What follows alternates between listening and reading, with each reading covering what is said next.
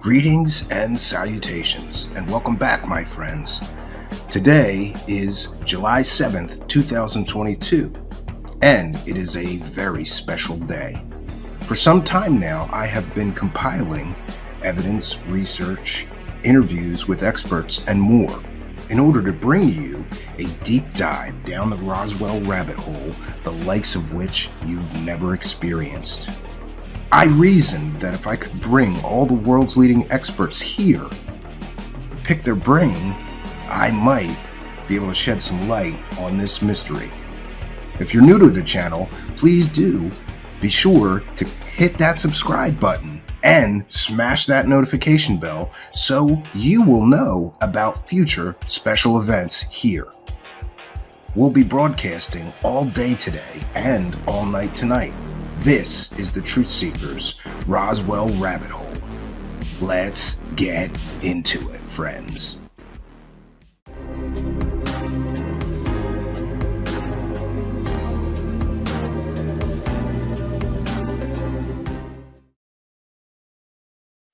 Welcome back to the Midnight Hour Show. You have reached the Midnight Hour. All the brains have been brains have been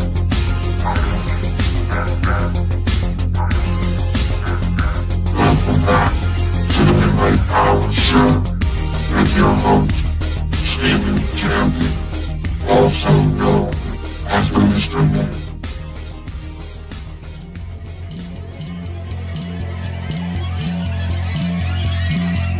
Welcome back, my friends. Back to another edition of the Midnight Hour Show. My name is Stephen Campion, also known as the Mystery Man, bringing you an incredible night of mystery. Tonight, my friends, we will be discussing one of my very favorite mysteries, and that is the mystery of Roswell.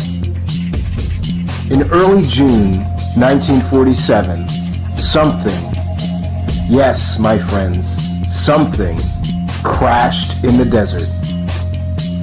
Since that time, there has been an incredible amount of material on this mystery, on this thing that some would say is an incredible conspiracy. My own study into this has led me in 100 different directions, and to be quite honest, I have avoided doing a show on this Roswell thing, even though it's one of my very favorite cases.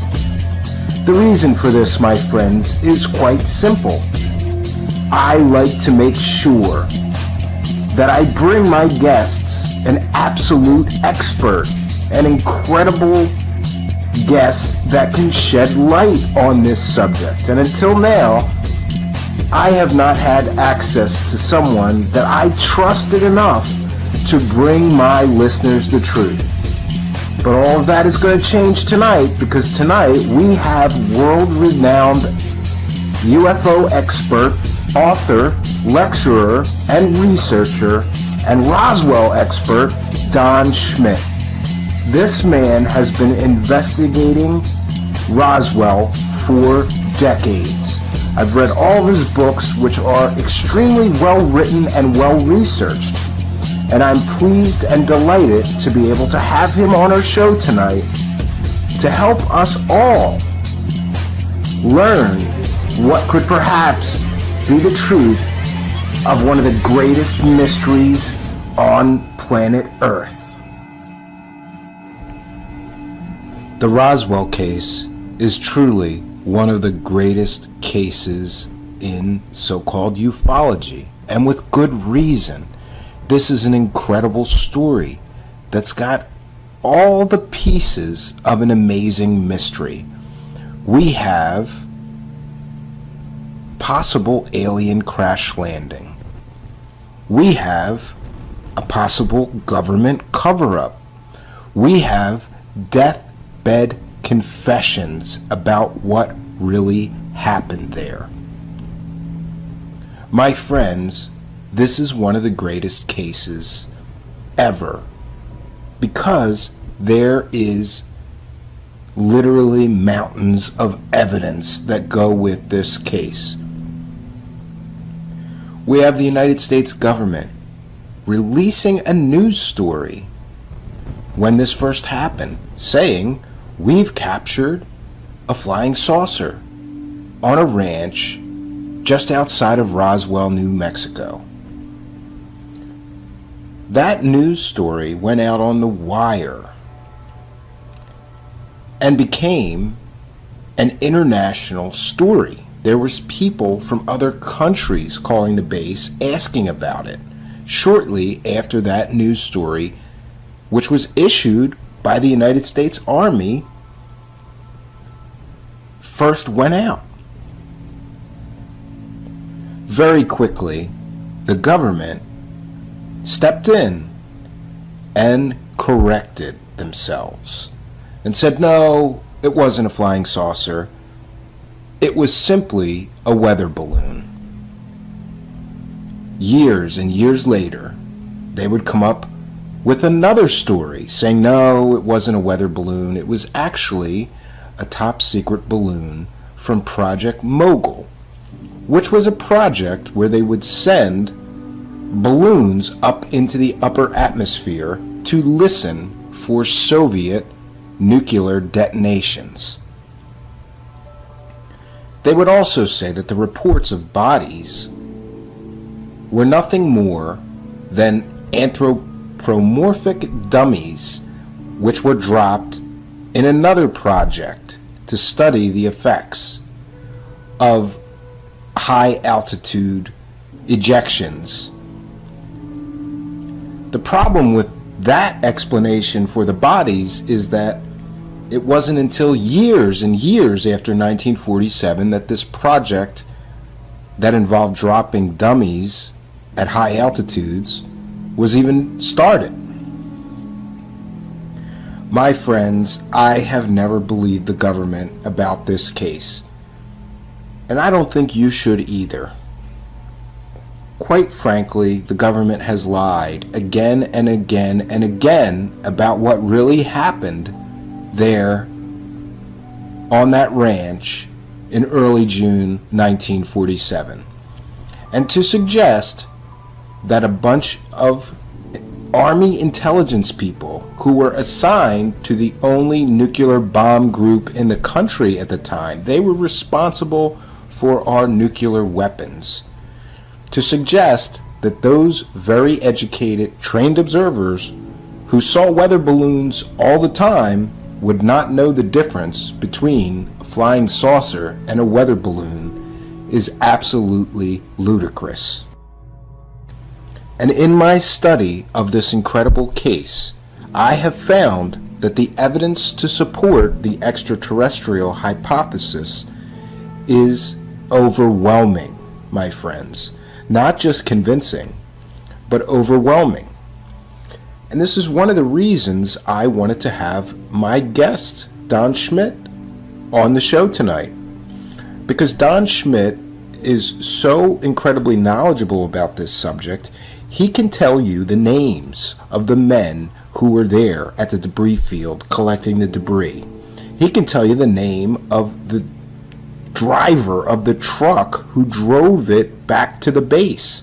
He can tell you the name of the pilots who flew the debris and the recovered bodies back to Wright Patterson Air Force Base. The evidence, my friends, is more than convincing. More than convincing enough to consider that the extraterrestrial hypothesis may be true. And so what are we to do? Ignore all that evidence? I always find it funny when I talk to skeptics about Roswell who make ridiculous statements like, well, there's just no evidence and the government said it was a weather balloon. No. First the government said it was a flying saucer. Then they said it was a weather balloon. Then they said it was a top secret balloon project that had nothing to do with the weather. My friends, the story from the government keeps changing. And yet, the story from the first-hand witnesses does not change. In fact, their stories remain incredibly consistent even after all these years. Even the stories of their children, as told in Don Schmidt's amazing book, Children of Roswell, provide compelling evidence that yes, an alien spacecraft indeed crash-landed in Roswell, New Mexico in early June 1947. Compelling evidence that people witnessed not just the debris of a crash flying saucer, but also the bodies, and even a living survivor of the crash that was not human, was not of this earth. And this, my friends, is why I believe this is one of the most compelling mysteries on planet Earth. And I continue to be fascinated by all that can be learned from this case. For example, did you know that nearly all the paperwork surrounding this event that the government once had in its possession was mysteriously destroyed without authorization? Now, my friends, go and ask anyone you know who works for the government. It takes authorization to destroy documents. You cannot just destroy government documents, and yet every document related to this event that the government once had in its possession have been destroyed or lost or cannot be located. So when people claim I'm a little crazy for saying there's a government cover-up, I just point to those missing documents. And that, my friends, I feel is proof enough, along with all the first-hand witness testimony refuting what the government said happened here.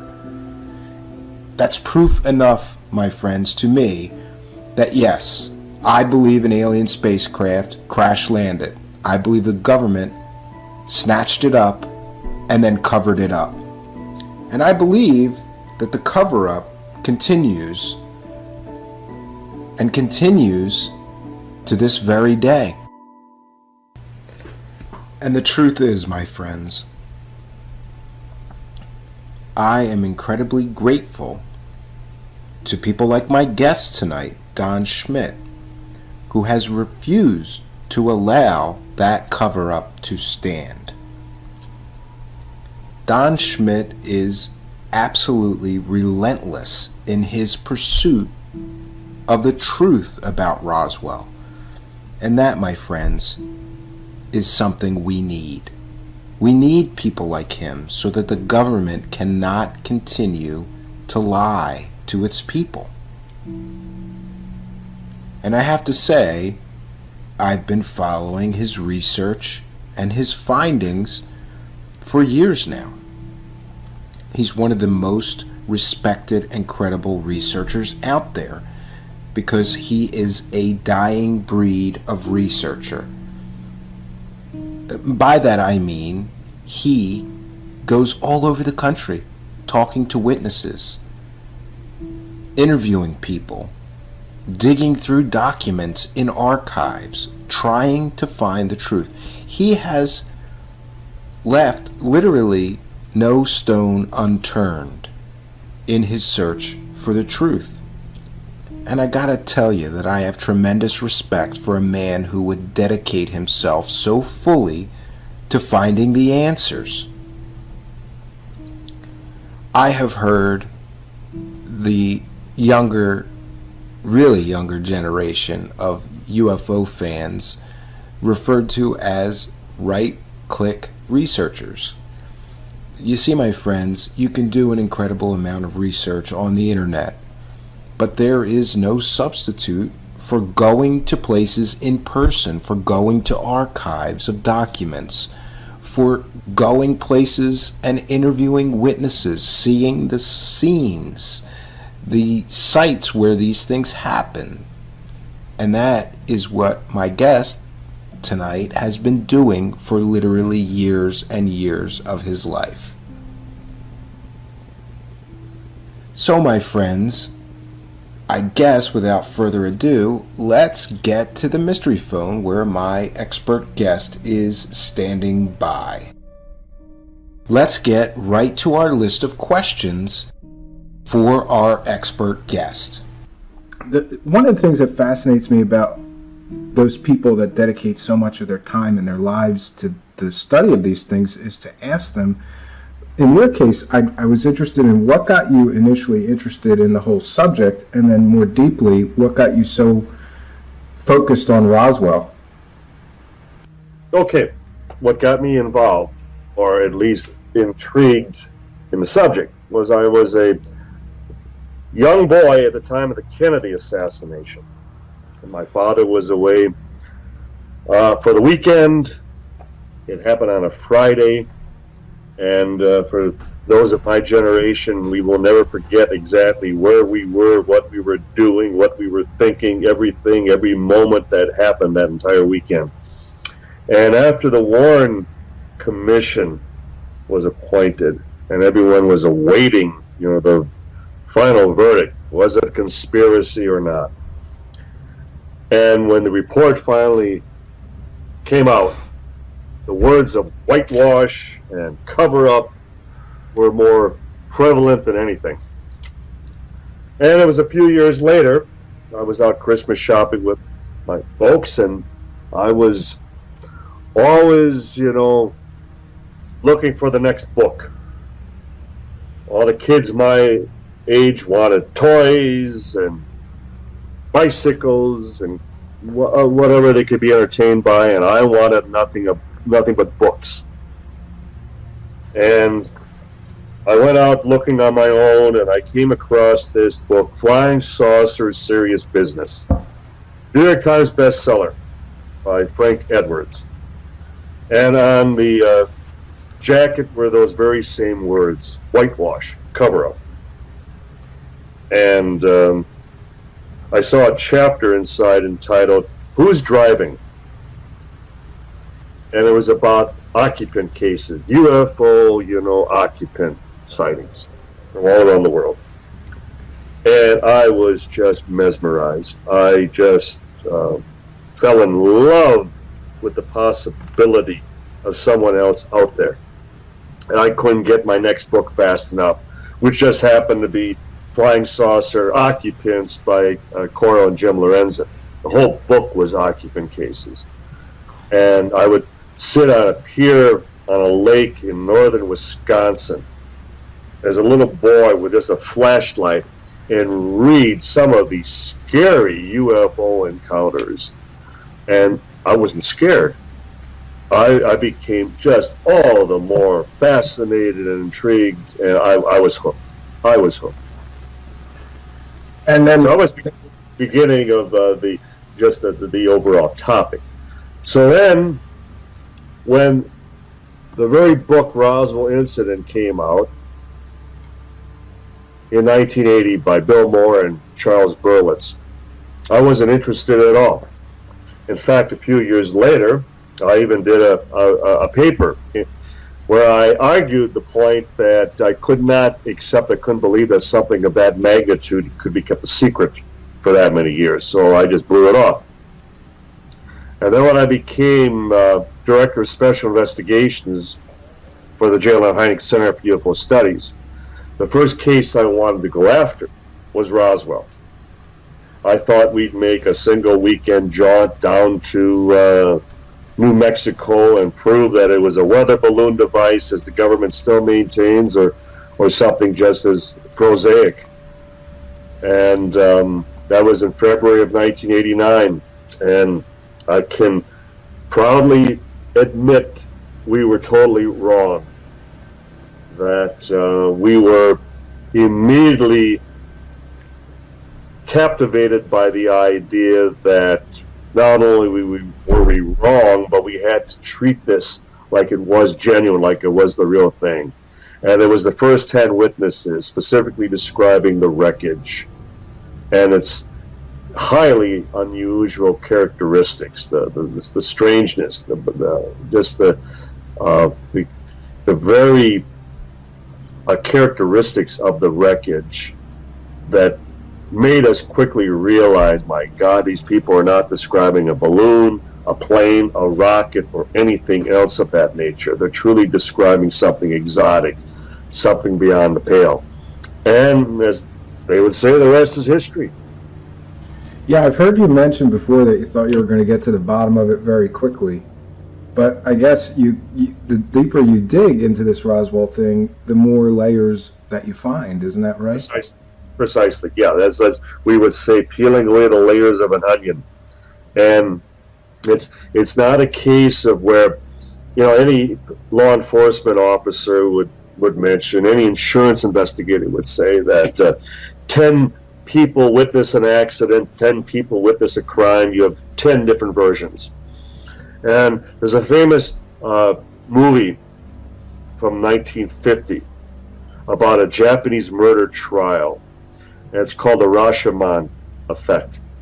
And what it is basically, it's a takeoff on one's IQ. And I learned very early on that an IQ test is not necessarily an intelligence test.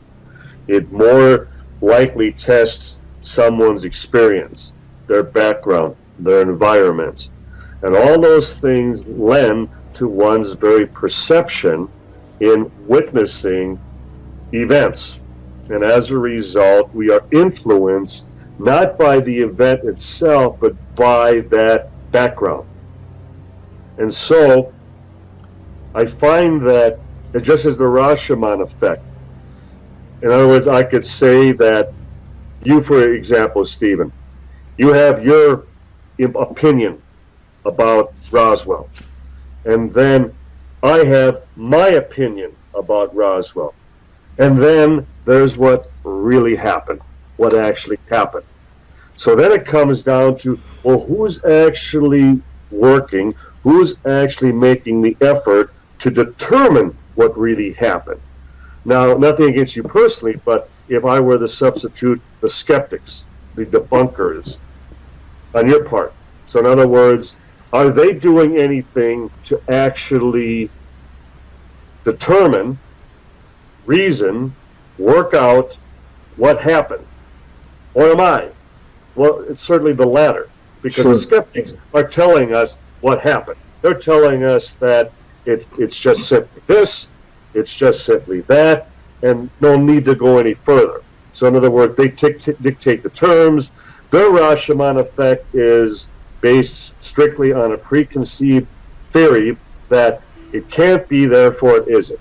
We aren't being visited by an intelligence off the planet, so therefore it can't happen. And in my case, I'm going wherever the evidence takes me.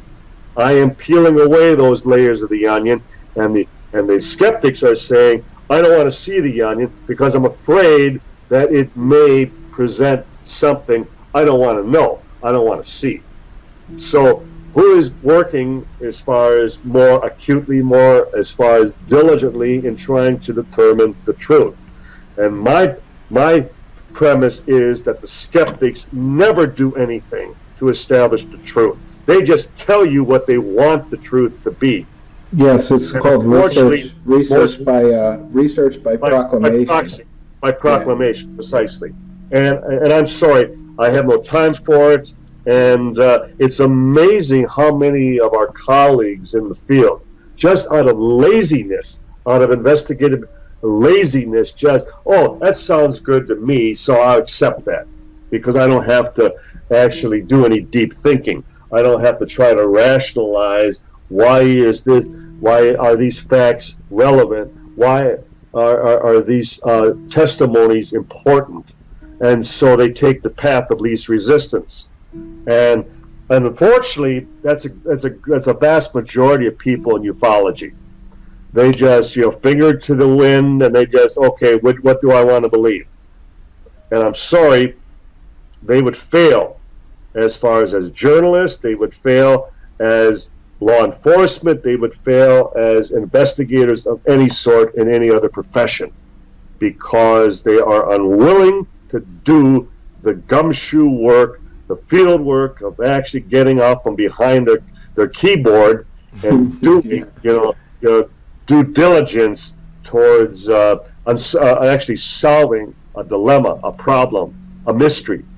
Well, this much I definitely agree with you. I call them right-click researchers. And in my own study of a lot of these things, I have been able to find out incredible things by doing nothing more than pick up the phone. And I was always amazed, why did no one else find this information? Did they just sit on the internet? And since it wasn't on the internet, I just picked up the phone. Anybody can pick up a phone, but it takes time and energy and dedication and tracking down leads and calling and being relentless. And you're right. I don't see a lot of people doing that anymore. That's why I'm always more interested in the, shall we say, more veteran researchers like yourself and Stanton Friedman and some other people that I think really went out there in the field and did so much. We don't see that today.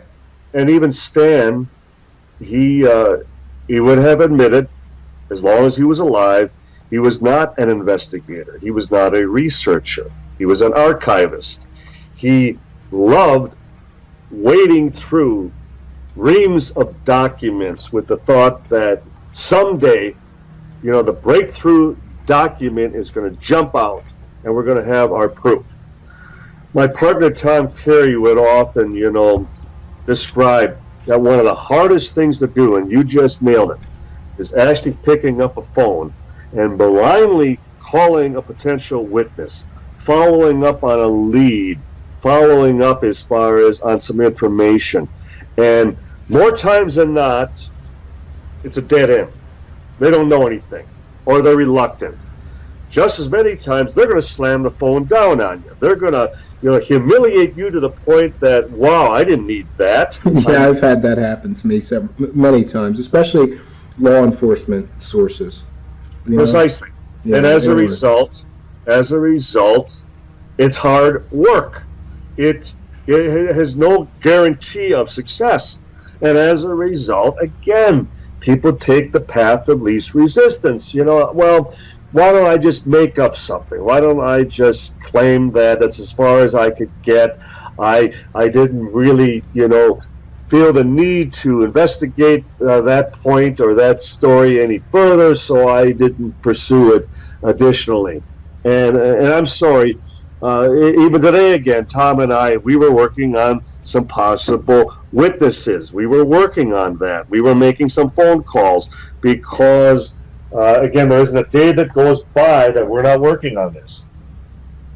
Yeah, I've always been very impressed with, I've listened to some of your lectures and some of your other appearances, and just like you strike me very similar to me in some senses. Like, you're going to go to the mat. You're going to go to the ends of the earth to find the answer, and there's really not many people that are willing to go that far. I wanted to talk to you. A lot of it also stems from the fact that my father was an Army drill sergeant. I mean, there was even a special way to sneeze in public. Yeah, I had a military dad too, so I can definitely understand. Yeah. And my first baseball trainer, because I actually my dad was a big baseball coach. He also coached basketball, loved playing hockey.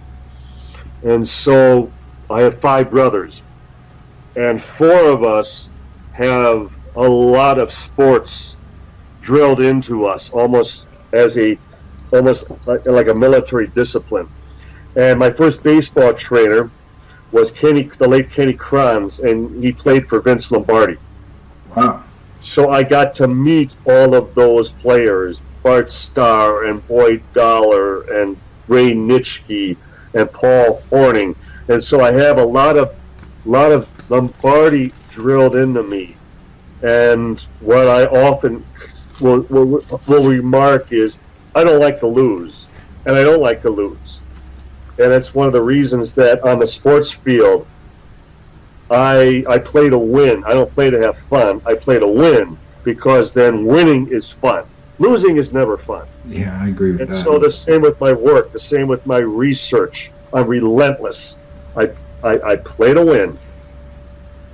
You know, one of the things that you were talking about skeptics, one of the things that's always impressed me about the Roswell case is the number of sort of deathbed confessions.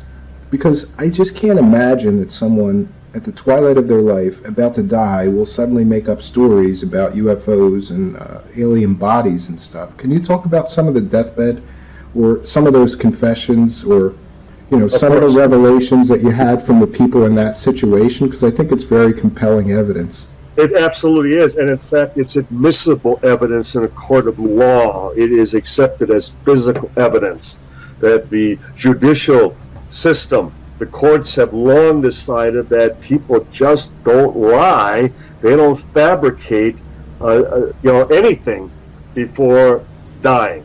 It's a time that very often you bring a member of the clergy, often a priest, to take that last confession, that last recounting as far as of setting the record straight.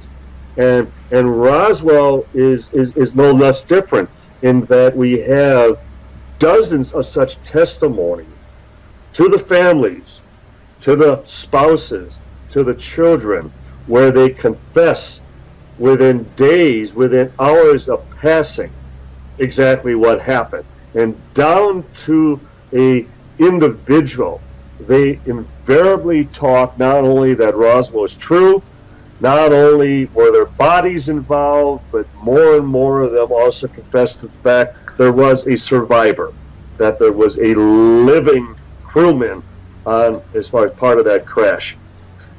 One good example would be the late Sergeant Homer Rowlett. He was a master sergeant with the 693rd, and he was on a gurney outside of an operating room, just ready, just getting prepared to undergo open heart surgery.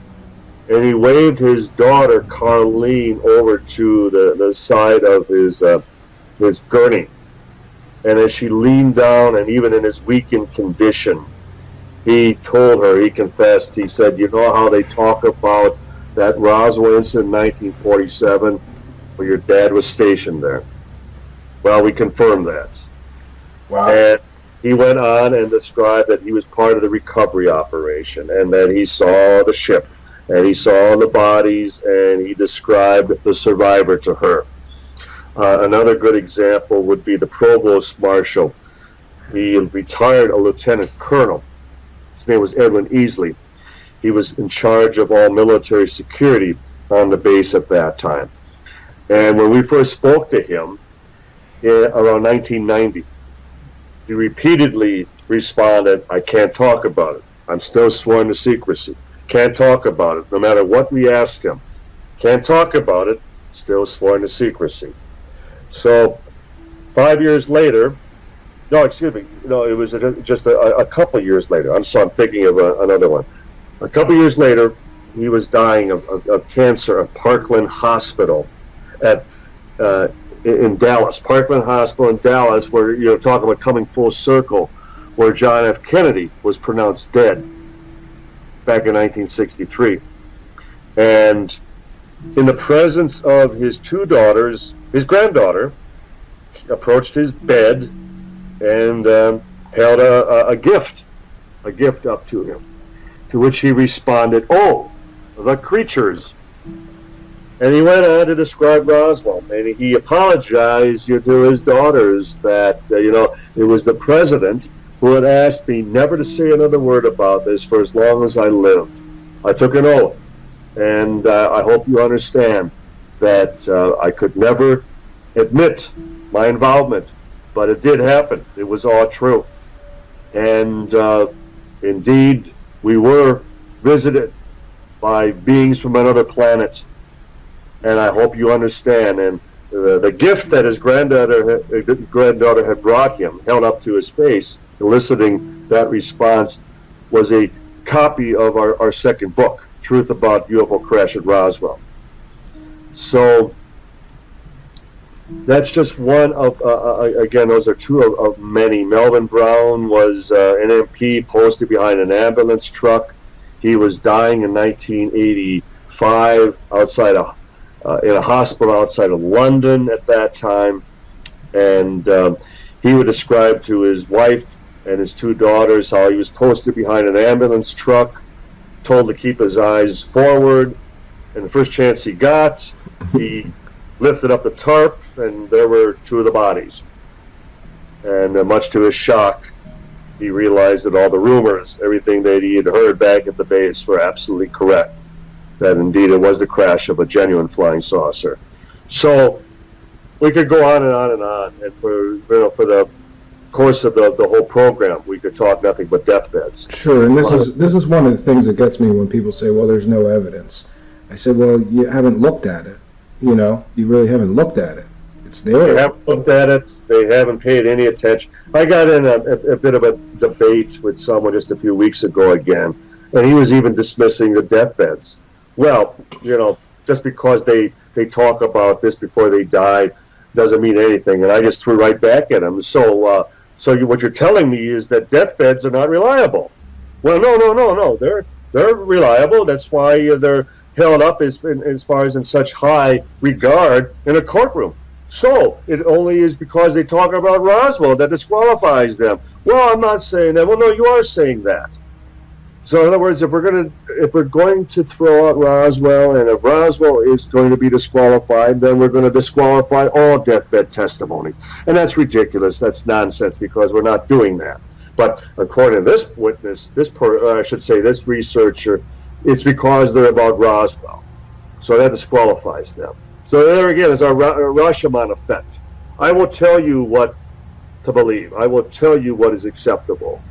And to me, that's the ultimate arrogance on their part. The ultimate big brother saying, don't look behind, the curtain. Listen to the voice instead. Yeah, absolutely. One of the other things I really wanted to ask you is, I've heard you say this term that you've been chasing the Undertaker. Yes. And I wanted to know, is there any living witnesses left, or have they all passed now? And where are you at with first-hand witnesses? And then I guess the Undertaker has just about won. We are on the 1-inch line, and at last count we have five living first-hand, and that will certainly go to 4, 3, 2, and then finally none. But again, we have interviewed over 600 witnesses, either directly or indirectly involved to the events of 1947. And they paint this mosaic, they paint this picture. And what's amazing is that it doesn't matter if they're civilian, it doesn't matter if they're military. They're all reading from the same script. They're all talking about the same event. They all responded extraordinarily to an extraordinary event. And the fact that both military and civilian would be on the same page to one incident in itself is amazing. And again, it's just one more stroke in the favorable column for Roswell. The fact that no matter who we've interviewed, no matter what the witness, first, second, third hand, they all provide information that corroborates everything else that we've accumulated heretofore. Yeah, it's like one big puzzle piece, but the pieces are coming together if you step back and look at the puzzle. And none of the puzzle and none of the pieces conflict with one another. That's what just boggles my mind, that it isn't. I have a good relationship. He's an historian. He's a writer who specializes in the Manhattan Project, John Custer Mullen, and the 509th Bomb Group, the First Atomic Bomb Squadron, and he's done books on the atomic bomb and its entire development and deployment, that type of thing. And John would often remind me that, Don, I've had a lot of people who claimed that they were on either the Enola Gay or Boxcar, the two B-29s, which dropped the Little Boy and Fat Man. Yeah, in Japan, sure. Or Japan, Nagasaki, Hiroshima, ending World War II. And I would always then come back and I'd say, well, it doesn't in any way diminish the fact that there were 2 B-29 bombers, there were 2 bombs dropped on Japan. I mean, historically, the events took place, just as with Roswell. But the difference, I don't have any witnesses that say, no, you weren't on that flight, I was on that flight. No, you didn't pilot that plane, I piloted that plane. No, you weren't out at the debris field, I was out there. No, you weren't at the base hospital, I was there. They all piece themselves into that puzzle. And they all continue to provide, detail of that entire mosaic as you yourself describe it. And I mean, I can tell you exactly who the men were gathering up the wreckage. I can tell you the truck drivers who drove the wreckage to the base and then returned with an empty truck.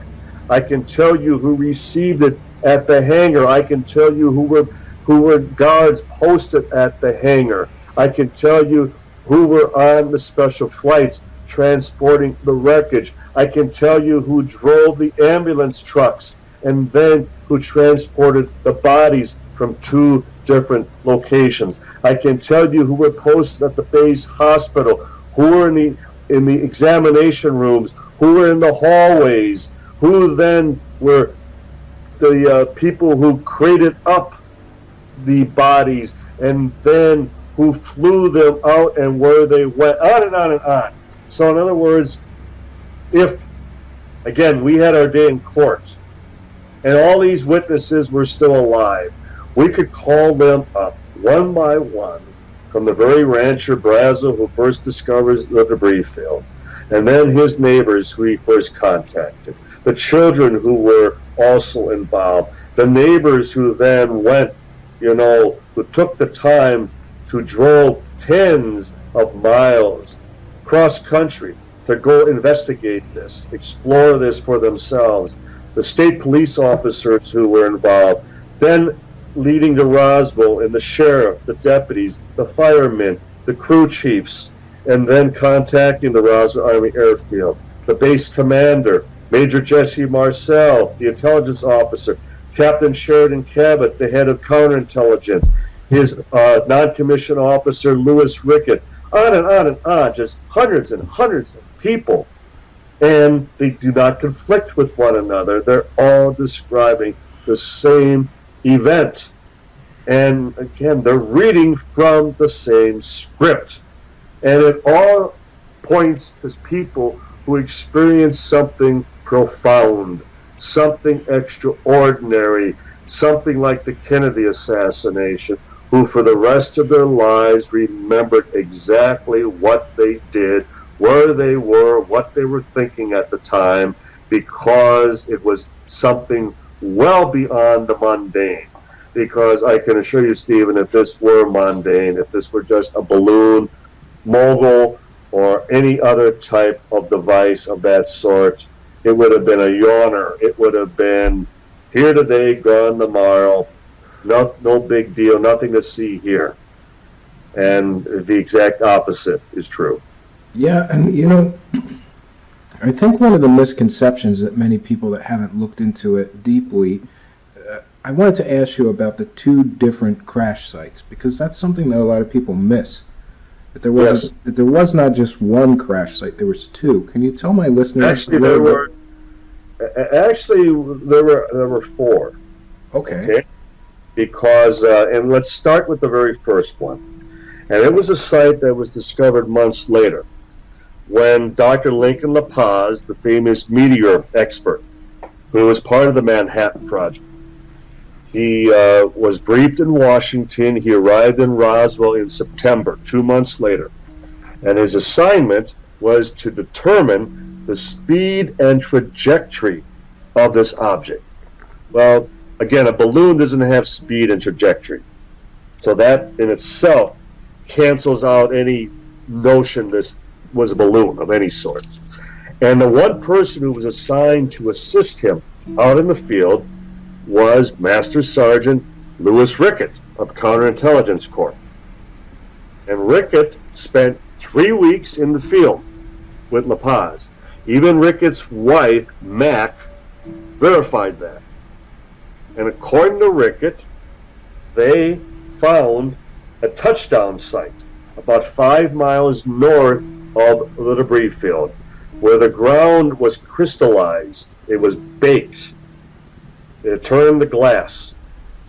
And they found more debris at that site, and they also found what Rickett described was a seamless, weightless black box, about the size of a bread box, but it was something also located and then recovered at that site. According to Rickett, who, in discussing his final synopsis, what he believed happened, La Paz, in his final report that he sent to Washington, he surmised that the object developed trouble. It was having difficulty, and it touched down at that location. And then, as it attempted to lift off, and after it reached a certain altitude, either it was struck by lightning or it had a fatal situation with the original problem, which caused an internal malfunction, causing it to explode. And it rained debris at the second site, the debris field, of a swath of wreckage of almost 9/10 of a mile long.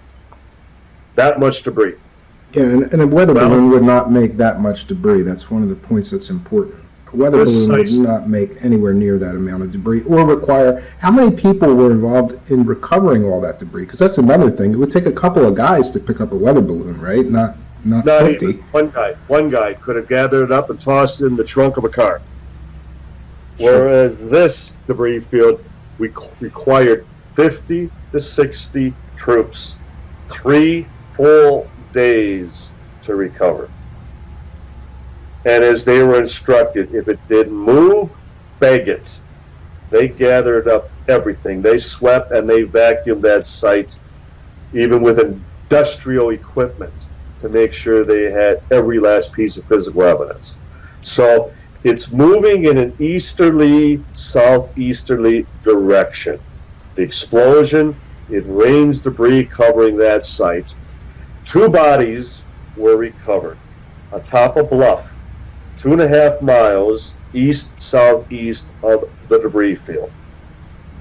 And then another 25 miles from there, still along that trajectory, 35 to 40 miles north of Roswell, a pod, a capsule, size of a Volkswagen Beetle, egg-shaped, was discovered at the final impact site, and where 2 additional bodies were recovered and a survivor. So a touchdown, a mid-air explosion raining debris, creating a debris field, a secondary body site, and then a final impact site.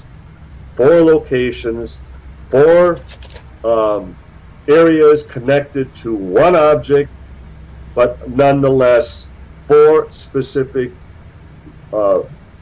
locations connected to one object, one event, and that in itself also would rule out any type of weather balloon device, which hardly creates multiple sites separated by many miles. Yeah, that's what's always gotten me. The other thing that's always got me about the weather balloon explanation or the mogul explanation is that this was the 509th, the only, they had nuclear weapons, these guys. They would know a weather balloon. They seen them taking off. Didn't those guys see weather balloons taking off from that base all the time? They themselves launched them. Sure. From the base in conjunction with their bomb drop exercises on a daily basis. They launched them as often as twice a day even from atop the downtown bank building, which was the highest building in Roswell at that time. There's even pictures in the base yearbook of the balloons suspended from rafters in a hangar because they were also assembled there. So they were not only familiar with the very balloons in question, but as you mentioned, Stephen, these were the men who were in charge of the atomic bomb. They were the elite in the military at that time. They were selected to be part of the 509th bomb group because they were the best officers. They were the best pilots, crewmen, doctors, nurses. They all had a top security clearance. If you swept the broom on that base back in July of 1947, not only did you have a top security clearance, but you also were the best sweeper in the military back in 1947. And the very notion, the very idea that you would not have recognized off-the-shelf material, rubber, foil, wooden sticks, string, and tape, material that your grandmother on her deathbed would still recognize. And that's the disconnect. And the point being that after all these years, I can't believe how many colleagues in the field still go, well, the Air Force says it was a balloon. Good enough for me. Yeah, and the other thing is the shifting explanations, because, I mean, the first explanation, we captured a flying saucer. And the second explanation, no, it was just a weather balloon. And then we have the third explanation with the mogul, and the one that really gets me is the dummies that sort of they use to explain the body. But didn't that happen like 10 years later? They were doing those experiments with the dummies. 5 years later, the anthropomorphic wooden crash dummies, and anthropomorphic in that they had human characteristics. But nonetheless, they were 6 feet tall. They would be wearing jumpsuits and harnesses and a parachute because they were used in high-altitude test drops. There were 2 projects called Operation High Dive and the other one Excelsior. And they didn't originate till 1952. Yeah, so there's a big problem with the time frame there, and they think that people just, sort of confuse the 2 separate events into one, or the whole government explanation to me is crazy. It is crazy. And what's also crazy is that people tell me, well, why would the government lie? They don't do that. I mean, just look up sorry. How naive can we be? Why would the government lie? Oh, please. I mean, the government, that's what it does. That's all it does, because it's a case of getting reelected. It's being in a perpetual campaign mode. And anyone who has served in the military and anyone who has served in intelligence, to be an intelligence officer means you're the biggest BSer on the base.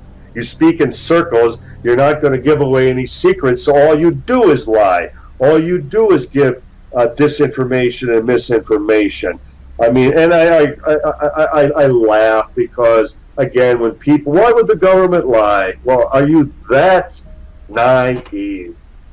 Yeah, I always bring up the Gulf of Tonkin and the Iraq War. If people say, come on, it's all you have to do is look at those 2 examples, and those are just 2. We could find 100 more if we look. So the notion that they wouldn't lie or didn't lie is crazy. And I love this UFO, or the report, Roswell case closed. And I remember when that came out thinking, I don't think so. And then one of the just think of this scenario for a moment. The main author of Roswell Case Closed, which was, and that was after the Mogul report, when Colonel Richard Weaver at the Pentagon, assured all of us that it was the final word on the incident, that there would be no need to, even address the situation, address the incident ever again. Well, because we didn't stop. We didn't give up the investigation. In fact, in September of '94, I'll never forget, we were working with the late Congressman Stephen Schiff of New Mexico at that time, and he was pushing more and more for congressional hearings on Roswell. I'll never forget, after the Pentagon press conference, And I was very concerned that the good congressman would then see this as a reason to bail, that he would then back off. And I will never forget speaking with him at his office in Washington, and his immediate response was, "Don, they're a bunch of damn liars, and I just need to get reelected again, and we're going to hit them twice as hard." And I think that's what they were especially concerned about, that we were relentless, that we were not going to give up, because we knew we had the truth. We knew that Roswell was something significant, and we knew that they were stalling for time. That's all they were doing. You know, the curious thing, when, the whole wooden crash dummy explanation, and addressing the fact that we had a growing number of witnesses to the bodies recovered in 1947. We immediately sent a fax to the Pentagon after they came out with that brainchild explanation in May of 1997, just before the 50th anniversary. And we reminded them that all of our witnesses to the bodies in 1997 specifically stated that they saw the bodies in 1947. Sure. That none of them were in New Mexico in 1952. So they could not have confused the events. They could not have confused the dates. They weren't there in 52 when Project High Dive and Excelsior originated, when the wooden crash dummies could have been misidentified and confused for being something, non-human at that time. So again, the truth, as Stan Friedman would often say, don't bother me with the facts. I have my mind made up. Yeah, I love that. That still remains the case with Roswell. Don't bother me with the facts. Well, my friends, I can see that we're coming up on our first hour. We're almost halfway through our journey. Now is a good time for us to take a break. I'll be right back after these messages.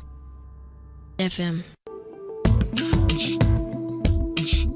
UFOlogy, joined by Don Schmidt, available exclusively on Intertemporal, with your host, Stephen Cunningham, also known as the Mystery Man.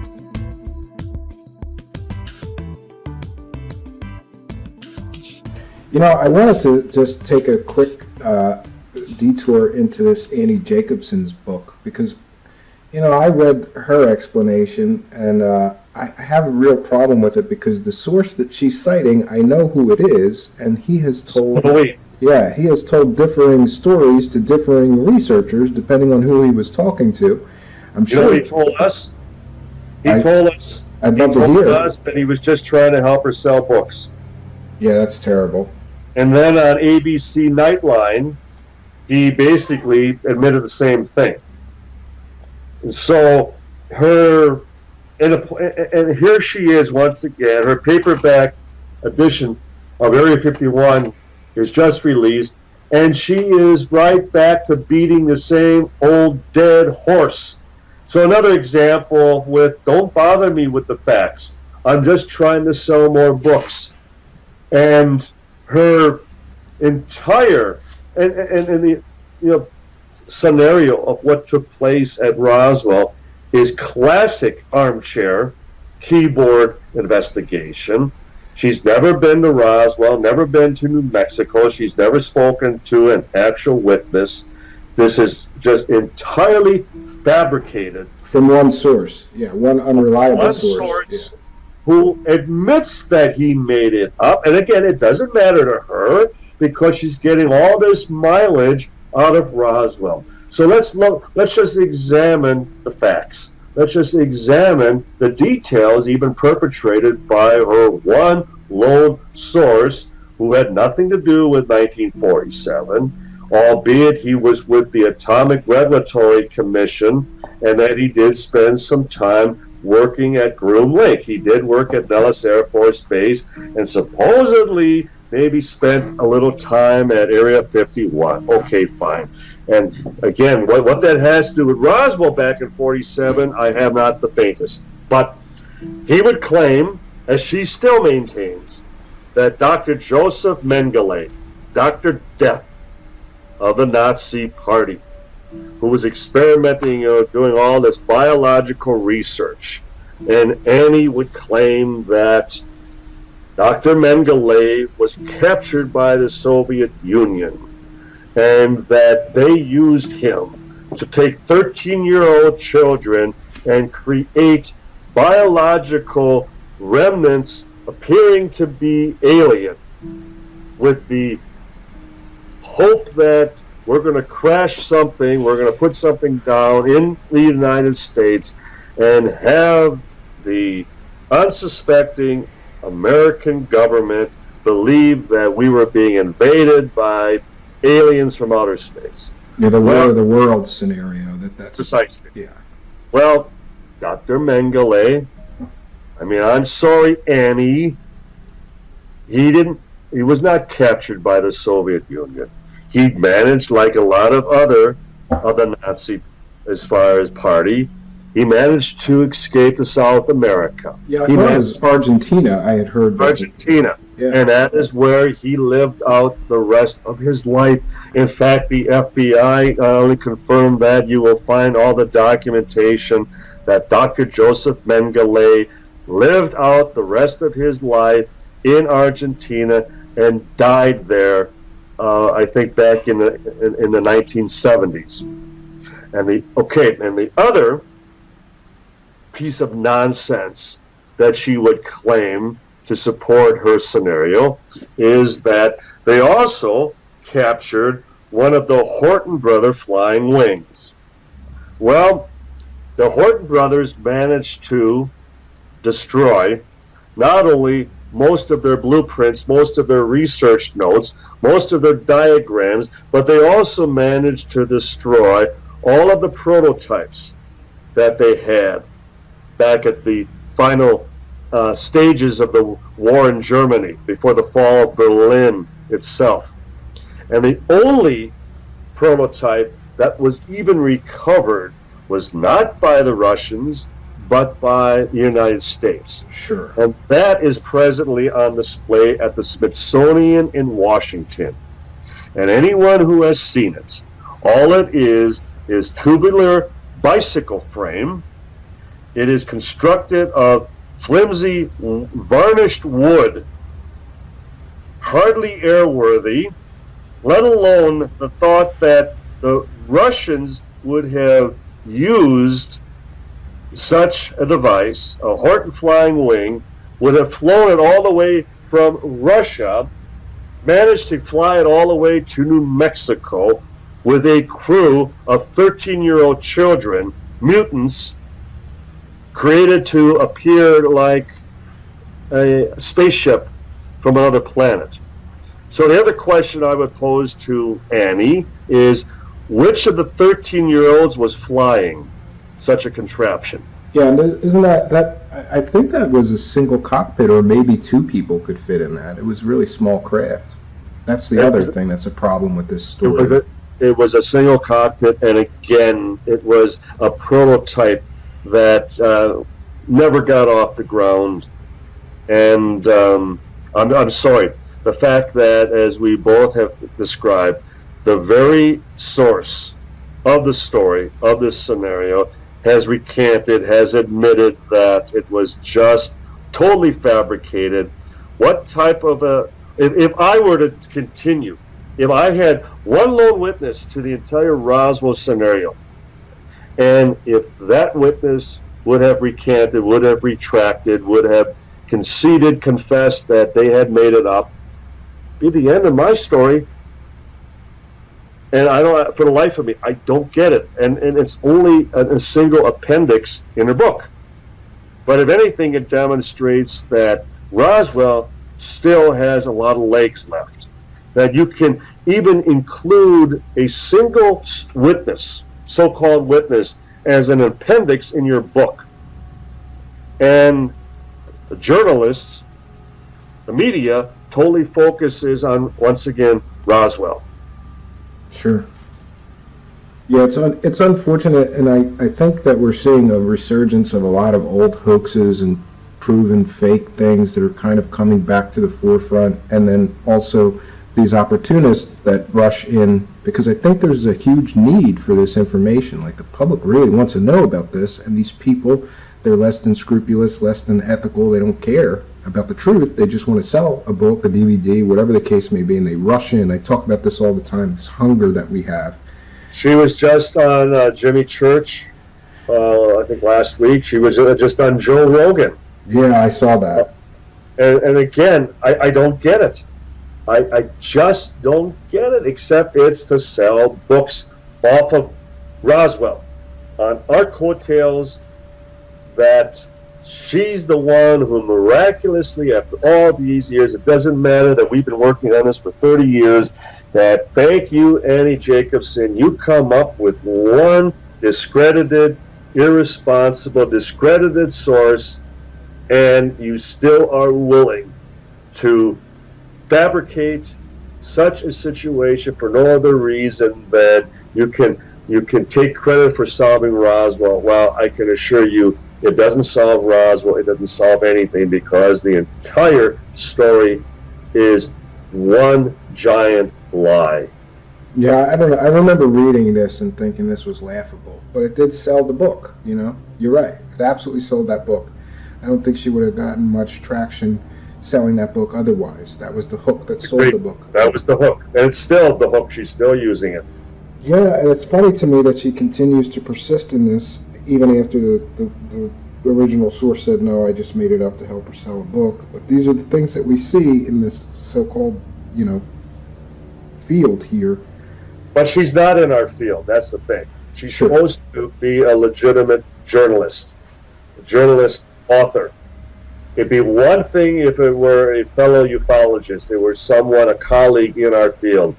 And I guess I'm just disappointed with a number of colleagues that, once again, just for the sake of latching on to anything, again, they're part of the anything but extraterrestrial crowd. So they like this one, they accept this one, and it suits them fine. Well, I for one am glad that you're here to set the record straight, and if I had to choose between who is more credible and more knowledgeable about the case, of course I would choose you, because of, you know, like you were talking about before, you've been working on this for so long and talked to more witnesses than anyone. One of the things I wanted to talk to you about is your book on Wright Patterson, because, you know, we have this Storm Area 51 thing that I think is kind of laughable now, because I don't think there's any secrets about alien technology at Area 51. More likely, they went and continue, I suppose, to go to Wright Patterson.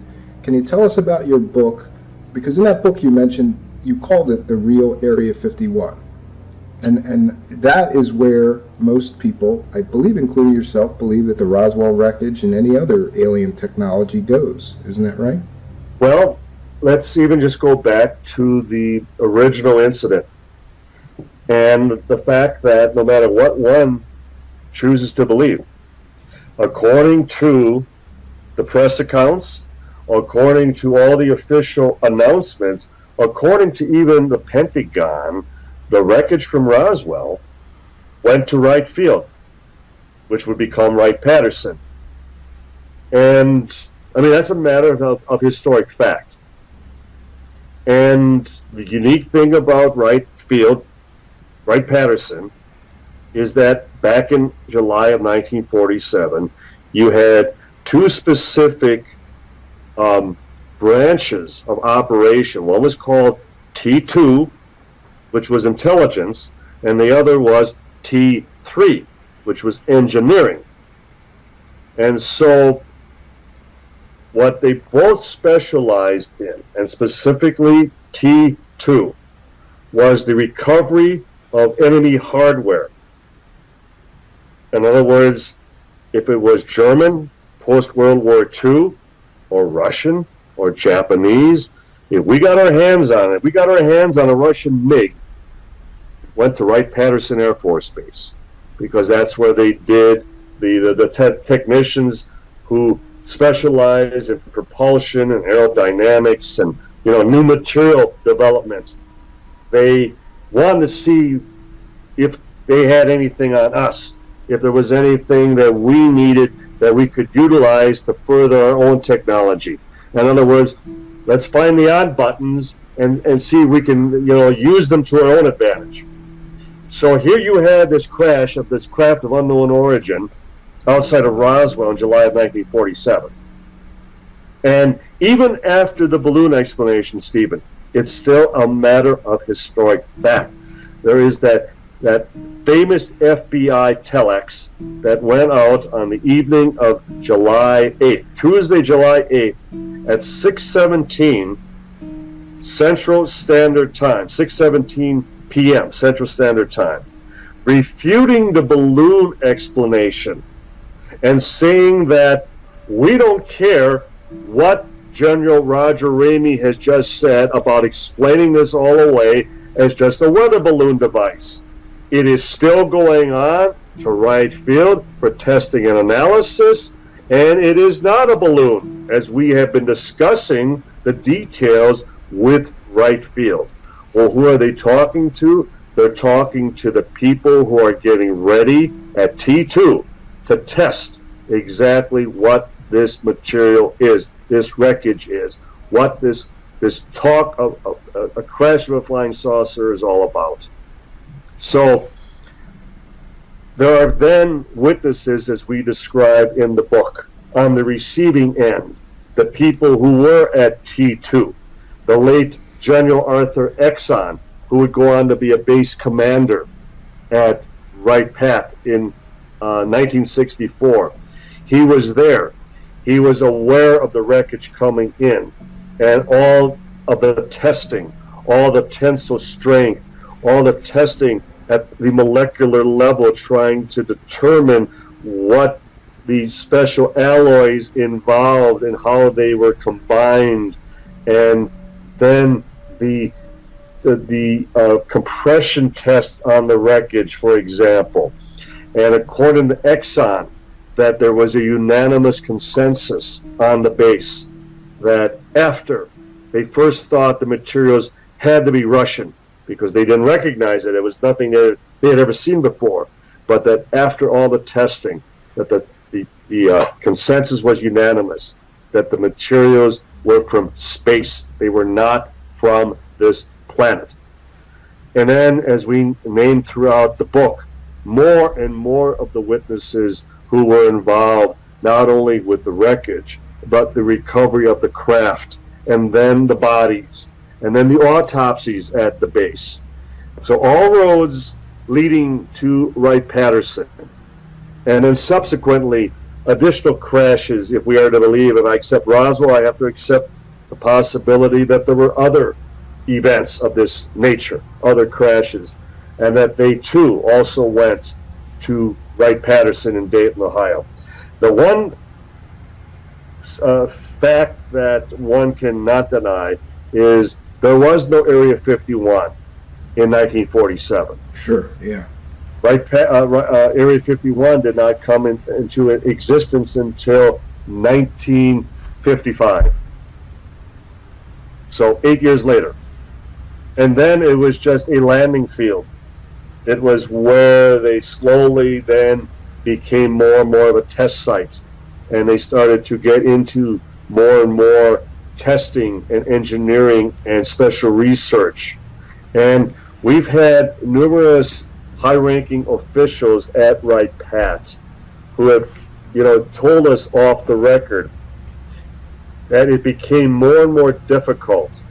Now just imagine the contrast of Wright Pat to Area 51, which is in the bottom of a dried-up lake basin, Groom Lake, and it's shrouded by mountains and open desert. It's just a perfect test site, whereas Wright Pat is in the middle of a city.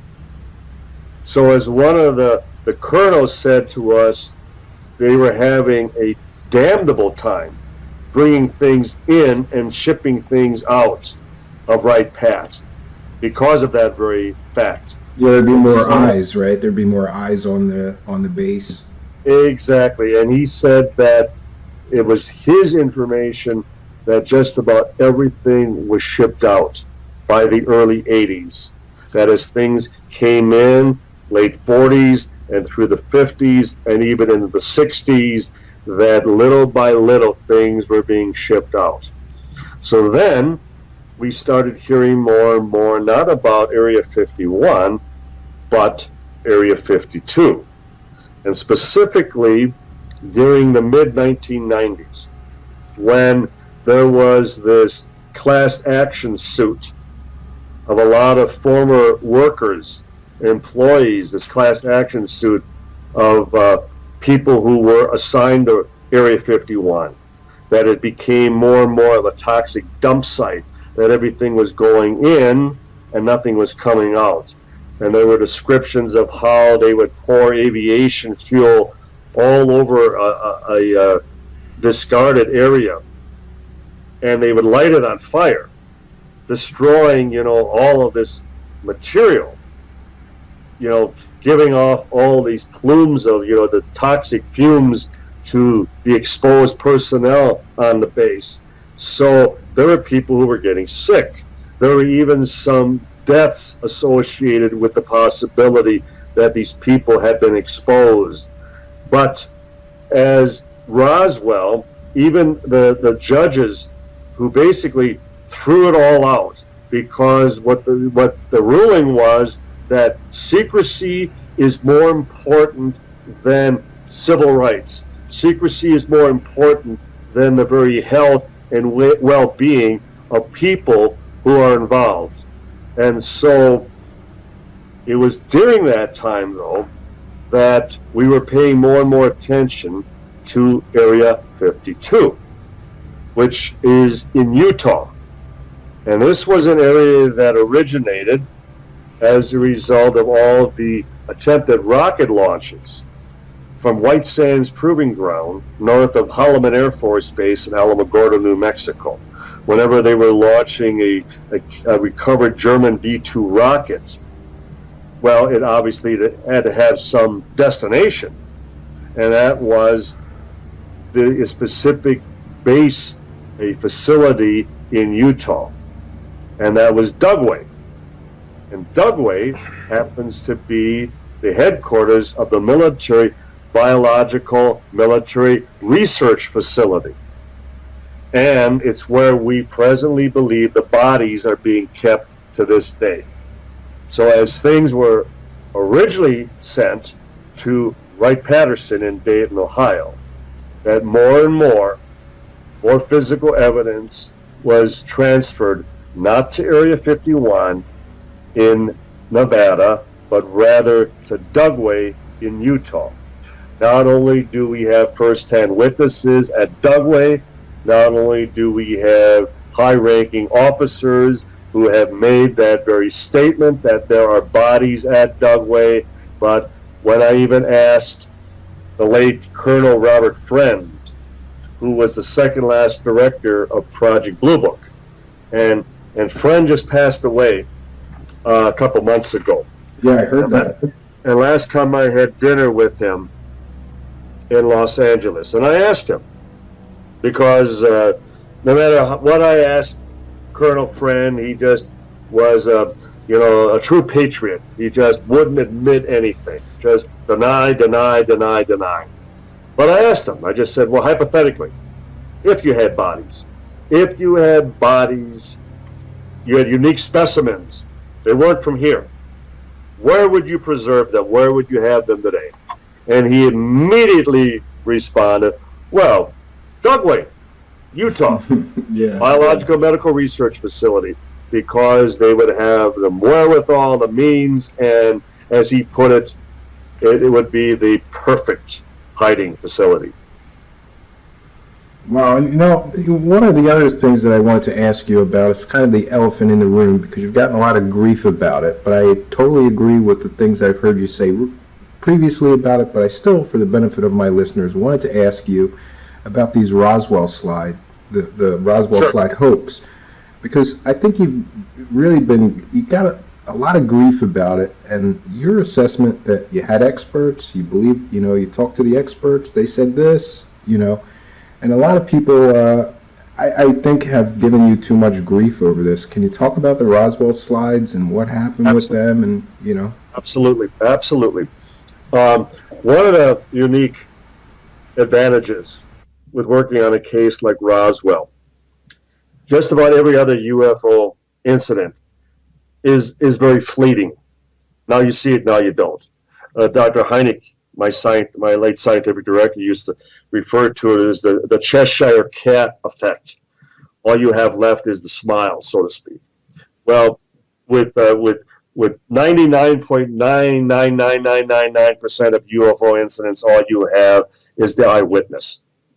You might have an occasional photograph or some video, and very few of them pass the scrutiny of the experts. So it's a great example of where experts generally are correct in determining whether a photograph is legitimate or not. Well, with Roswell, we have physical remains.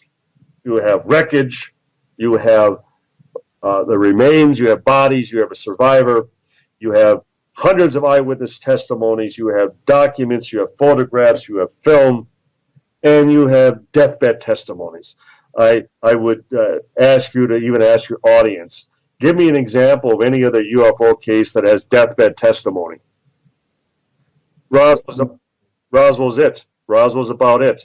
And the fact that we have dozens. Okay, so with all that in the mix, I can assure you we have had a lot of Roswell slide situations. We've had so many false flags in that we've had, no matter what one believes about the MJ-12 documents, for example, I personally believe that they are totally fabricated. They are disinformation intended to discredit the very people who became involved with them. Okay, fine. But so there's a case of documents. We've had other cases of other documents. We've had photographs. We've had film. Stephen, I can't tell you how often we have had fake material, wreckage. Yeah, there was an alien autopsy hoax as well. That's alien autopsy. That's making the rounds again. Now he's saying that was a recreation. I still have the original. It's going to come back. So there we go again. It comes back. I hope this doesn't mean that the slides are going to come back. God help us. But the point being that we have to investigate, we have to perform due diligence with all of this, with the chance, the possibility that all it's going to take is just one time that we have that breakthrough. One time that fragment, that piece of metal will check out to be exotic. Sure. Something as far as beyond as far as earthly comprehension, that we're going to have, something that finally is going to prove the very existence that we are not alone. So we had that possibility with the slides. Now, I need to emphasize we were never allowed to take the slides in our possession, to have them tested on our own, to have them investigated, researched. We were only provided scans from the owners. And we were originally asked to sign non-disclosure agreements with the owners, that we could not discuss them. We could not provide any details, any information to anyone, any of our colleagues, before the owners, the possessors of the slides, were willing to go public, okay? So all of that as a background. We then relied on as many anthropologists who we could contact, and one by one they were describing to us why the body in the slide was not human, that it didn't have the correct number of ribs, that it didn't have rotator cuffs in the shoulders, that the carpal bones in the wrists were different than human beings, that the joints were different, that the size in relationship to the cranium, the skull, was disproportionate to any human being, and on and on and on. Okay, sure. So we were relying heavily on, again, the scientists to tell us why this was either one thing or another. So then, obviously, we were very concerned about the placard. because either the placard, is decipherable, it's readable, or it's not. But if it is, it's going to tell us exactly what this body is, what we're dealing with. Well, we were provided with scans of the placard. And low resolution scans, I should add. Very low resolution. Very low resolution, and they were stretched, which we were not aware of. In fact, it gave the immediate impression that it was script, handwriting. They were handwritten. Okay? So there again, we relied on the experts. Dr. David Rudiak, who has spent more time on the Ramy memo, that telex that General Ramy is holding at the balloon press conference. Rudiak has, spent, 20 years working on the Ramy memo. Okay, so he was our go-to person regarding the placard. We also went to Dr. Donald Burleson, who also has spent years working on the Ramy memo. We also went to Studio Macbeth, which did all the 3D imagery on the Shroud of Turin. We went to the Pentagon, and we went to a specific colonel there who we have worked with in the past, and he had some of his people who worked at imagery, and as far as some of the flight control imagery, where they relied as far as on computer enhancement imagery. And so we were looking again for their opinion as far as on the placard. We worked as far as even overseas with a number of sources we had worked with in the past. So the point being, Stephen, nobody was able to read the placard. Didn't matter who, because the consensus was this is script. It's handwritten. There's just no way that you're going to be able to decipher handwriting unless you know exactly who the handwriter was, and if you had more examples from that very person. Okay, so again, we accepted the position, the unanimous position of all the scientists, all the experts that we had called on. Well, Mexico City, and then we find out, well, you guys weren't you weren't provided all the slides. There was a third slide, and it shows a museum setting, a museum background. And then you weren't shown the actual placard. The actual placard is in block text. It's easily read. So we were lied to. We were scammed from the beginning. And the people who owned the slides received a high amount of money. And it was never recovered. So then that makes us also question if the very people who put on the entire affair in Mexico City were also in on it. Yeah, absolutely. And honestly, when I heard who was running that, I had a lot of skepticism right away. He, and I'm not mentioning his name because it's not going to come back to me that, Don, why did you say that? Well, the point being, okay, then why did you not go after the owners of the slides and recover your losses, your money? I mean, you paid them tens of thousands of dollars, and after the fact you said, well, I guess I just chalk it up to a law. Well, no. If you were just as much a victim as we were, then why didn't you sue them? Why didn't you go after them? So then we realized that they were all in on it. They were all in on it. And the whole event was pretty unfortunate, and it comes down to like a pay-per-view event where they made a lot of money. Everybody, these people that were running the con made a great deal of money. It's very evident about that. It's unfortunate, but they made money off of they made a lot of money off of the live stream. We did not make a dime. I was owed money from a previous documentary and a lecture. I had lectured in Mexico City, and it was under the agreement that I would be paid a specific honorarium. I was not paid, so I was paid in Mexico City. So I recovered that portion of it. This documentary I mentioned they had agreed that if they could film an archaeological dig, it was the fourth one we had at the debris field site.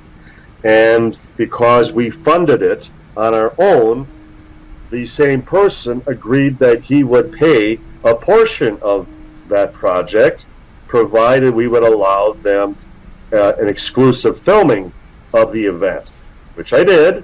And so I was also, the other part of the pay that I was provided for Mexico City. So I broke even. That's the point. I broke even. I got my money that I was owed. And the point is, they made a lot of money off of the event for putting on this carnival, for putting on this circus, and perpetrating this hoax. And ladies and gentlemen, I put out a public apology. It was a hoax. We performed due diligence because we relied on the scientists who were all involved, but they too were also scammed. They also were party, or victims, I should say, of the same hoax.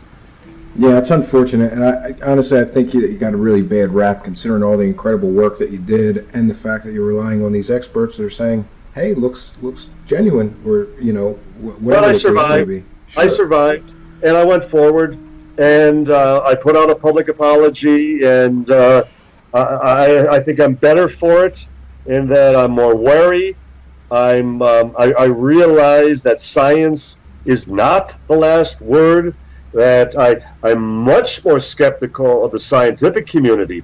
And I think that's good, because I think there's a long track record of scientists who have fallen for such efforts throughout history and did not survive. They did not recover from it. And I have. Our Roswell work has continued unabated.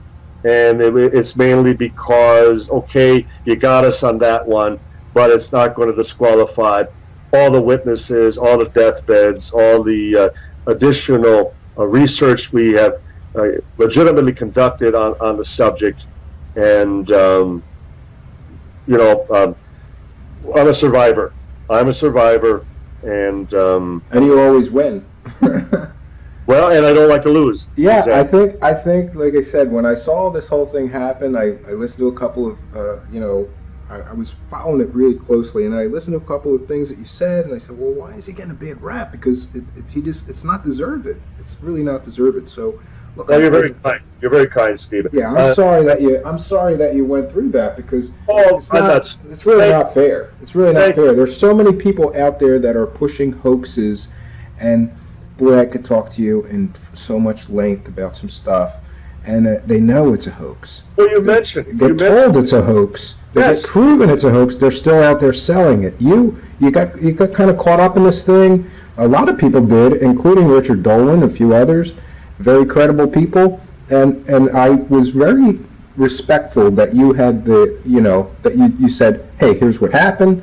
This is my explanation. I apologize, and let's move on. And I think that's great that you could do that, and that's the way it should be. Oh, and just a few other comments. No one is ever going to find anywhere in print or on tape that I stated that this had anything to do with Roswell. No one is going to find anywhere that I made the claim that this was an alien body. No one is going to find anywhere that I ever said that this was a smoking gun. I continually used the word if it could be proven, if it could be established, if the entire provenance of the slides could be finally determined, then and only then would I be willing to accept that this was something extraordinary. I was very cautious throughout. In fact, my partner Tom Carey could describe in detail how in January, before the May event in Mexico City, I seriously talked to him about bailing. I was having more and more doubts because I felt we were not being provided with accurate information by the owners of the slides. And so he could also tell you that at the very event itself, if you were to go back and actually watch the presentation of Tom Carey and myself, he says almost, I mean, he puts on almost the entire presentation. I say very little because I'm standing there sick to my stomach. And then the next day, and Jaime Masan, and I'll put it this way, I was in his office the very next day, and I demanded to see the third slide that we had never been shown before. And he immediately asked, why do you need to see it? And I said, just show it to me. And I knew right there and then. It was over. It was done. We had been lied to. Yeah, it's awful that happened, but I'm glad that you're moving forward and continuing with great research and great work. You mentioned that you just work on this every day. Can you tell you tell me what is it that you've been working on lately? Because I don't think that I've heard you talk about what's been going on lately with you, and what is keeping you going, and what are you working on? There are still high hopes that there's a piece of physical evidence out there. And I'm not talking about within government possession. Whether it be corporate or privately, that there is still a piece of that holy grail that would, again, prove this overnight. So we are constantly working on different leads within different families who are originally involved, and we just keep, staying in contact. We keep trying to, stir the pot every so often just to get reactions and see if we are correct in making such assumptions or targeting certain individuals, certain families. Operation Paperclip involved all the German scientists that were brought over to the United States after World War II. And we're finding more and more of these specific individuals who were brought into Roswell to look at the evidence, to examine the wreckage. We recount some of that in the current book on Wright Pat, and even since the book has come out, we're finding additional family testimony who received deathbed confirmation that yes, their fathers, their grandfathers conceded before passing that they were brought over to Roswell to examine the wreckage. So we're finding a whole new angle of involvement, that they risked bringing in the Nazi scientists to also take a look at this wreckage at Roswell in 1947, when nobody was supposed to know they were even here. That was just, one of the ultimate secrets of all time. The fact that we took all those Nazi German scientists and we brought them here. I always found this paperclip thing to be extremely interesting, especially because they formed the backbone of what would become NASA later. We scooped them up and we said, you're going to work for us now.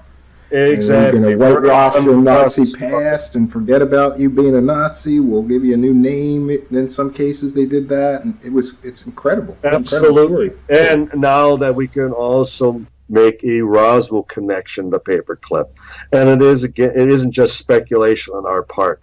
It's firsthand. It's secondhand. It's from the very families who were involved, and so we're honing that more and more as we continue to track down more and more of those surviving families. And we still are in contact with the very families who were involved, the reluctant witnesses, with the hope that the surviving spouses or the children, the sons and daughters, will finally, yes, my dad did finally admit, yes, my husband did finally confess. And so we keep, again, a short list and then a secondary list as we continue to target these people.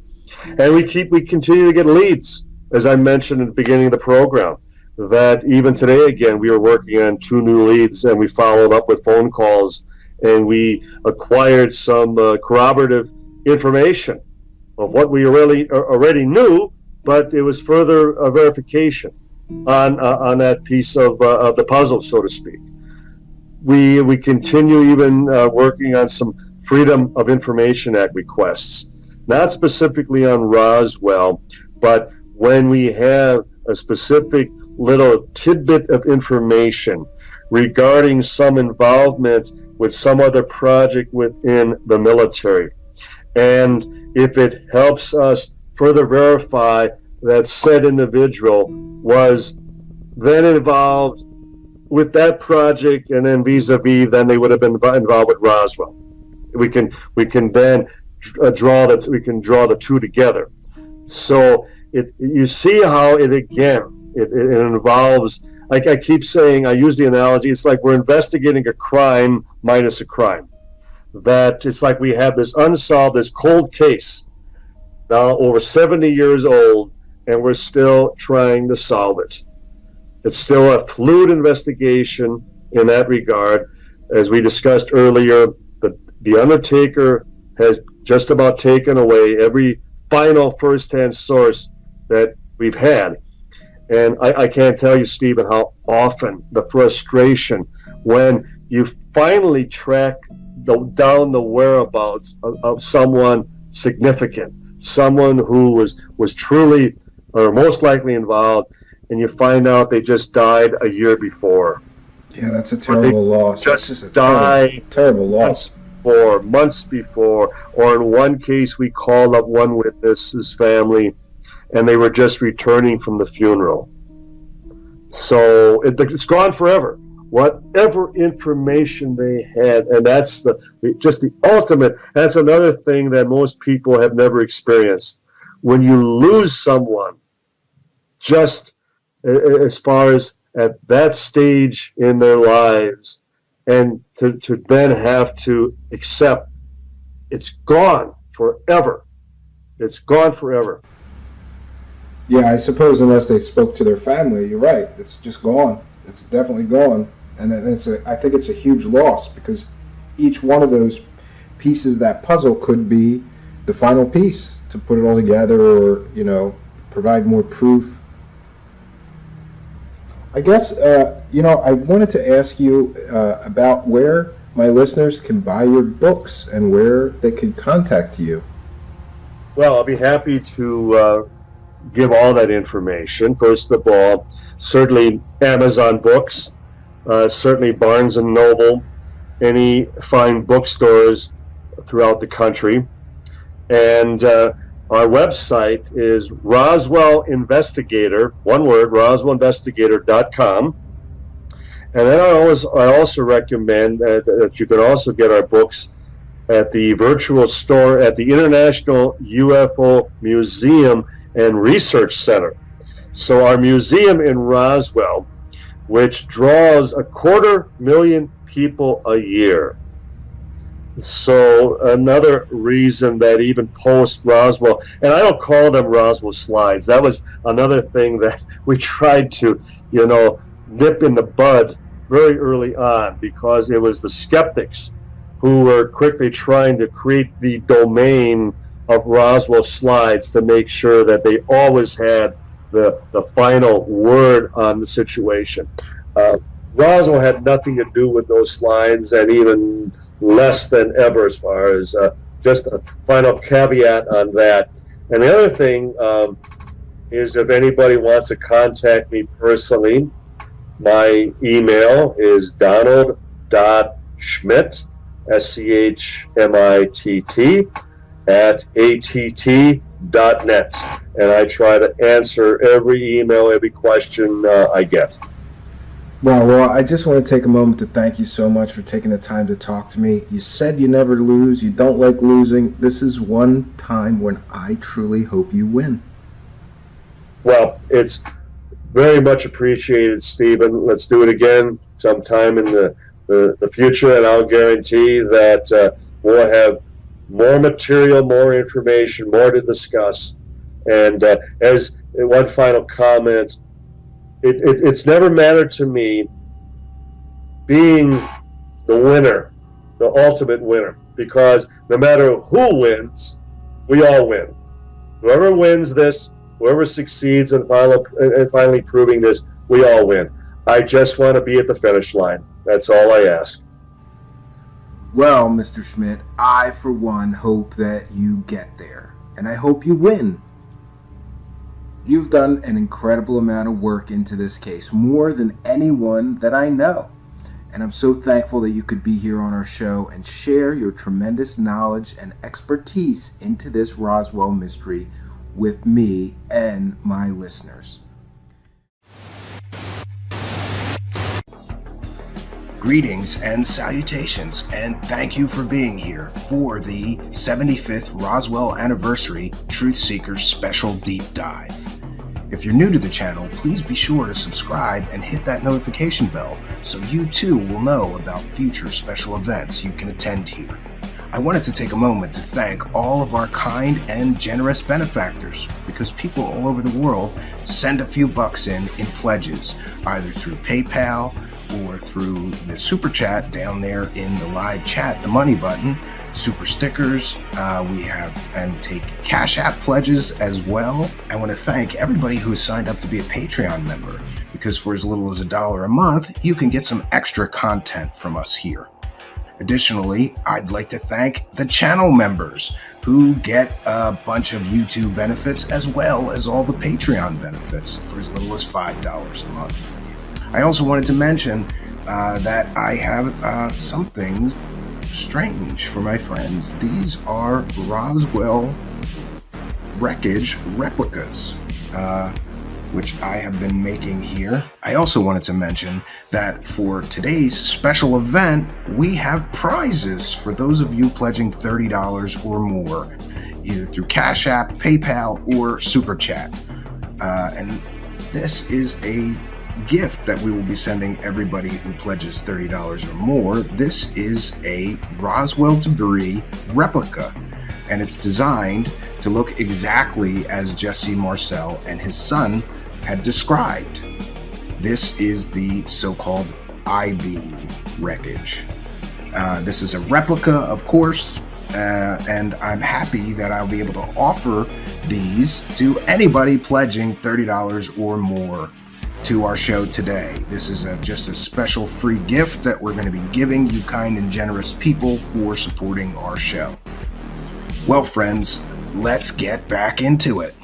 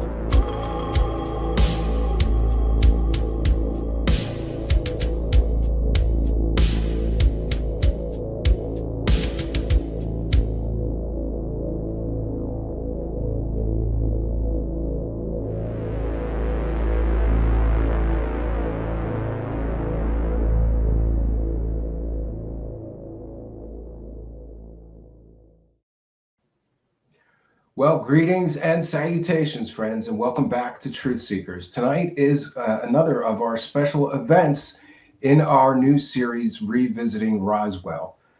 I selfishly thought that I could use the show here as a passport to talk to some of the world's greatest experts on the Roswell event. So far, we've heard from Cal Korff, we've heard from Dr. Kevin Randle, and Walter Bosley, each with their own perspective and beliefs and research about just what might have crashed in 1947 in Roswell, New Mexico. Um, the two other people that I really wanted to talk to, I'm happy to say that tonight we have Mr. Tom Carey, and coming up we'll have also his writing partner, Mr. Don Schmidt, on a future event here.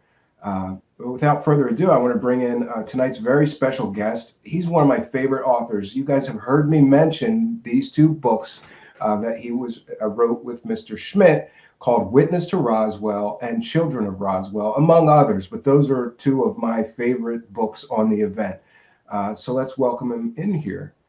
There you go, Mr. Tom Carey. Good to see you. Good evening, Stevie. It's nice to be with you this evening.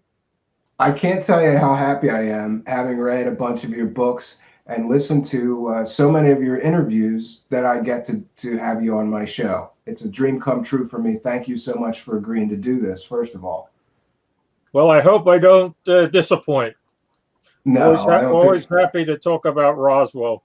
I don't think that's possible. So listen, people are hotly debating everything in the live chat already. One of the things in our series here that a lot of people had a problem with, including me, was Mr. Cal Korff. He wrote the book The Truth About Roswell, and he claims it was just a mogul balloon and all these stories were embellished or made up.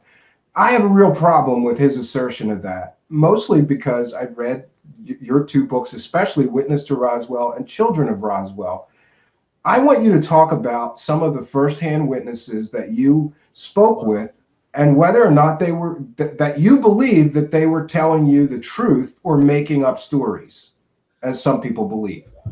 Well, Stephen, Don Schmidt and I have interviewed over 600 first and second-hand witnesses to Roswell, and I can tell you as a fact that most or all of the first-hand witnesses are gone now, and we're only left with second and third-hand witnesses, mostly children and grandchildren.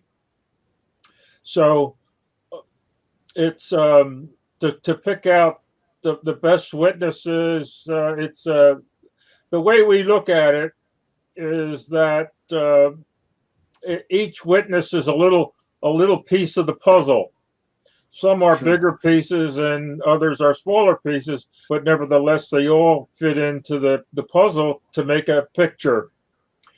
And with 600 first and second-hand witnesses, we believe that we have the picture complete, or nearly 99% complete.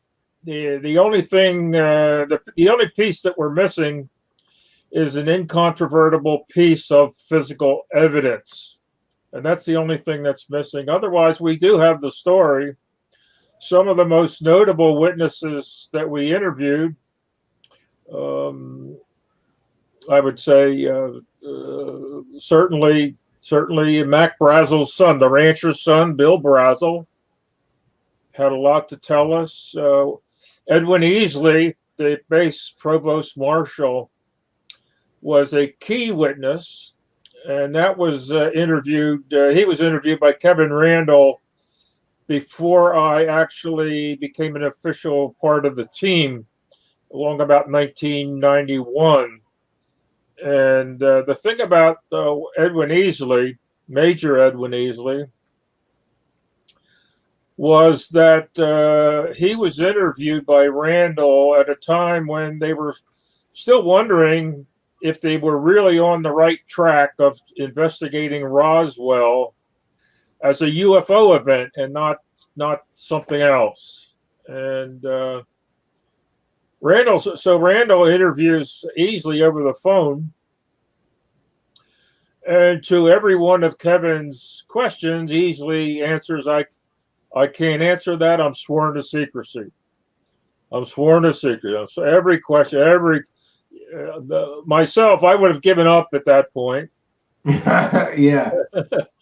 But Kevin, to his credit, everlasting credit, he says, he asks Easley, he says, well, Major Easley, I guess he's retired. He's retired as a lieutenant colonel. Doesn't matter. But he says, well, can you tell us if we're on the right track or not? And Easley pauses for a second and he says, what do you mean by that? And Kevin says, well, that we're investigating a UFO crash from 1947. So there's a long pause, and Easley says, well, let me say this, you're not going on the wrong track. Exactly. Yeah. So that at that point in time in the investigation, that was absolutely critical. You have a fellow who was on the base. He was the head of the MP unit there, and he was at all the crash sites. There were 3 of them involved, and he was the head. He was the provost marshal, head of the MP unit on the base, and so all of his charges were the ones that cordoned off the area, surrounded the crash area, and kept people away from it. So he was right there. And one other incident involving Easley was when he was on his deathbed. I think that's about 1992. And he's being interviewed by, I guess, Kevin Randle and Don Schmidt. I'm guessing both were there. I'm not sure.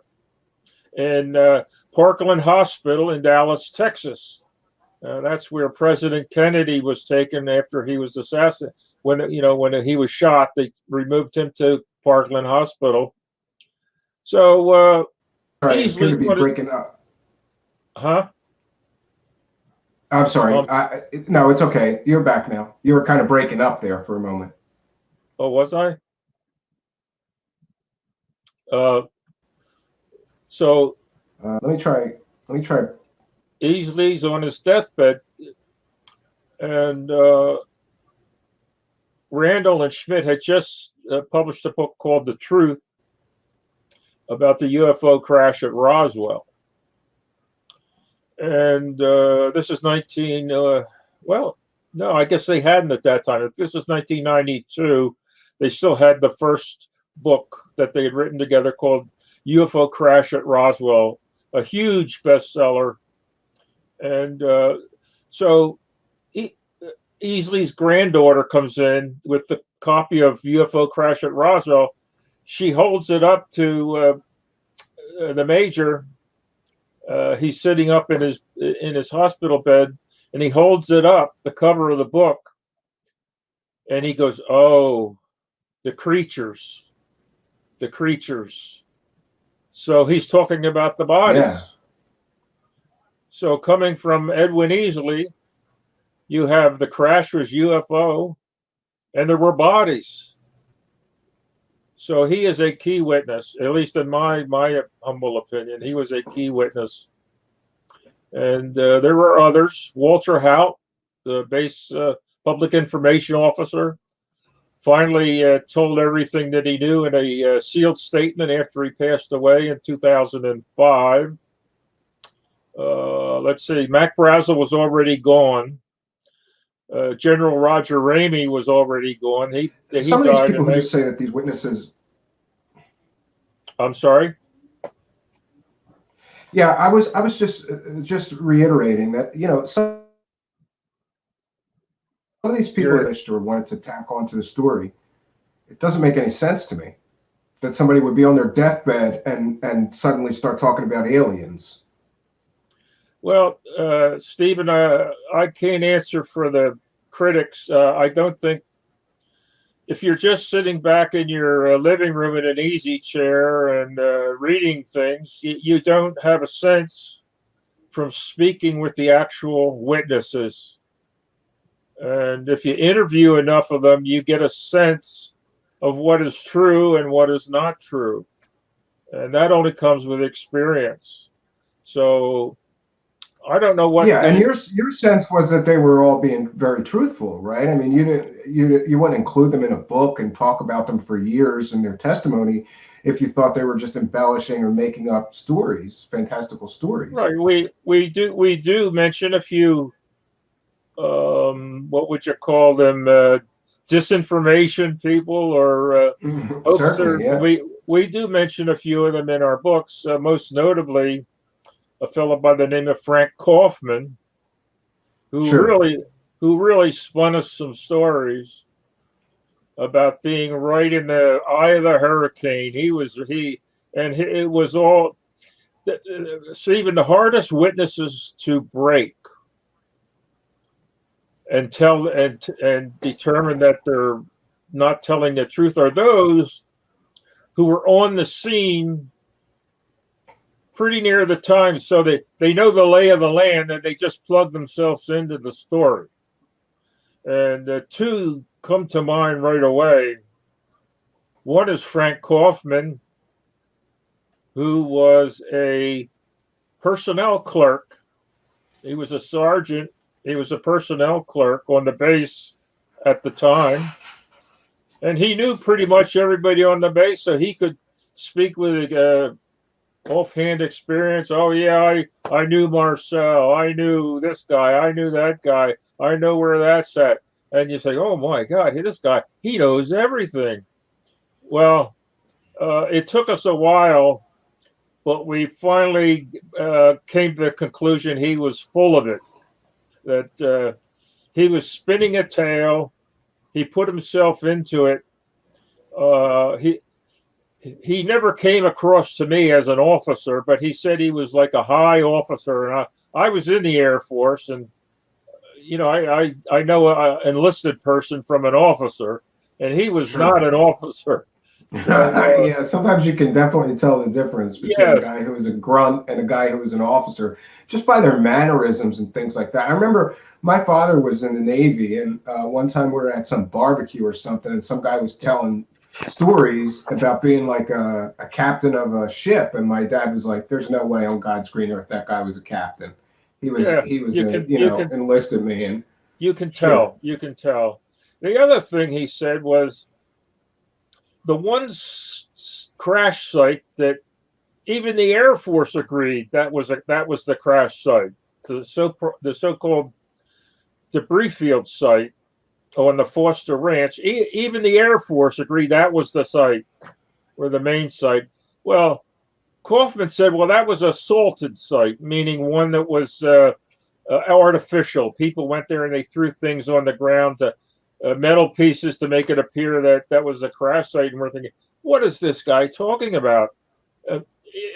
We've got witnesses that tell us that this is the site, and even the Air Force agrees that it was, and he's trying to tell us it was a phony site. And so it just from that point on, we finally said, what was he talking about? And on his deathbed, he died of bone cancer. Don Schmidt and I went to him and said, Frank, why did you do it? Why did you do it? Tell all of these tales. He said, well, I didn't mean for it to go this far, but it got out of control. So I guess he meant that he was going to tell a little fib, and then it mushroomed and got bigger and bigger and bigger. And he had TV cameras knocking on his door. His name was known all over the place. They were offering him many dollars to be interviewed, and it just got out of control.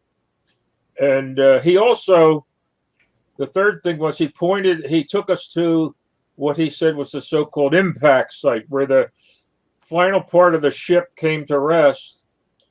And he said, this is was on the Hub Corn Ranch. And we had the TV cameras there and everything. And even Phil Klass, the great Debunker, Yeah, yeah. even he went there with us, and we're saying, wait a minute, there's no way you can get a fire truck in here because supposedly all these fire trucks came, and this thing was so in a rugged terrain. There's no way you could get fire trucks in there. This was a load. So plus It we must had have been it must have been really disappointing for you to first think you had this expert witness that was plugged in and knew everything about the event because well, he was uh, there at the time, and you checked his background and went, well, this seems like a good witness, right? But it must have been disappointing for you. well, it was disappointing uh, to the case because we got look at this this case, look, we got a hoaxer here. They're all hoaxers, that's what happens. It was disappointing that when we realized that he was lying, why are you feel that you have to lie? But he doesn't change the case any. I mean, take him out of the case, we still have the case.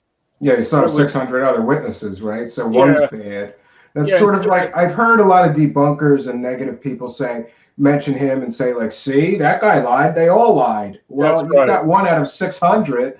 And it's like that old saying, one rotten apple doesn't spoil the basket, That's right. The naysayers like to say, "Oh my goodness, look at this guy. There's a hoaxer. They're all hoaxers."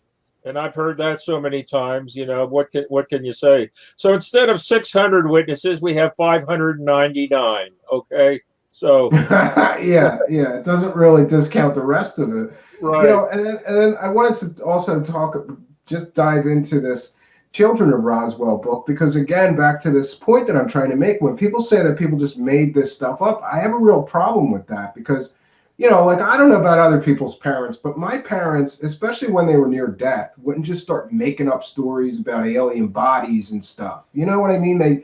It seems just so ridiculous that somebody while near death would start telling their children these stories about alien bodies and things like that. So I found that a lot of the testimony in that book to be very compelling, because whose parents would just start talking about alien bodies right before they died, or even the ones that told their children earlier in life, like Yeah. you don't tell your children these fake stories. It just doesn't make sense to me. Well, I'll tell you something, Stephen. This doesn't have to do with UFOs, but when I was a little kid, my father told me these two stories.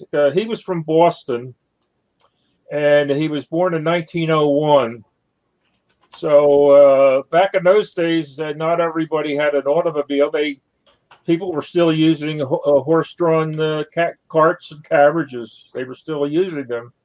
And he told me a story of being out in, I guess you would call it a buckboard, horse-drawn flatbed, something like that. And he said it started raining frogs, little frogs. And I'm thinking, what? It's raining frogs. He says, yes.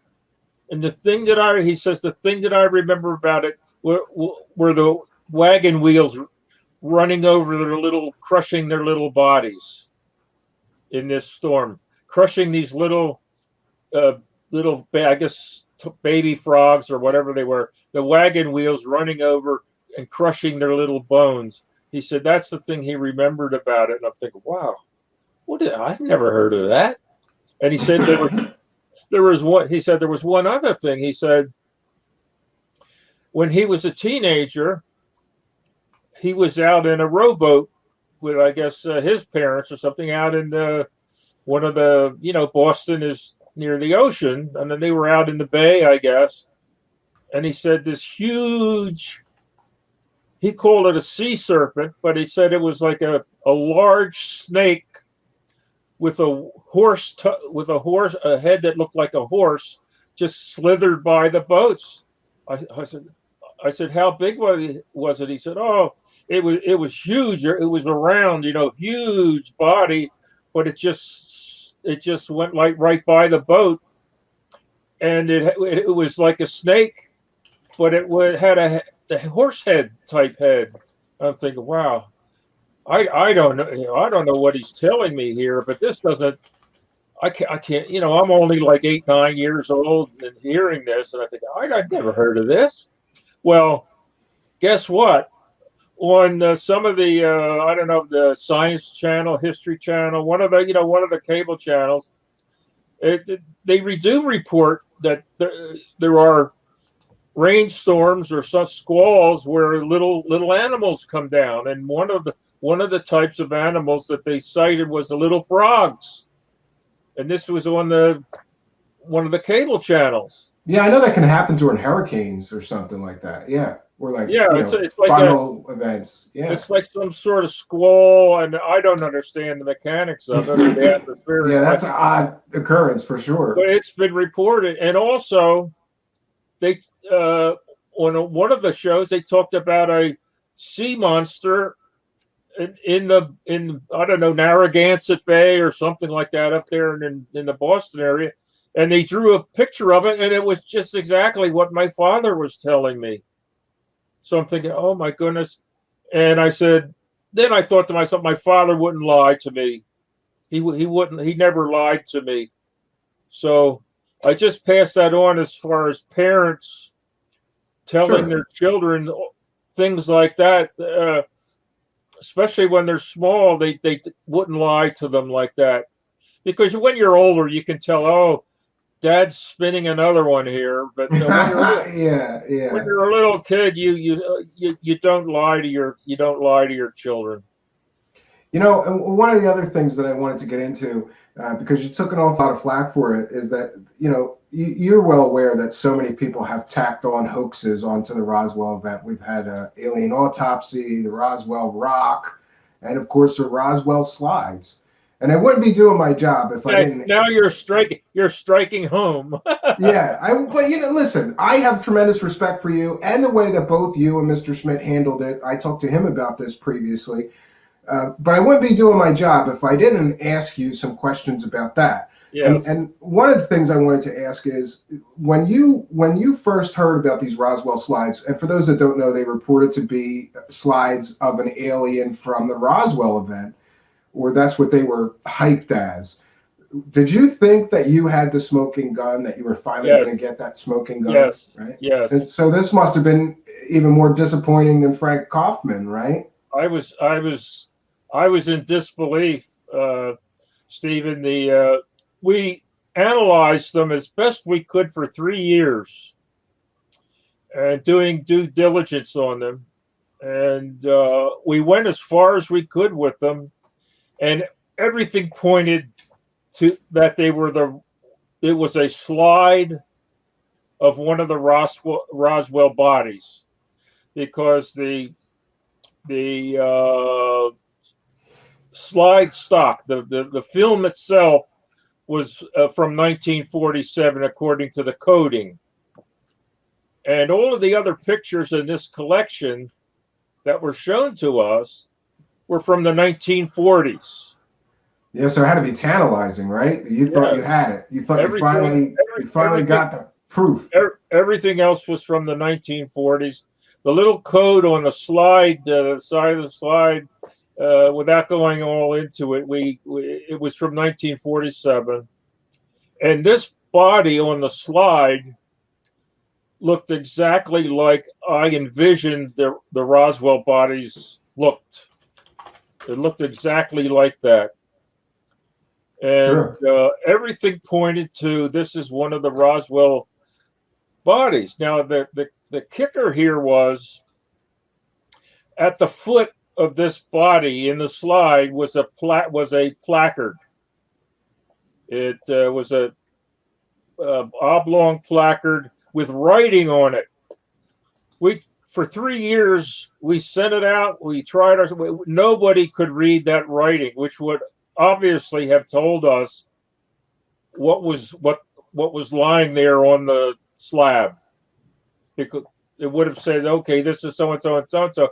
We tried for 3 years. We sent it out to various places, even the Army photo interpretation unit. They couldn't break this cursive writing. So I figured, well, that's it. We can't go any further with this.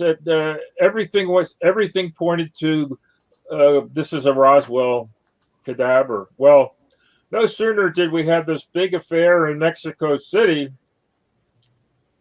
when a day or two later, here comes the slide. Somebody has cracked the writing. I'm thinking, oh my God, how can that be? We tried for 3 years and couldn't do it. Here comes somebody that where it shows it's the mummified body of a, I don't know, 6-year-old or 9-year-old boy.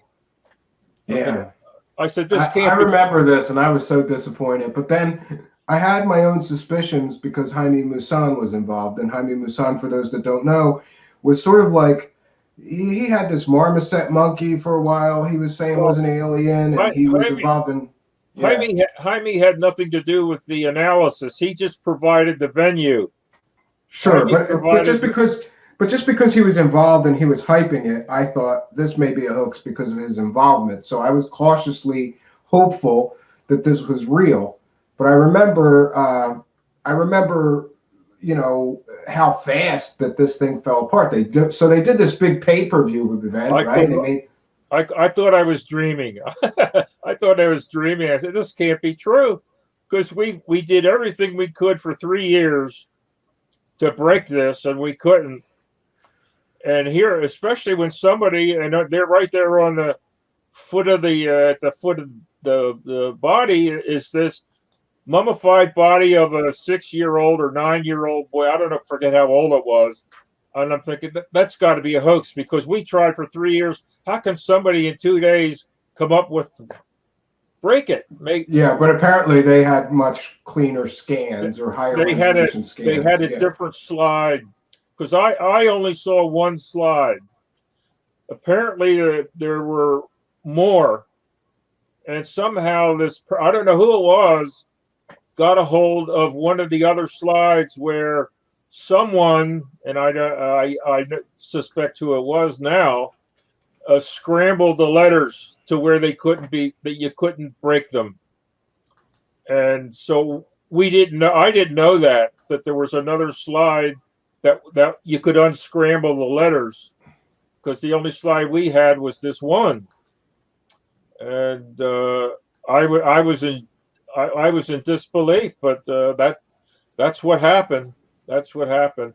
My own looking back on it now, I was captivated by what I was seeing, plus the fact that it was a 1947 photos from 1947 Kodak photo stock. Yeah, so in other words, the film dated correctly to what was purported to be on the slide. And yes, it made sense. Like, okay, so this film stock that this slide was from is from 1947. So that's pretty tantalizing and convincing evidence that it just may be from the Roswell event. Plus the body, the years matched up. The body looked exactly like I expected it to look. Yeah. And that just, that overtook me, because I could, looking at 1947 stock, and we went to Kodak, the fella at Kodak who was the expert on slide stock back in the 40s. He said, no, there's this is okay. There's this, I don't see any shenanigans going on here. So that was it.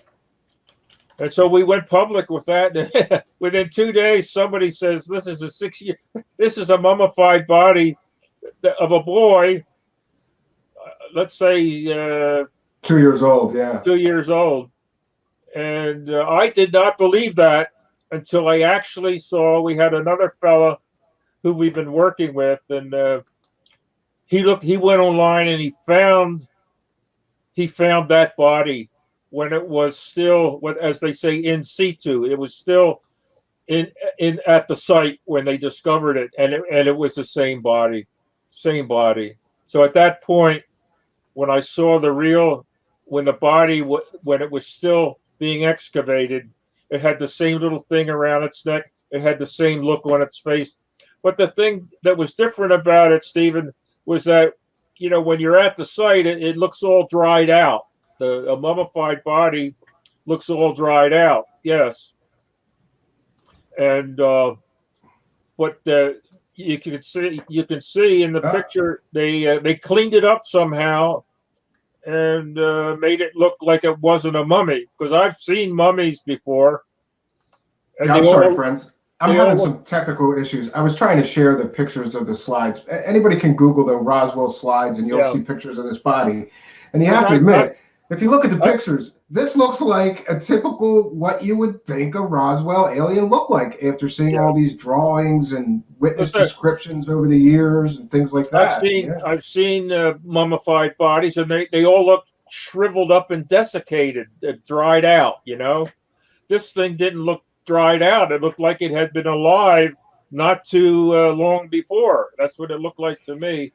So everything fell in line that it was to me anyway, a Roswell cadaver. And and just to be clear, like you and Mr. Schmidt took a lot of flack for being involved in that, but then we've got like Richard Dolan was involved in it, and Jaime Maussan and a lot of other prominent research people. Well, Richard wasn't involved in the analysis, and neither was Jaime. When Richard came on board, he was at the presentation to make a speech of whatever he wanted to add credence to our show, and Jaime provided the venue, which was magnificent. It was the National Auditorium in Mexico. Yeah, it was like a big stadium, right? Because 8,000 people. It was the National Auditorium, the biggest auditorium in Mexico. You can't beat that. Well, between that and the pay-per-views, somebody made an awful lot of money. Yes, and it wasn't Don Schmidt and myself. No, that's why I wanted to make clear. Like, somebody made an awful lot of money out of that event between the pay-per-view and the tickets to see the live event, 8,000 people, and nobody's ever given any of that money back after it was proven it was a hoax. So to me, that's just consumer fraud. Those two fellas disappeared on us, lickety split. I could imagine. And there's been some talk. Somebody mentioned to me or claimed to me that you still, even after the revelation that it was a mummy and it was fake, refused to let it go for a while. Is that accurate, or did you? I refused to let go until I saw the body that I was just telling you about. Sure. That was when I saw the body at the time it was discovered. I said, okay, that's it. So I let it go at that point. But up until that, Stephen, I thought that the translation of the placard itself was a hoax, because we tried for 3 years to translate it to learn what it said, and we couldn't do it. And it wasn't just Don Schmidt and myself. We sent out it to different parties. Even David Rudiak, who was the chief investigator on the so-called Ramy memo, we sent it to him, and he couldn't read it. So that was a big thing to us. Well, it's beyond being read, and then here comes somebody, and you could actually read the words. And I said, this can't be true, because we tried so hard for 3 years. So I held on to it until I actually saw the body when it was still still at the archaeology site. It was obviously the same body, and at that point I said, okay, this is in fact a mummy. I don't know what they did to it to clean it up. I really don't. But well, I think I did some work on that back when that happened. Believe it or not, I have a background in computer science, and I was trying to decipher what the placard said from the screenshot that somebody put on the website, which was extremely low res. But after the event, somebody posted a much higher resolution scan or photo or whatever of the mummy and the placard, and I was almost able to do it. Somebody beat me to it, though. They were so fast. It was because there's only so many pixels, and if you get an extremely low res, it's going to be too garbled. You're not going to be able to read it. But once you get that higher res image, it's going to be quick and easy. But you didn't have the higher res. You had the low res, like, preview image instead of the higher res. They only let the higher res out after the event, And there's probably a reason for that. They knew. I think they knew what that placard said. Yes, we didn't know, but the possessors, in retrospect now, I believe the possessors scrambled the words, or they did something to the placard that on the one slide, that we had, that made it impossible to read because somebody got a hold, and I don't know Yeah, how there we that go. happened. So I finally got it up here so we could see. I'm sorry. I'm never in Firefox, but there's some weirdness going on with the software to run the show, and I had to use Firefox tonight. So to share the screen was difficult. So here's the picture, and yeah, the placard, once clearly visible, it says this mummy of a 2-year-old found on the front of the second story of Montezuma Castle or something like that. Yeah, so the placard is pretty clear once you have the good image, but the original image, not so much. And there was so much, people, even like biologists looked at this thing and said there's not enough ribs, or there's the head and the eyes. This can't be a human. And here's a more accurate representation of what the original. You couldn't see anything on the placard at first. Yeah, in the upper right hand, corner, that's what I was looking at. And if you notice, put up that one, yeah, on the upper right hand corner. Let me see if I could get a better image of it. Yeah, maybe not. And this was there you go. This was the clincher for me. Here's what the clincher was. We had a first-hand witness. His name was Dan Dwyer. He was a fireman for the Roswell Fire Department. He got out to the site before the military got there. And he saw the bodies on the ground, and there was one that was still alive. Okay, so there were 2 dead and 1 still alive at this crash site. And we got the story from his daughter, Frankie Rowe, because Dan Dwyer was already dead by the time we got on the case.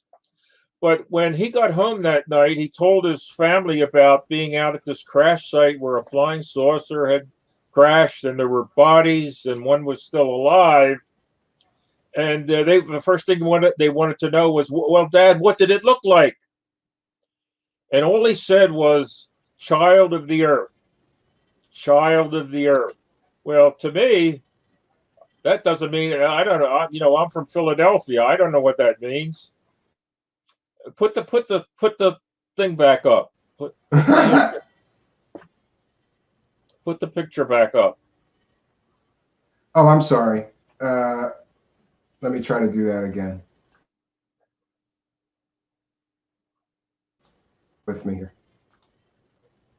I'm going to tell you what the clincher was. There we go. Yeah.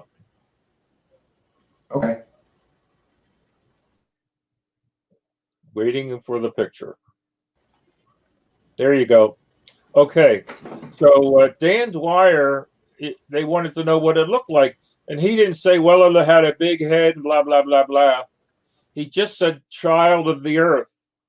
And they said, oh, well, child of the earth to people living in New Mexico means another name for it is a potato bug, or the Jerusalem cricket. It's a little insect that has a head on it that reminds them of a newborn child. Okay.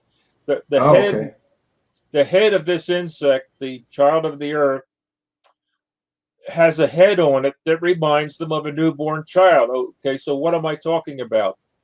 Well, a newborn child has markings on its head because the bones of the skull, the parietals and the frontal bones, they haven't come together yet. So you have dark markings on the head of this newborn infant, and that's why they call this potato bug the child of the earth. Now, if you look at that picture, what do you see on the top of the head of that picture? There's dark markings. Okay, there's dark markings on the head of that cadaver, and to me, I'm saying there's nobody that could have hooked that. They wouldn't have known about it because nobody that I've ever talked to knows about what the markings on the head and that cadaver has markings on the head. And I said, oh my goodness, that's what Dan Dwyer was talking about, the markings on the head, why they call it the child of the earth. And for me, that was the clincher. Yeah, yeah. I listen, and when this happened, I didn't blame you or anybody else involved one bit. And it's a shame that people, were nasty about it after the event. But I think there was a lot of people that were hopeful and then disappointed. I mean, it's the nature of a good hoax that people, want to believe. They think this might be the smoking gun proof and the evidence, and then you get your bubble burst, like my bubble got burst. It was a big disappointment to me. It was. I thought this might be it, the smoking gun. We might actually have the proof now. It was unbelievable. It was, Stephen, based on the information we had when we went public with it, I would have had to come to the same conclusion because we could not read that placard. We tried for 3 years. We sent it to Adobe. We sent it to the U.S. Army Photo Interpretation Unit. David Rudiak, who's an expert in that, a couple other places. And I tried myself with my own photographic software. Over 3 years, I would try it a couple of times a week. Well, maybe I can break it today. I did the same thing. I was doing the same thing. And I even went to a friend of mine who's an image analyst, like a serious image analyst. He's testified in court and things and done photo analysis and image enhancement for police and things like that. And he just sent me back a message that said, there's just not enough pixels there. You're never going to read this.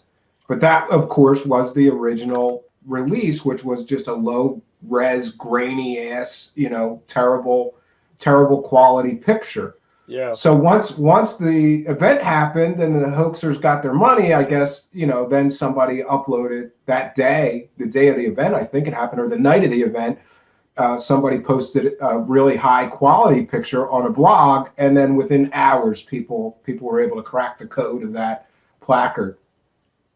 We were never able to. And when that was cracked, I thought that itself was a hoax until I actually saw the body that before it was removed from the archaeological site. That was it. I mean, it was the same mummy. Yeah, and for those that don't know, just to wrap up what happened to this poor 2-year-old child, eventually museums and things in the United States went, it's really disrespectful to a human cadaver to put it on display, so we're going to bury it. And that's what they did. They gave it like a regular, they buried it with respect because it's a human being, and it's kind of disrespectful to stick it in a case and let everybody gawk at it. So they eventually, I think it was in the 50s or 60s maybe, they took it. And so this picture was taken in around the 1947 or 48. And then decades later, because of the change in thought and policy, and I think pressure from Native American groups and other things, they took the body out of the museum and they buried it. It was originally found in either 1936 or 1939. I'm not sure which way, but it was in the 30s by a fellow by the name S.L. Palmer of San Francisco had it. Where it is today, I couldn't tell you. But I believe it's still buried from what I know. I believe they buried it after a certain time. Okay. And that's where it was remains. At Montezuma's Castle or something like that in New Mexico for a while. Yeah, but what an interesting part of the history of Roswell, just like all these other, I've often joked that if you want, it seems to me that hoaxers are sometimes very crafty because they know that there's a already believed mythology of Roswell, that there were some bodies, there was a crash. So these people that are doing hoaxes, they tack their hoax onto something people already believe, which is that bodies may have crashed at Roswell. And that lends some legitimacy to their hoax, right? Yeah. The other thing was that I have a background in physical anthropology, so I made a number of calls to physical anthropologists because I wanted them to take a look at this and tell me what they thought it was. And every one of them, what the first thing they wanted to know was, okay, what's the background story to this? Soon as they heard Roswell, they couldn't hang up fast enough. Yeah, they don't want their name associated with that because that could be bad for They their. couldn't hang up fast enough. And but there were certainly some medical and pathologists or physical anthropologists that did offer some sort of opinion. yes, that this, that this wasn't human. And they were now PhDs, but former fellow graduate students along with me at the University of Toronto. So I knew them, and I knew that they were physical anthropologists. One was a primatologist, and the other was a geneticist. And they offered me opinions. The primatologist said, "Well, it's not a non-human primate. That's as far as she would go. She didn't know what it was, but she said it's not human. That's as far as she would go." And the other one we used on the show, he still believes. I mean, I'm still in touch with him. He still believes that it's from another planet because he says the bone structure of it is there's a lot different than humans, and he still believes that. But well, maybe could it be like a human, a deformed human, like this Anakama that Stephen Greer was pushing for so long, right? Yeah, the one that got me was there was this one anthropologist. He has a website, and his big pitch is, if you have any anthropological mysteries, please contact me. I love anthropological mysteries. I heard you talk about this before. Yeah. So I called him up and said, "Oh yeah." And as soon as he heard Roswell, I'm heading over to Africa. I'm going to be back and forth between here and Africa for the next year. So I'm sorry. Goodbye. Yeah, he didn't want to get involved. Yeah, Mr. Mystery, right? Yeah. Yeah. So, but what an interesting part of the mythology, right? That this whole event happened, and I remember like everybody was tuned into this, waiting to see what would happen, if the proof would finally come out. And I remember there was talk of like finding it and getting DNA samples, but nobody really knew where it was because all we had was the slides, and it was a big, huge story. yes. Yeah. Well, we didn't have a slide that you could crack that placard. That was the biggest problem. Apparently somebody got a hold of it. I don't know how they did, to be honest with you, Steve. I don't know how they got a hold of it. We didn't get it. Wasn't given to us. And you're right. Somebody made some money on it, on the video. They had a big, you could stream it live stream it on your computer. Yeah, I think it was like $20. It was like $20. Yeah, it was like $20 to watch the live stream, and then they had it in multiple languages even for the international audience. So yeah, you're right. Somebody made a ton of money on this this poor money. It wasn't us. Yeah. Well, let's see if we can move on now, because I have a whole bunch of questions left, and I'd like to leave some time for the live chat to ask you some questions if you don't mind.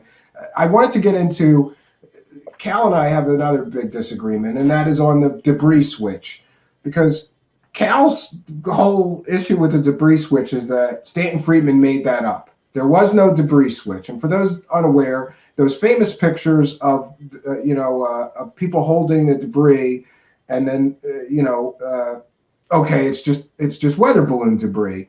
But later Marcel said that both Marcel and Dubose, both who were in the room at the time those famous pictures were taken, later said that there was a debris switch.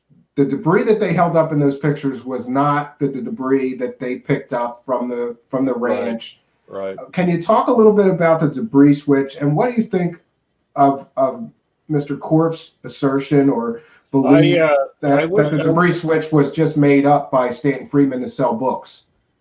No, Marcel and Friedman. Well, it was Berlin, not Berliner, but Berlitz and Moore, he says Yeah, it Bill was Moore. switched. He says it was switched.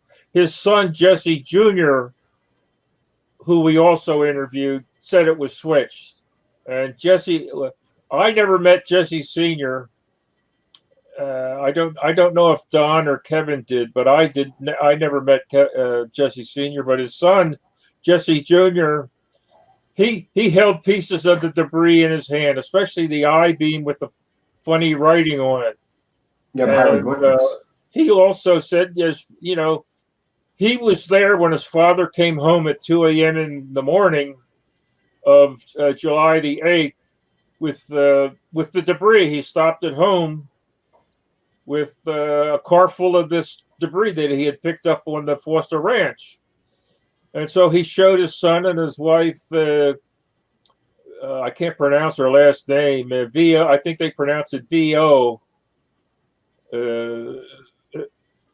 But he showed his wife and his son this wreckage.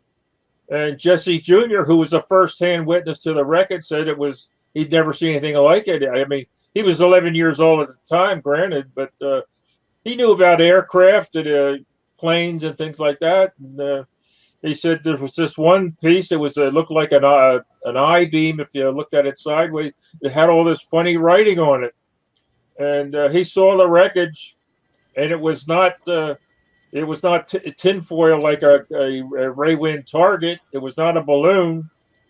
So you have him and his father saying the record that's not what was seen in the photographs. So I don't know what whoever's talking about that is saying. Yeah, and one of the other things about those pictures, those famous pictures, is the so-called Ramy memo. You know, he's holding. Yeah. Can you tell us a little bit about that, and what are your thoughts on whether or not that memo says bodies and recovered saucer and things like that? Do you think that is really good evidence, or do you think that people are reading into that text what they want to hear? Just before I get to that, Stephen, I want to finish with this wreckage. Oh, certainly. There's another investigators trying to make a big issue out of the so-called, you know what the concept of chain of custody is? Sure. You know, you have a murder weapon in a criminal case. What's the chain of custody? Who had access to that murder weapon by the time it got to? So they're trying to say that because Jesse Marcel stopped at his home on the way back to the base with that wreckage, well, it broke the chain of custody. Oh wow, geez, be still my heart. Back then, the concept of chain of custody is a recent legal doctrine. Jesse Marcel didn't know anything about a so-called chain of custody doctrine. Yeah, not in 47, sure. He wanted to show his family something that they had never seen before and will probably never see again. And besides, legally today, you would say, oh, yeah, he did break the chain of custody because he didn't come straight back to the base. He stopped at home first. Oh, so what did he do? What did he do? Change a weather balloon into a piece of a spaceship? Is that what you're saying? Yeah, it doesn't make any sense. It doesn't make any sense. And also, you have a whole field, a whole sheep pasture full of the wreckage out there. This is only a small portion of the wreckage. You have a whole 3 crash sites full of wreckage that we do know the chain of custody. So we could take Marcel out of the picture, and we still have the Roswell case. It's absolutely silly. Who's ever making that argument? Absolutely. Yeah, just one more point on the debris. You know, Marcel was he was Army intelligence. He would have been familiar with weather balloons and things. So yeah, he knew weather balloons. He knew the Ray Wind targets, especially. He knew them all. He's not going to make a mistake of confusing a Ray Wind weather target with a spaceship that traveled from another planet. Yeah, and he famously said the material that I saw was not of this Earth. That's what he said. That's right. He was that impressed with it. He said it came to Earth, but it was not from this Earth. It was from another planet, something like that. Yeah. So he knew when he stopped at home on his way back to the base. His son said he was already talking about it as pieces of a flying saucer. He was already talking about it even before he got back to the base. Wow. Yeah. So then on to the Ramy memo, because a lot has been Oh, yeah. a lot has been said about the Ramy memo. And for Yeah. those that don't know, in the famous pictures that were taken of the Roswell debris, he's holding a sheet of paper, and a lot of people have claimed that they were able to decipher exactly what is on that piece of paper, and it talked about recovering alien bodies and a crashed saucer. What do you think of the validity of that as evidence, and do you think that Well, case will ever be cracked with better imaging software? I can tell you firsthand. This is even before I heard of David Rudiak, who did most of the work on this, most of the best work. Stanton Friedman had gone to the Bettman archives at the I forget the where the images are stored. The University of Texas at Arlington archives. That's where the photo images are stored. And he had the photo in question photographed, and he made a CD disc out of it, DVD or CD. With images of the memo.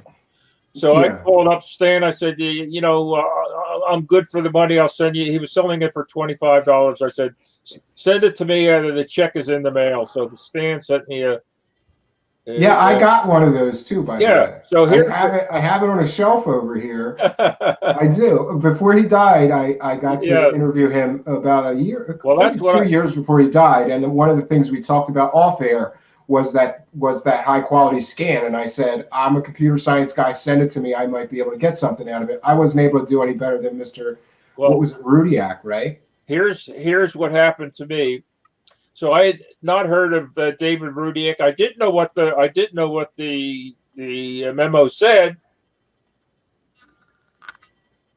So I put it in my computer, and within 10 seconds, Stephen, I read the victims of the wreck you forwarded to, and then Ramy's thumb is in the picture at Fort Worth, Texas. Within 10 seconds, I read the victims of the wreck you forwarded to Fort Worth, Texas.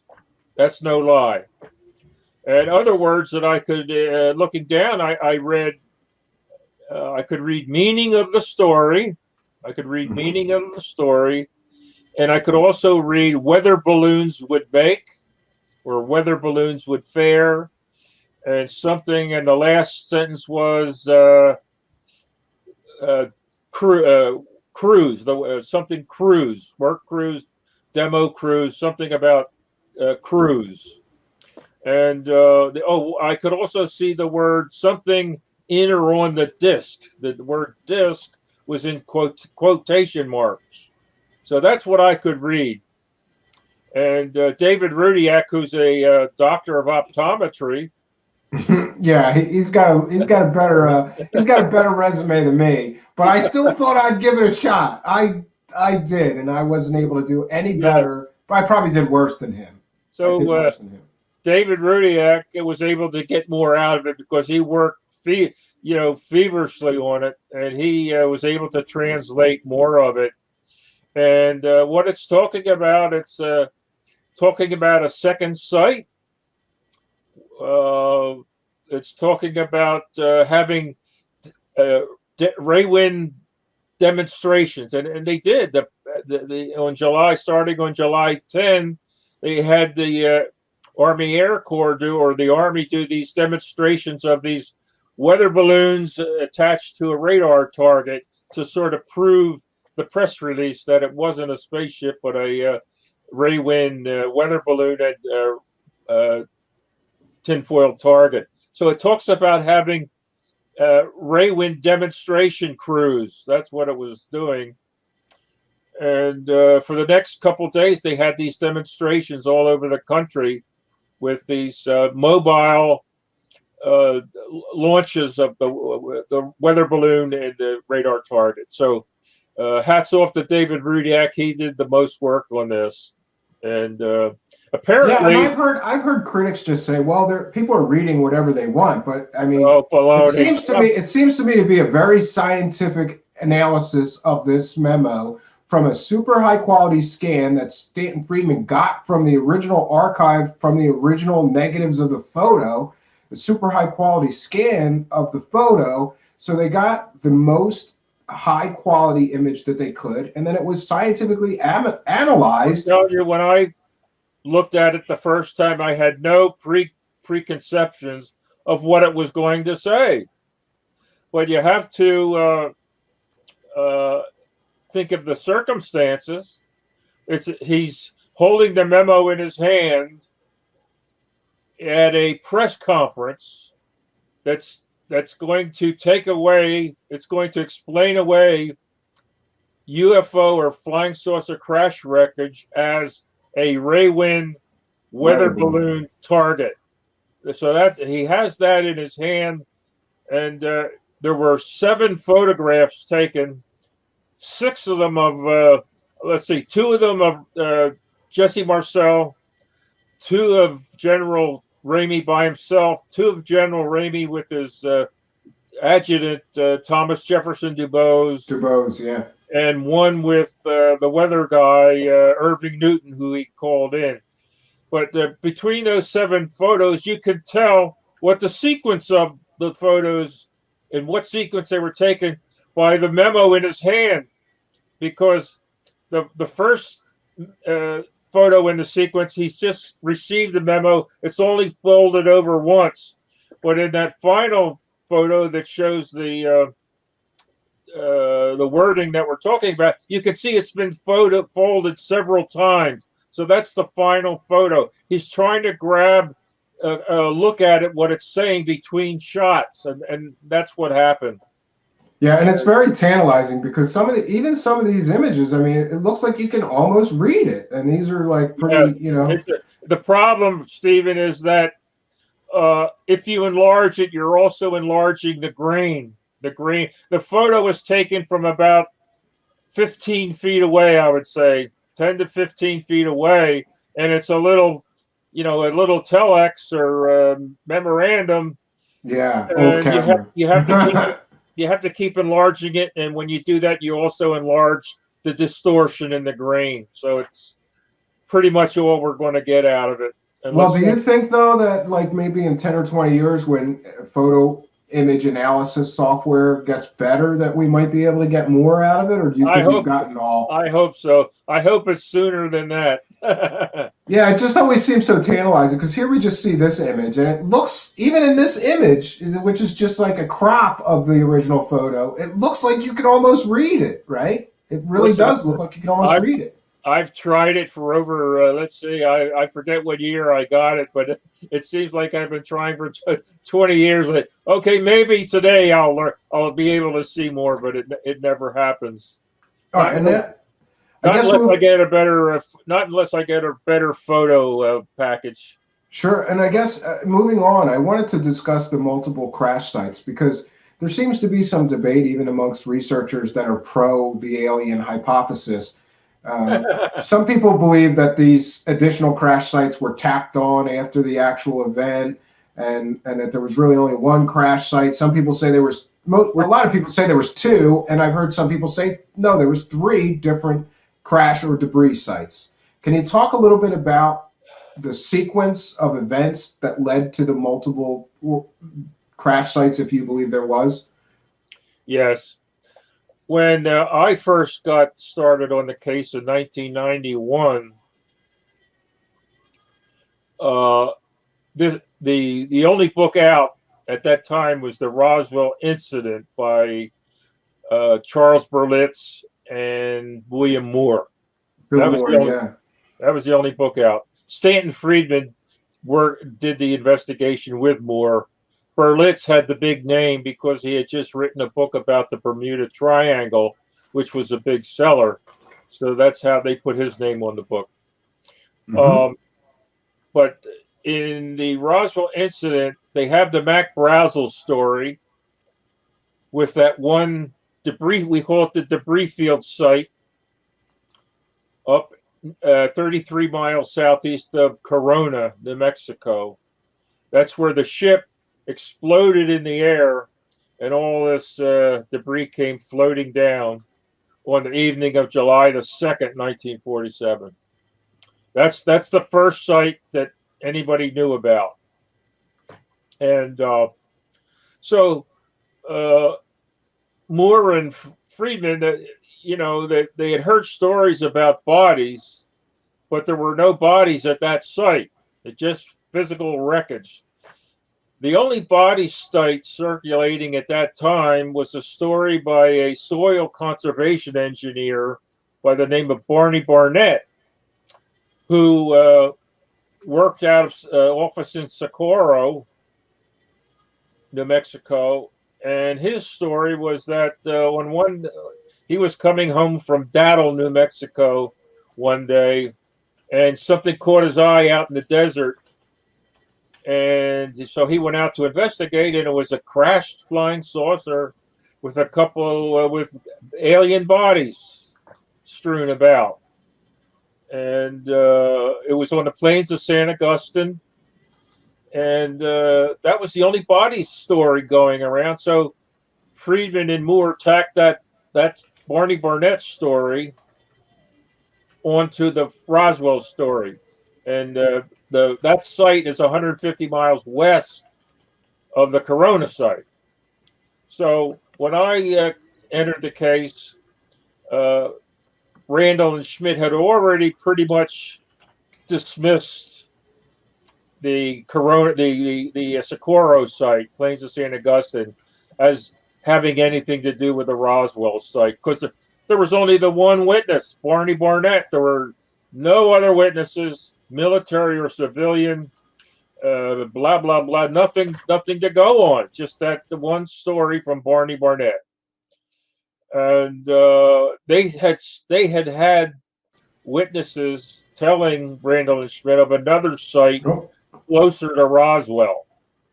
Well, they discovered a site through one of the children who were with Mac Brazel the morning that he discovered the debris field site. His name was Timothy D. Proctor. That there was a secondary site 2.5 miles east of the debris field site, and he was with Mac Brazel when they found it. And at that site, he told his mother, and we got the story from his mother. Here's where Mac found something else. It was a low bluff, and he took his mother out there when she was on her sickbed. He thought she was on her deathbed, but he was so determined to show her this site before she passed away. Well, she didn't. She only passed away many years later, but he plopped her in his pickup truck, and out into the desert they go. And he took her to this low bluff 2.5 miles east of the debris field site. And he said, "Mom, this is where Mac found something else." Now, that something else was not wreckage. It was two bodies. It was two bodies that when the ship exploded, these two aliens were thrown out, and they came to rest on this low bluff. And that's the second site. We call it the D. Proctor body site. He wouldn't take his deathbed mother out to show her another site. Well, here's where Matt found some more wreckage. I mean, there was so much wreckage in the debris field site. I mean, it just wasn't anything that he would do that. So it was two bodies. So that's the second site, 2.5 miles east of the debris field site. Well, we had a number of witnesses telling us about a third site. We call the impact. If there's plane crashes, isn't there, when there's plane crashes, you can find bodies miles away from the main debris site? Or I would think so, right? Well, it's only 2.5 miles. I mean, the thing exploded, and the thing was that the inner cabin of the ship, or an escape pod of some sort, withstood the blast. There was a capsule inside where there was the inner cabin or something was able. It was egg shaped. It was able to withstand the blast and continued on for another 30 miles and came to rest 32 miles northwest of Roswell. Now, apparently, these two creatures or aliens were not inside this capsule at the time, and were outside of it, and were blown out, and they came to rest down on this low bluff. We had another witness who told about that site and seeing the bodies. There's a second witness besides D. Proctor who actually described the bodies to us. Well, this capsule, it continues on for another 30 miles and finally comes to rest 32 miles northwest of Roswell. We call that the impact site. That's where, in addition to this egg-shaped affair was found, 2 more dead aliens were found, and 1 was still alive, was found at this third site. So those are the 3 sites. Okay, well that makes a little more sense to me, and it seems to be a logical thing that if there was some kind of event that caused the craft to go down, that it could come down 3 separate places, just like an airplane could come down 3 separate places. But back to the bodies, you've talked to a lot of witnesses about what happened to the bodies. Can you talk briefly about what did they do, the government, with these bodies? Well, the dead ones, of course, were boxed up. I mean, there was a call to this mortician, Glenn Dennis. At least he told the story at the time. We have witness that he told people at the time that he had received calls from the air base, Roswell Army Airfield, as it was called.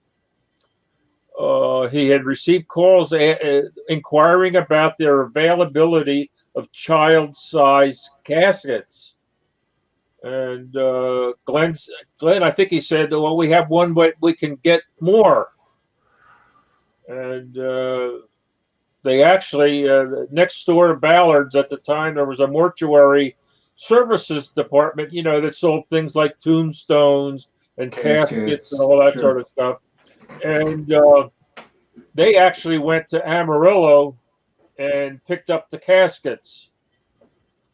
So the story about caskets is true because Glenn Dennis told 2 of the witnesses that we know of, he told it to, where one was a policeman, the other was a judge. So, I mean, it's not like yeah, those are pretty credible witnesses. Yeah, but I have heard a lot of people sort of rip apart Glenn Dennis as a witness and the nurse story and things like that. What do you think of that story? Yes, we believe the part about the caskets, the phone calls and the caskets. We believe that part. The other part about him going to the base and running into a nurse friend, et cetera, et cetera. He lied to us about the name of the nurse. And we spent a good 2 years trying to find her, and we couldn't find a nurse with the name of Naomi Maria Self. And so we went to Glenn. We can't find, there's no Maria. We can't find that nurse anywhere as ever being in the Army. He said, well, I gave you a phony name. Oh God, thank you. Oh, it's just thanks. I just wasted all this time. Yeah, we just wasted 2 years on that, and you're telling us you lied to us. So that part of his story is, we just take that away. Mr. Schmidt, also, you talked about chain of custody. So if we do get into the chain of custody of these bodies, so allegedly they called and asked about child-sized coffins, and then the bodies were then flown to where? Wright Patterson, right? Well, they were taken to the base first. They were taken to the base, like everything else. First went to the base hangar, the big hangar there. It's still there. It's Building 84. It's still a working hangar, but back then it was Hangar P as in Paul 3. And that's where everything went, including the bodies made their first stop there before they were transferred to the base hospital. Excuse me. And then they were flown out in 2 separate flights to Wright Field, soon to be Wright Patterson Air Force Base in Dayton, Ohio. But back then it was called Wright Field. But those were the cadavers. We don't know how long the live one, we believe the live one stayed on the base in Roswell. Oh yeah, you got to talk about the live one, because there's been various reports that one of them was alive, and this is where we get some of these stories about the alien being interviewed or telepathically communicating with people, or they tried to like interrogate him, find out where he was from, what he was doing on Earth. Because you can imagine, if you're in the Army, especially if you're a high-ranking officer and you're concerned about a threat, they would have interviewed him and found out what the hell were you doing here on Earth, right? Is this a recon for an invasion force or something, right? Can you talk about the live one? Because this is a fascinating part of the story. Okay. The live one was first seen, like I said, Dan Dwyer. The Roswell firemen saw the live one out at the impact site, walking around. And his family, after they learned what it looked like, they said, well, did you talk to it? Did you talk to it? And he said, yes, we talked to one another, but we didn't talk like we're talking now with our mouths. And, we didn't talk like we talk. We talked to one another in our heads, like mental telepathy. And the being sensed that Dan Dwyer was concerned about it. And so what it said to Dan Dwyer mentally was, don't worry about me. I accept my fate. My comrades are dead. My ship is destroyed. There's not anything I can do. I accept my fate. And that was all was exchanged between Dan Dwyer and the live one out at the site. Well, the military then arrives and takes everything, the bodies and the live one back to the base. So the live one, we believe, remained at the base for a period of time because we have a witness or two that saw it there, and we think it was kept for a time at the guardhouse, first at the hospital. But once it was, ambulatory, they kept it at the guardhouse, believe it or not, in military fatigues that didn't fit. So we got that story from a lawyer, a JAG. That's interesting. Yeah, that was from a judge advocate lawyer who was going to the guardhouse to visit another prisoner, and he looked into one of the cells, and there's this thing with a big head, no hair, and in fatigues that the fatigues were way too big for it. He said he'd never seen anything in his life like that. So we're guessing, I admit it's a speculation, that was the live one that was still being kept at the base. But eventually it wound up at Wright Field like the others, because the following spring, it's now April of 1948, it is seen by a Air Force, what do they call it? War class. They're the officers who the Air Force deemed were going to lead the Air Force into the future. The Air War College class of 1948, out of Maxwell Air Force Base in Louisiana. They were flown to Wright Field in April of 1948. They're in training, how to run bases, blah blah blah blah. Administrate and other things. What do you think of this? What do you think of that? So they're led into this hangar. The class is led into this hangar one day, and So they're standing around, what are we supposed to do here? And then they wheel in a couple tables, display tables full of this wreckage, and they said, "Okay, guys, have at it. Tell us what you think of this wreckage here." And so they pick up this wreckage. Some of it is stiff as a board. They can't do. It's all very thin, like thin foil. Other wreckage you can wad up and let it go, and it just floats there. Just floats there. What the hell is this stuff? And somebody said, "Wait, we've never seen anything like this. Where did you get it?" And the facilitator says, "Well, we got it last summer from a flying saucer crash in New Mexico." That's what he told them. And some of them hadn't even heard of it. And you have multiple witnesses to this event, right? Yes. And so they're led into another room.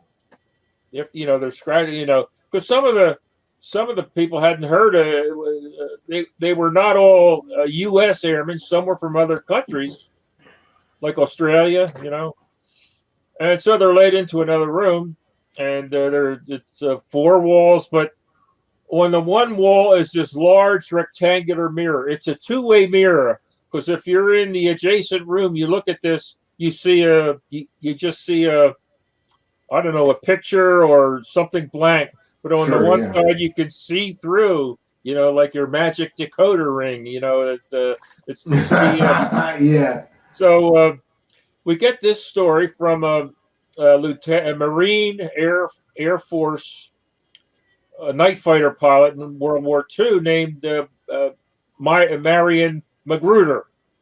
He's now Lieutenant Colonel. The lowest rank, by the way, in this Air War College class is Lieutenant Colonel. It goes all the way up to General. So there's some high-ranking officers then. Yes. Yeah, it's not they're not enlisted men, no enlisted men, no lieutenants, no majors, no captains. You had to be a lieutenant colonel or higher. So Marion Magruder's telling his son, he's got 5 sons, their first names all begin with M.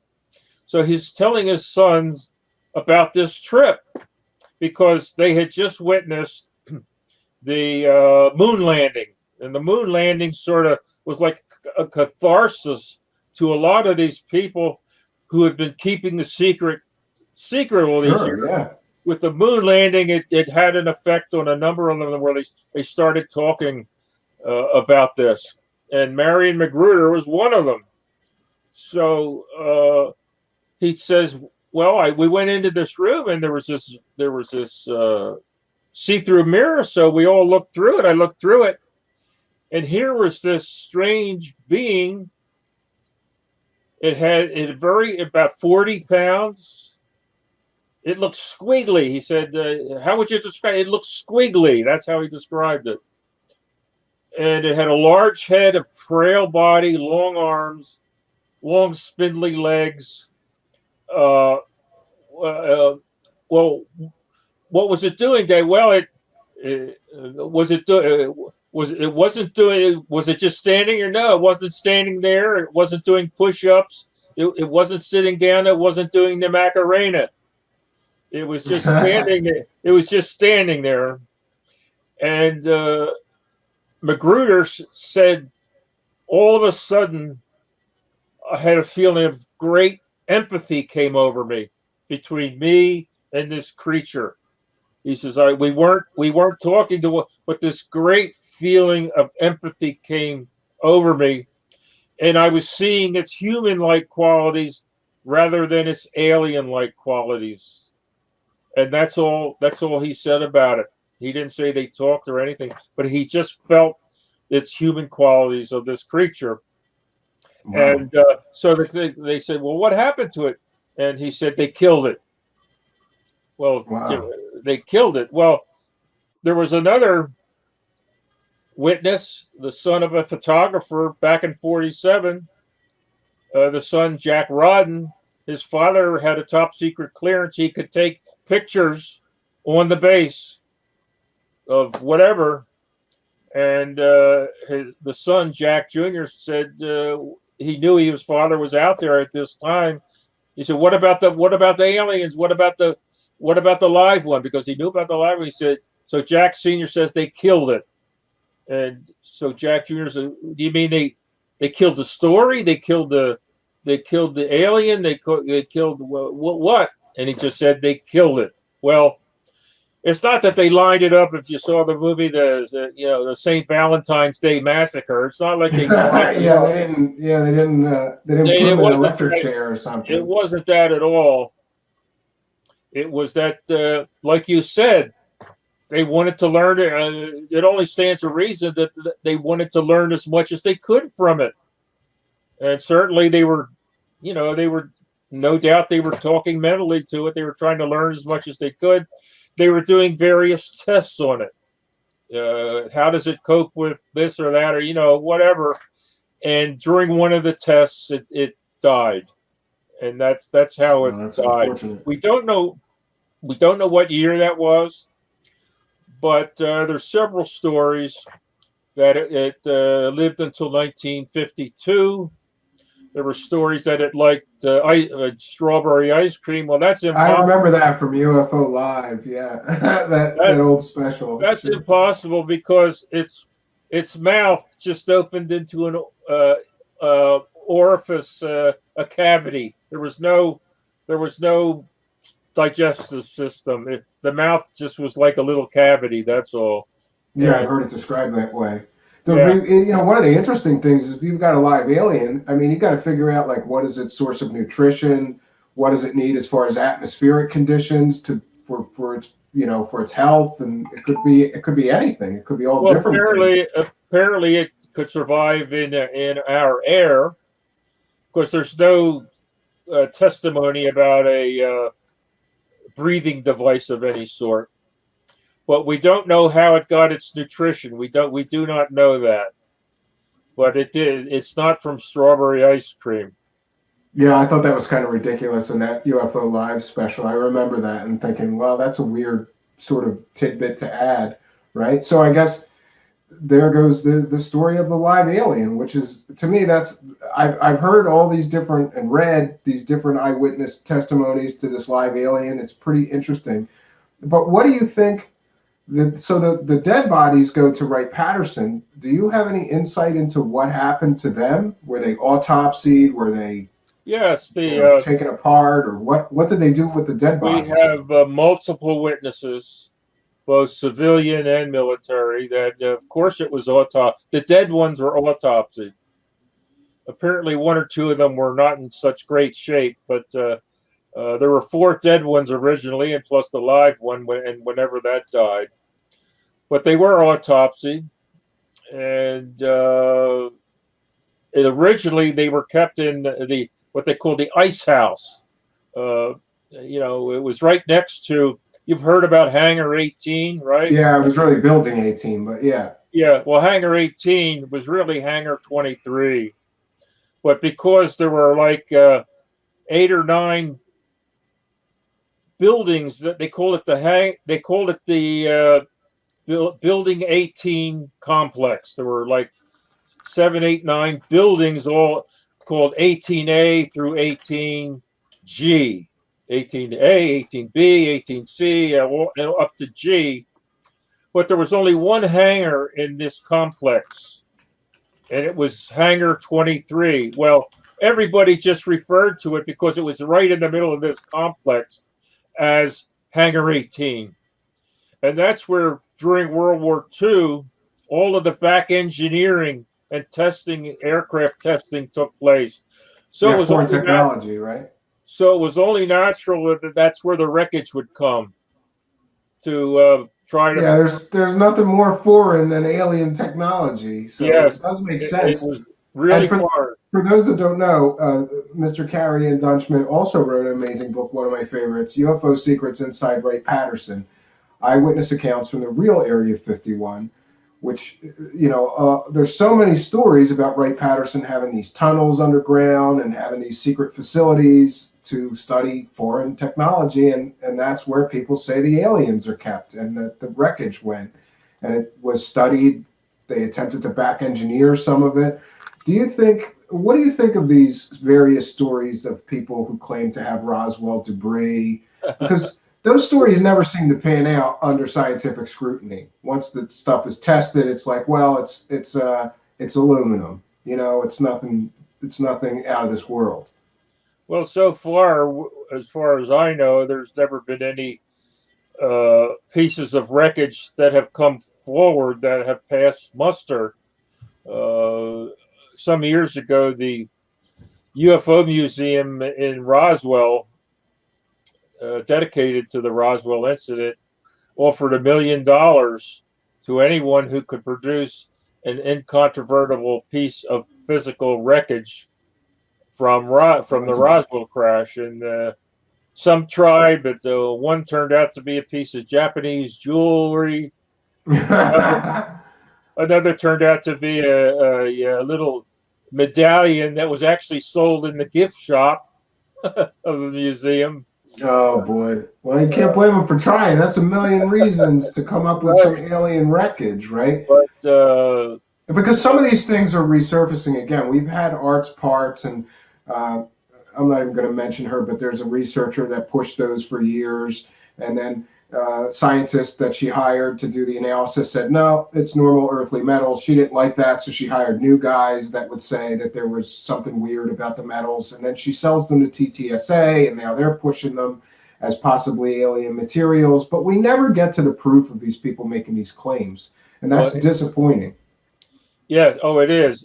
It's actually the most disappointing thing about the case, because there were so many little pieces of wreckage. And the ranchers always, whatever crashes out in the desert, the ranchers and their children always get to it first, to pick up first, to see if anybody's hurt, but then to pick up little pieces of the wreckage. And we suspect that that's what happened here, because the ranchers and their children got to the site first. And we've heard about so-and-so having a piece. In fact, some people admitted to having a piece, but over the years, it became lost somewhere. And see, this is the tantalizing part. Like, you could have had the proof and you lost it in your attic or something, right? Or your garage, and you can't find it, or you moved and threw it out. You know, that's the tantalizing part to me. Yes. Listen, I don't want to keep you too much longer, but if you don't mind, I'm sure that we have some questions in our live chat.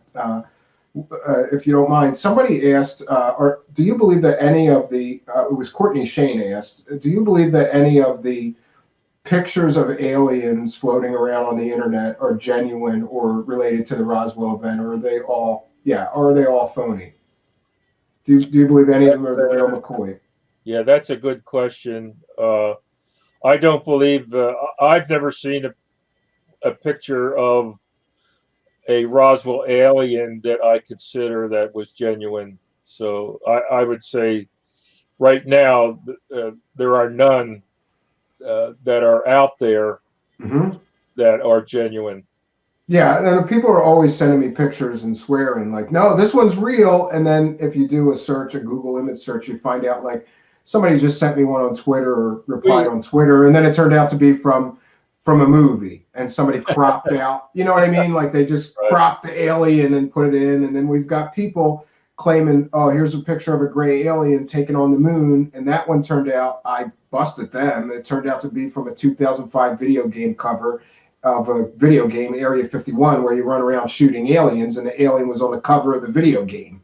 And people put that behind a paywall, and we're charging people $3 to see the picture.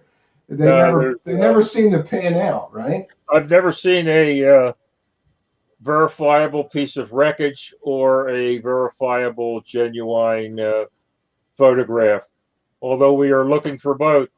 And here's the thing about the wreckage, Stephen, is that the wreckage, some of them have been put forth by other investigators, and they say, oh, here's a piece, we're going to send it out for analysis. Well, that's the last you hear about it. You never hear what the analysis was. And so that's one of the problems. We're looking for actually a piece of the memory metal. That's what we're looking for, because you don't have to send that out.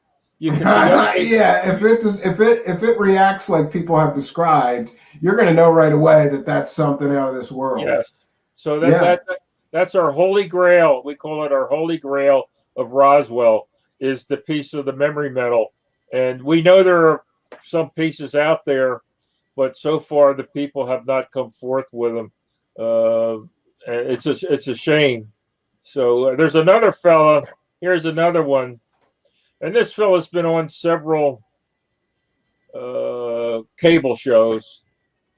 He goes out to the debris field site with a Geiger counter, and he's been finding these little pieces, and they're aluminum. They're aluminum, and so he's had them tested on several shows, and they always come back 99.99997 aluminum. And well, it's I don't know. That's what you get so far. That's what you get so far. We do know that most of the pieces were palm sized. They were palm sized. There were some larger pieces, but the overwhelming majority of the debris, because this explosion just shattered the ship, except for that inner cabin. And the other thing about it, Stephen, there was no moving part on it. We got that from a witness, a military witness who was in the hangar, who saw all the wreckage. There was no moving part on it.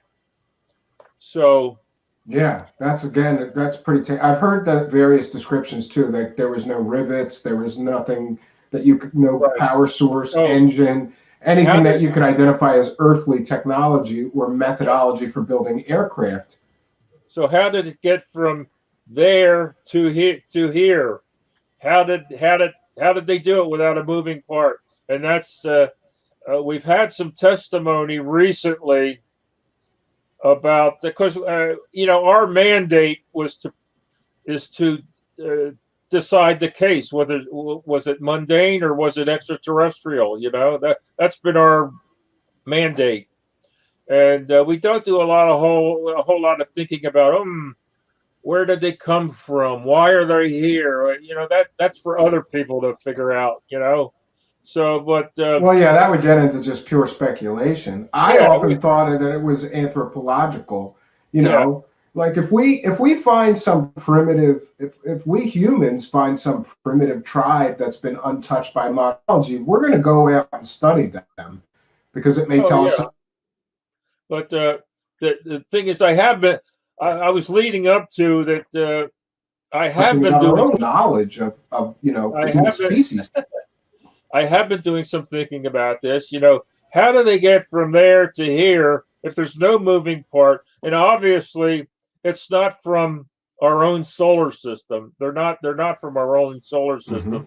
So they're from another solar system, most likely in the Milky Way galaxy, right? Even though there's 100 million galaxies in the universe, they're most likely from the Milky Way. But even there, the distances are so astronomically long that you can't get from there to here using motors or things that we currently have. So how did they do it? So they must have somehow bent space to where it's only a short leap, because the long distances in the universe, you just can't do it. So they must have somehow solved the space-time continuum, right? So we have, in researching our last book, and called, what is that called? It's called Roswell, the Ultimate Cold Case Closed. And we are working. Every time I think it's closed, we're working on another book. We're working on two more. There's one going to come out this year, and one going to come out next year. But thinking about how they were able to get here from there, we had the testimony of one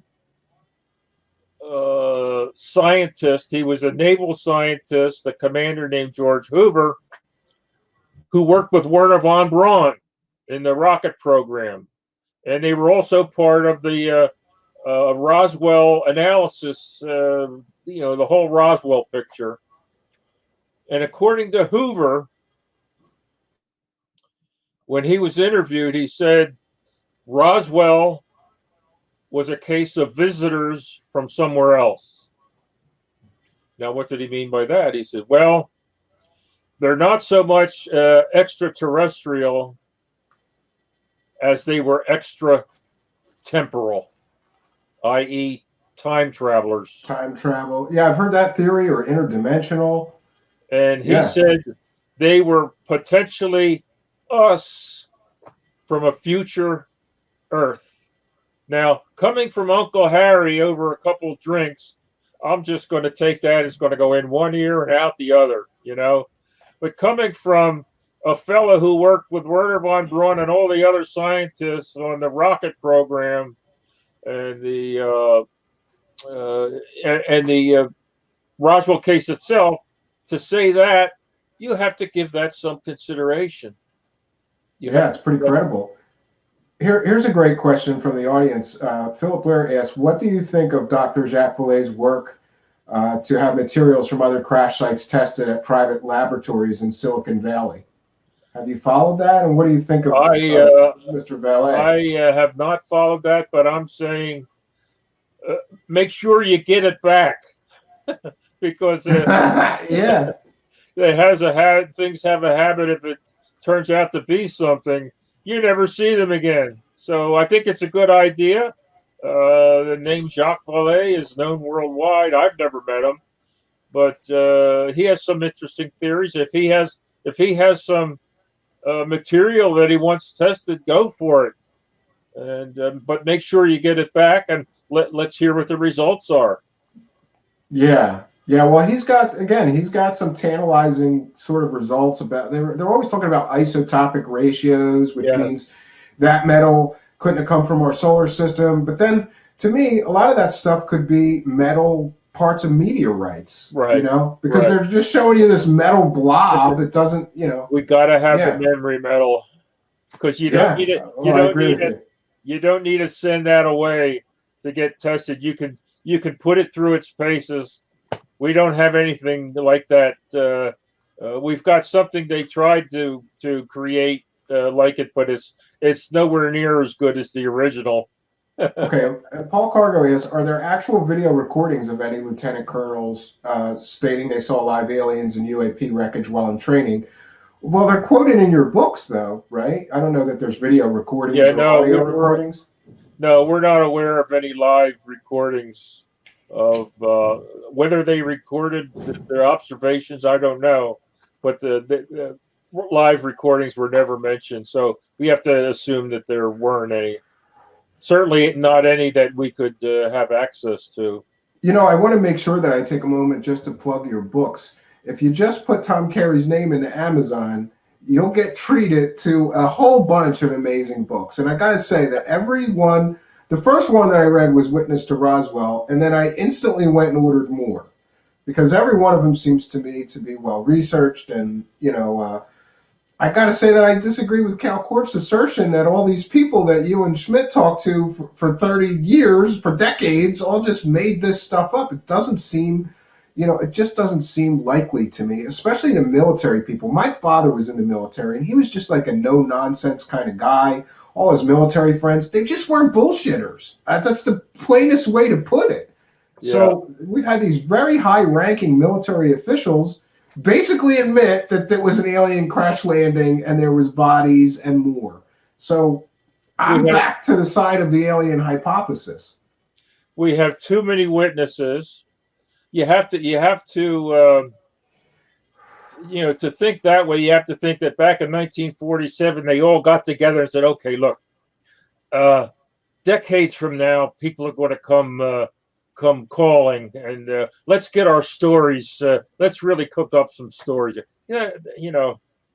That's ridiculous. That's ridiculous. I agree with you. And Mortimer James asked, we touched on this briefly, but what do you think of the pieces? They were called Art's parts that Art Bell got and Linda Moulton Hale was pushing as alien pieces of wreckage. that's that's one of the things I'm talking about. The arch parts.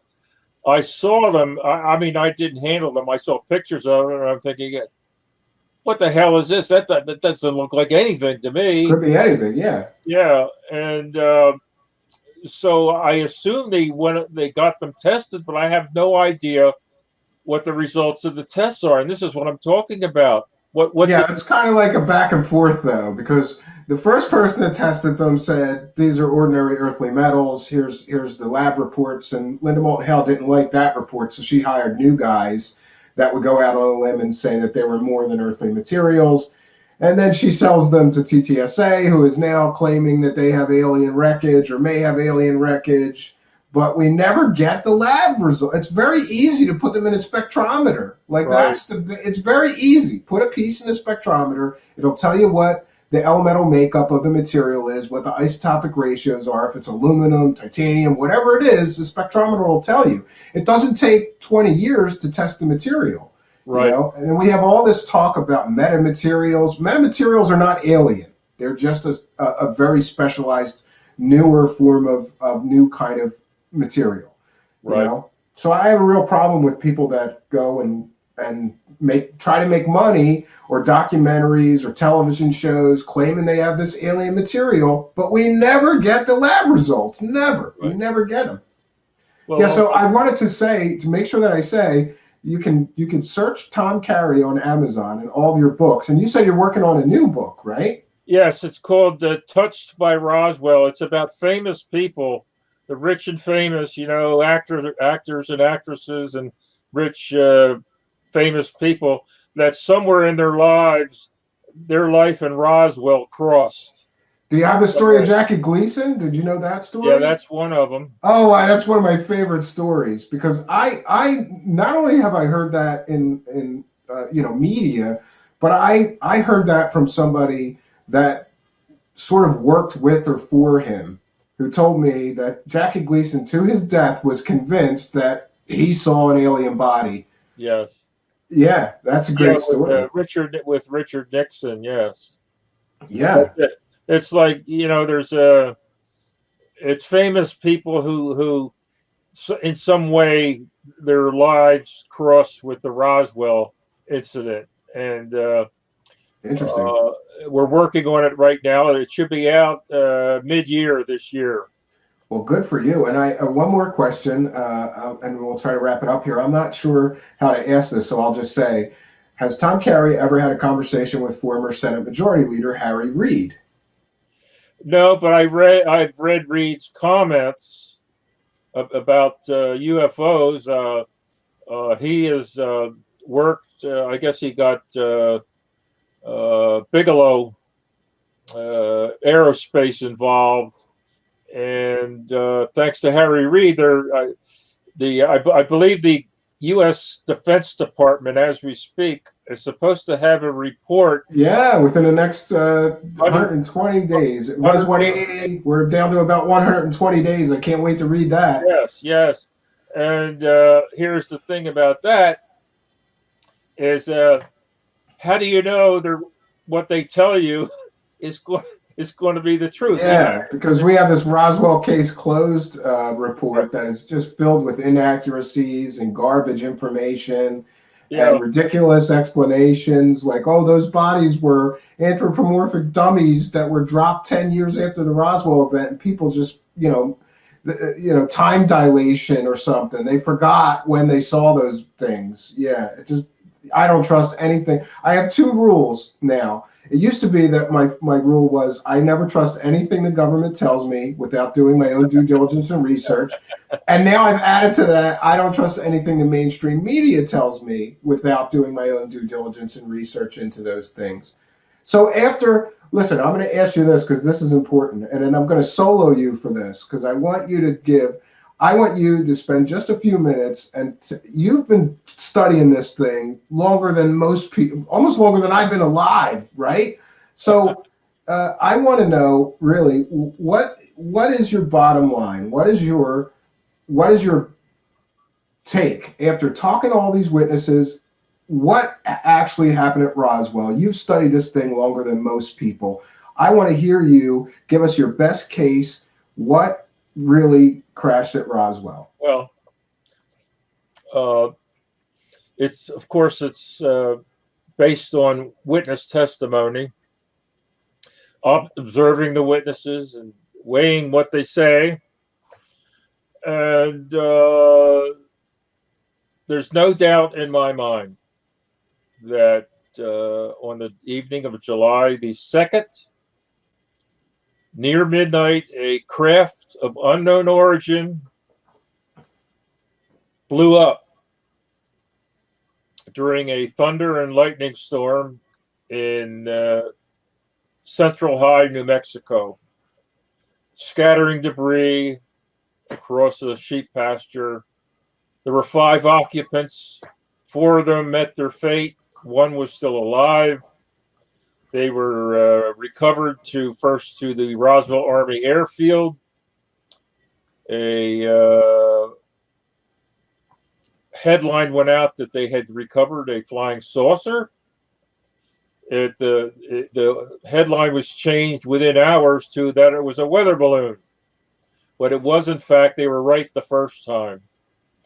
A flying saucer crashed. We don't know where it was from.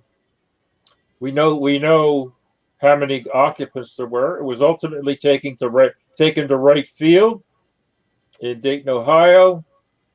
That's where it was analyzed. That's where the bodies went. That's where the live one went. They did tests on the live one. Certainly, they did autopsies of the dead ones. They were kept there for years.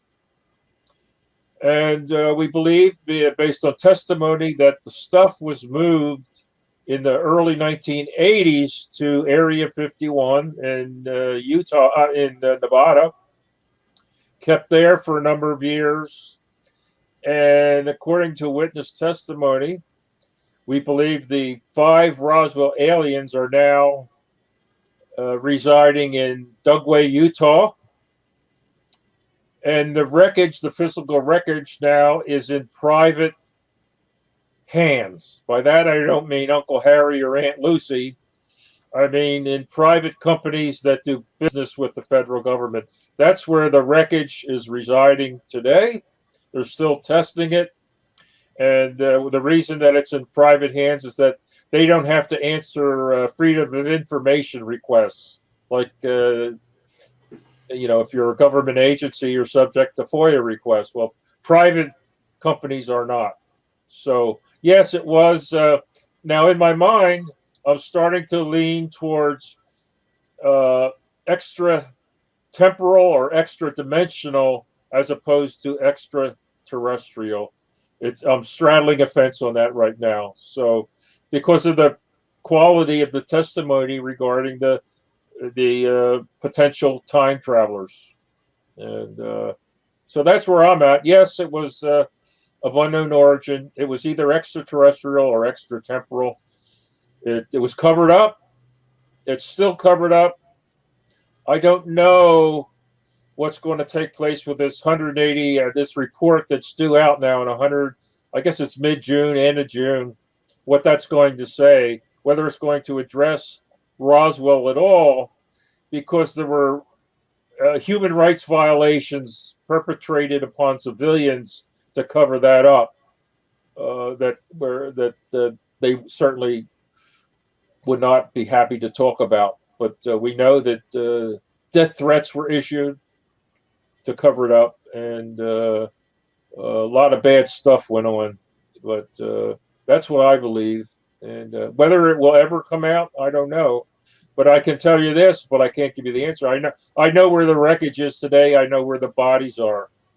But we're not going to release that information until that book. We have a issue. Our book Witness to Roswell was our best seller. So in 2022 will be 75 years, believe it or not, since the event. So in 2022, we're coming out with the 75th anniversary issue of Witness to Roswell. we're going to have new information in there, and certainly we will have the information as to where we know that the wreckage is, where it's at, where the bodies are, and what tests they're doing on the wreckage. So that's what I believe. Wow, it's been such a pleasure to talk to you, having read so many of your books. I want to thank you so much. I'm sorry we went a little over time. I think, I could talk to you for another 3 hours, but I'm going to have to let you go. I hope that you'll come back.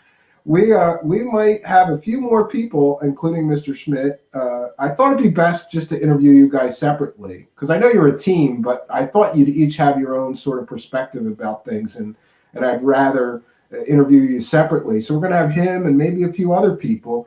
I did want to ask you, just briefly before you go, though, Walter Bosley, has a pretty interesting idea, but it's mostly speculation. I never heard that name before. I don't know who he is.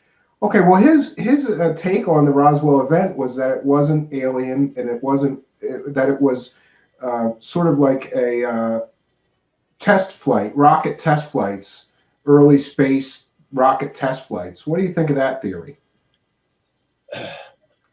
Are we almost done?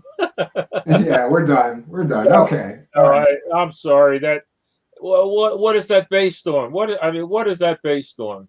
I think just on Project Paperclip and some of the early tests with the V2s. Oh, no.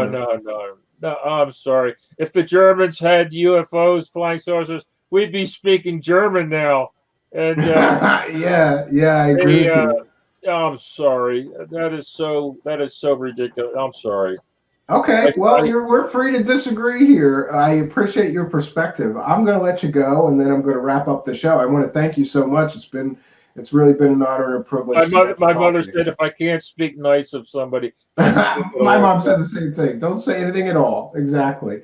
All right, well, I'm going to toss you out of here now. I appreciate your time very much. Everybody, listen, if you want to hear more, if you want to read more, go to Amazon, just put in Tom Carey or Don Schmidt into the search box, and you'll find a whole bunch of great books. Every book that I've gotten from him, I thoroughly enjoyed. I want to get some more.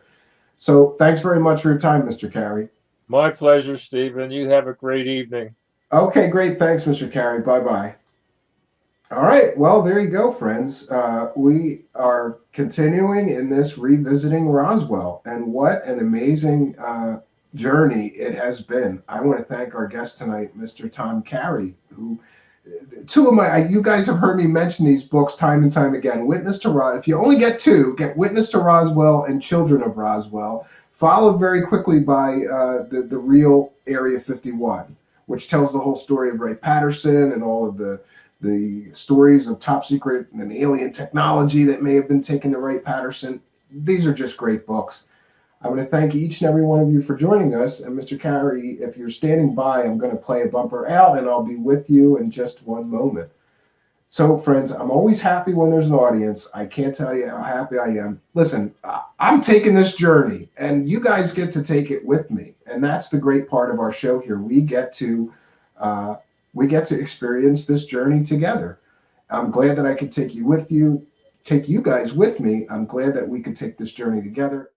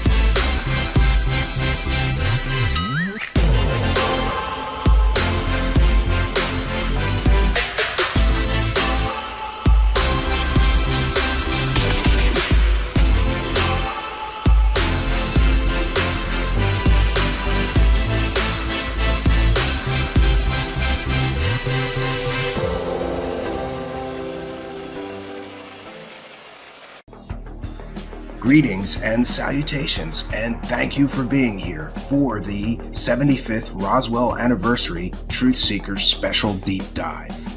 If you're new to the channel, please be sure to subscribe and hit that notification bell so you too will know about future special events you can attend here.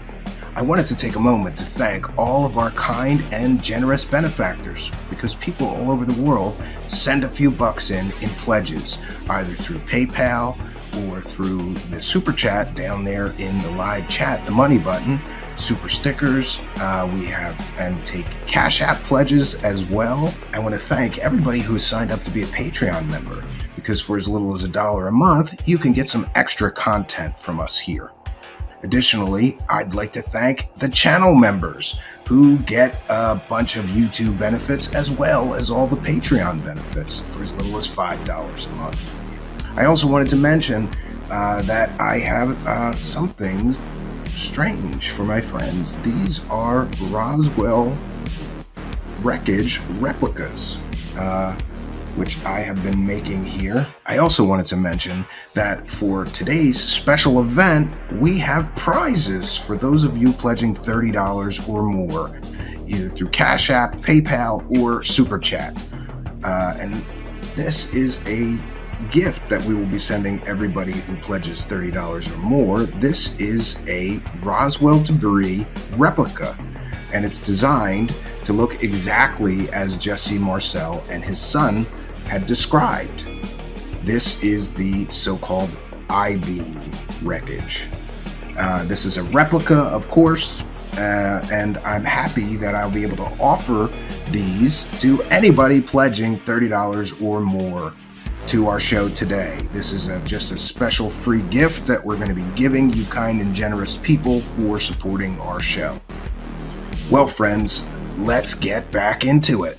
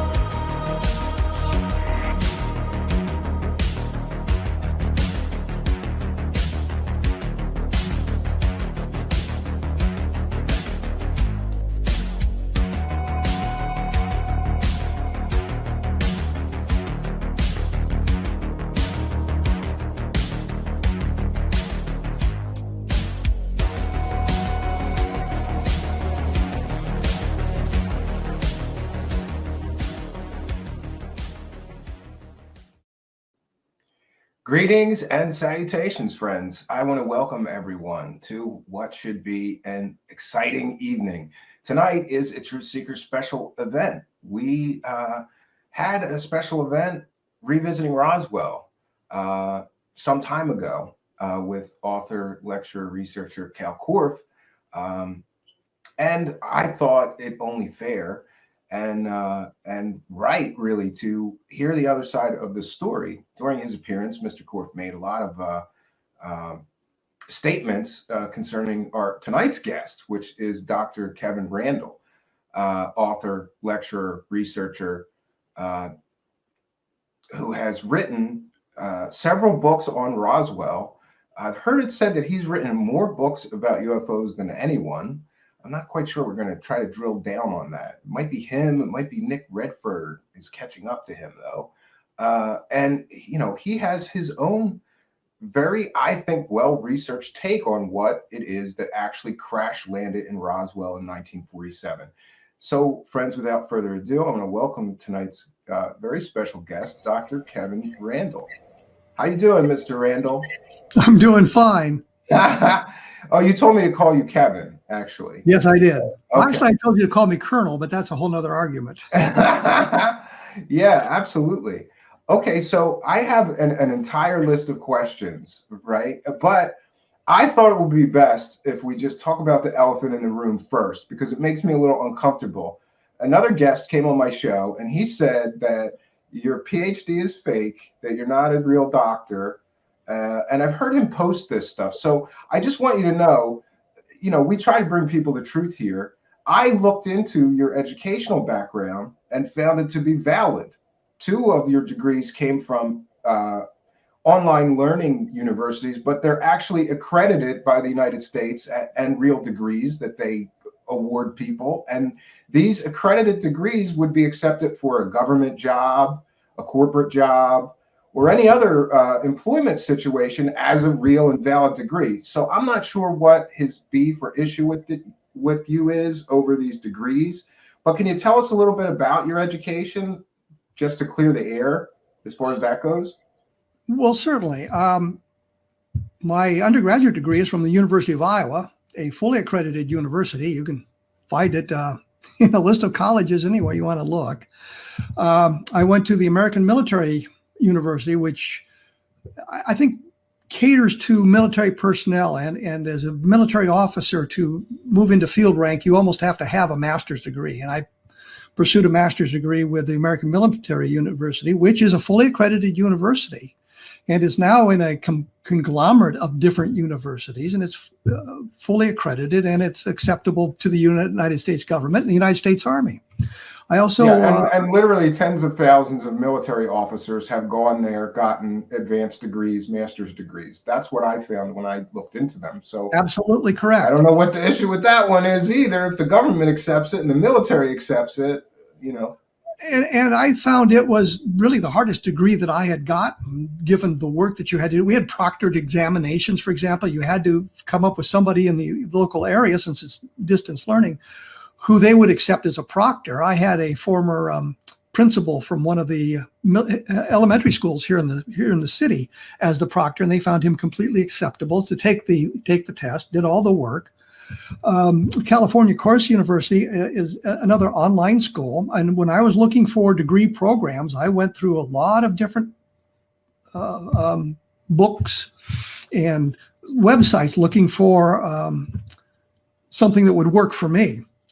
And I found one that if you had to be fluent in 2 foreign languages. I'm lucky I'm fluent in English. And things like that. I mean, there are degrees, so to speak, of the degrees. Clearly, getting an online degree from an accredited university is not the same as going to Stanford or MIT and getting a PhD from them. I mean, there's very prestigious degrees. But isn't it a good option for a lot of people? It's half the cost, or less. You know, it's more convenient. And it allows you. You don't have to go to the bricks and mortar campus. You can continue in your work, whatever you happen to be doing, and get the degree that way. I did have to write a dissertation. I did have to go to the university to defend that dissertation, which I did. Yeah, and when to get a master's degree, even at an online accredited university, you'd have to write a master's thesis as well, right? Well, at the American Military University, they had you had a massive final examination you had to take. Okay. And they sent you. We'll be looking at this area and this area and this area. Study for it in these areas, but they didn't ask you questions in all the areas, so you had to study everything so that you would be prepared to take That sounds like a nightmare. Yeah. Yeah, that was. So I just don't, listen, I don't understand what the controversy or the problem is, I have with never your education. suggested that it was any kind of a prestigious degree. I mean, it's a legitimate PhD. It's accepted. It was accepted by the United States Army. I think when I was in Iraq, there were 2 of us in the entire brigade that had PhDs. The other one was the brigade commander. And just so I'm clear, if you get a PhD, it comes with the title doctor, right? So absolutely, it's a there's doctor. no problem with calling you Dr. Kevin Randle. Then he had an issue with that as well. Like, you're not a real doctor. I mean, maybe not a medical doctor, but you have a PhD. Therefore, it comes with getting a PhD comes with the title doctor. You could get a PhD The only in time I actually philosophy or theology, and you're still a doctor. You're a doctor of theology or a doctor of philosophy, not a medical doctor. Or a doctor of education, Jill Biden. Yeah. The big controversy about her degree being a doctor. Here we have a comment from the live chat. Cal trashed his degree in way to what? Trash his credibility. Don't know, feels low blow, Cal. So, I think most people would agree with me. I'm sorry, I disagree with Mr. Korf. I don't care if it's an almighty credit. If it's credited and the government accepts it, it's a real degree. You may not like that he didn't go to a brick and mortar, actual physical school, but thousands of people do this. There's so many people that do this now. I'm thinking about doing it. Well, the thing really, he had attacked me from another point of view, and somebody had written to me and says, Cal says you didn't get the degrees. We'd like to check with the university. We checked, and they said, you have to sign this document so that we can release your information to them about your degree. And I said, sure, I have no problem with that. And the thing I find interesting is when you challenge somebody who is fudging their resume, they will say, I'm not going to dignify that with a response. I always respond. Yeah, you've got a good answer, and and you also will allow people to get copies of whatever they want, including your military records, which I find refreshing because there's too many people in UFO land claiming military service that it doesn't add up, When you check, you find out they were never even in the Air Force or something, Or the Army. Yes. Or both. And you've got extensive military experience. In fact, you went back, you enlisted again, right, to go into the Iraq wars. Well, I enlisted in the Army right out of high school because they had a program that took high school graduates and sent them to flight school, helicopter flight school. And so that's what I did. And 13 months after signing up for the Army, I found my butt in Vietnam. And for those who are interested, I tell some stories like I blew a helicopter up on a landmine. Blew it up on a landmine, and people, look at me askance. If you go, I've got a blog called, it's www.vietnamgroundzero.blogspot.com. Vietnam Ground Zero, all one word. And what I'm doing is putting up the information about my experiences in Vietnam, because we've just, to backtrack, I'm getting ahead of myself. Bob Cornett and I wanted to be writers when we were in college. We were in college together. One of the things we wanted to do was write science fiction books. And we would go to the science fiction conventions to meet editors. And we met an agent there, and she signed us up. And she called me at work one day about the Green Berets in Vietnam. I said, yeah, sure. She'd called and says, can you write books about nurses in hospitals? I would have said, yeah, sure, I can do that. Yeah, what do you need, right? Yeah, absolutely. And so Bob and I wrote some 30 books called Vietnam Ground Zero. Well, an English company is reissuing the books. I think the first 7 have come out since July. And so I put up a blog to kind of promote that. And I thought, well, what I'll do is I'll just put up my Vietnam experiences on this blog so that people can see that, yes, I am a real, honest to God Vietnam veteran. So when I say I blow up a helicopter on a landmine, if you go to the blog, there's a story about I blew up a helicopter on a landmine. And you scroll on down, and there's a link to the 187th Assault Helicopter Company. It takes you to their website. And the unit history, you go to 69, which is 1969, and I hesitate to say that because that gives away my advanced age. But you scroll on down to May 16th, and it says Chief Warrant Officer Kevin Randle does this thing, and I think it's aircraft 617, finds the only mined rice paddy in South Vietnam, and then it describes some of the damage done to the helicopter. So you can now go to a source that I do not control, and see that I did in fact blow up a helicopter on a landmine. The only thing inaccurate about that, it says Chief Warrant Officer Kevin Randle. And at the time I did it, I wasn't a Chief Warrant Officer. I didn't get that promotion for another 2 months. But so I've done those sorts of things. I've been very scrupulous on talking about my educational background and my military background, because I know people check these things out. And I know Stan Friedman checked me out one time, and he never said another word about it because he got the documentation and I was who I said I was. Mm-hmm. I had been a warrant officer in the Army. I was spent a year in Vietnam. I spent 4 years on active duty with the Army. I got out of the Army. I went to college, took Air Force ROTC because as a warrant officer, you could do that. And was commissioned in the Air Force, spent some time in the Air Force, worked as a general's aide for while his aide was on leave. And the general liked me because he had been a B-17 pilot in World War II, and I had been an Army helicopter pilot in Vietnam. So he when I was ready to leave that unit, he said, well, on the reserve side, we've got 2 slots available as my aide and as the intelligence officer. Well, I stupidly picked the wrong one and went for intelligence officer. If I'd been smart and knew what I was doing, I would have picked general's aide, because you learn a lot more that way. So I know Stan was upset because I was talking about being an intelligence officer. I was serving in the reserve, and I've served on active duty as an intelligence officer. And I'm sure he checked that out, but he never said a word about it. And maybe it's the number of fraudsters out there that claim these things, and meanwhile, here's a real and genuine military officer that really was an intelligence officer that really has these educational credentials. And it's kind of hard for some people to believe that there is genuine people, Well, I think part of the problem was when I got back from Iraq, the man whose name I do not want to speak, Cal,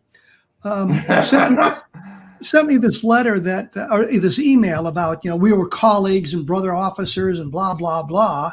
And he's in some organization that nobody can find, some mythical organization, and said he was a captain and I was a captain and all of this stuff. And I'm thinking, I don't want to talk to you. And I think that kind of annoyed him. And then I got promoted to major. So suddenly he was no longer a captain. He got promoted to colonel. So I've not heard that kind of stuff. So and then the funny thing was, he talks about, well, my organization is super secret. I'm thinking, then why are you blabbing about it all over the internet, you boob? And then the second thing that got to me was you couldn't find any reference to it on the internet. Well, if you want to look up the organization from which I've been commissioned, the United States Army, you can find it all over the internet.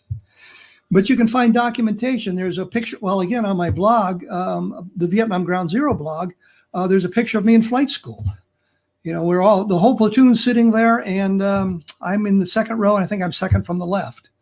And so I put that picture up on the blog. It's not a very good picture, and you'll be hard to identify me, but you can see it. There's a picture of me up in dressed in my jungle fatigues in Vietnam, complete with my .38 caliber revolver with the peace symbol on it. So that's pretty funny. And until I heard him say something like this, I've never heard anybody. I've heard you on so many different, podcasts and documentaries and television shows, and I've never heard anybody say anything negative about your education or about your military service being suspect. So I think we've covered that, and we can move on to Roswell. I guess the first big question that I had is why the interest in UFOs in general, but then why did you become what I would call laser focused on investigating Roswell as one of the early civilian investigators? The interest comes from my mother.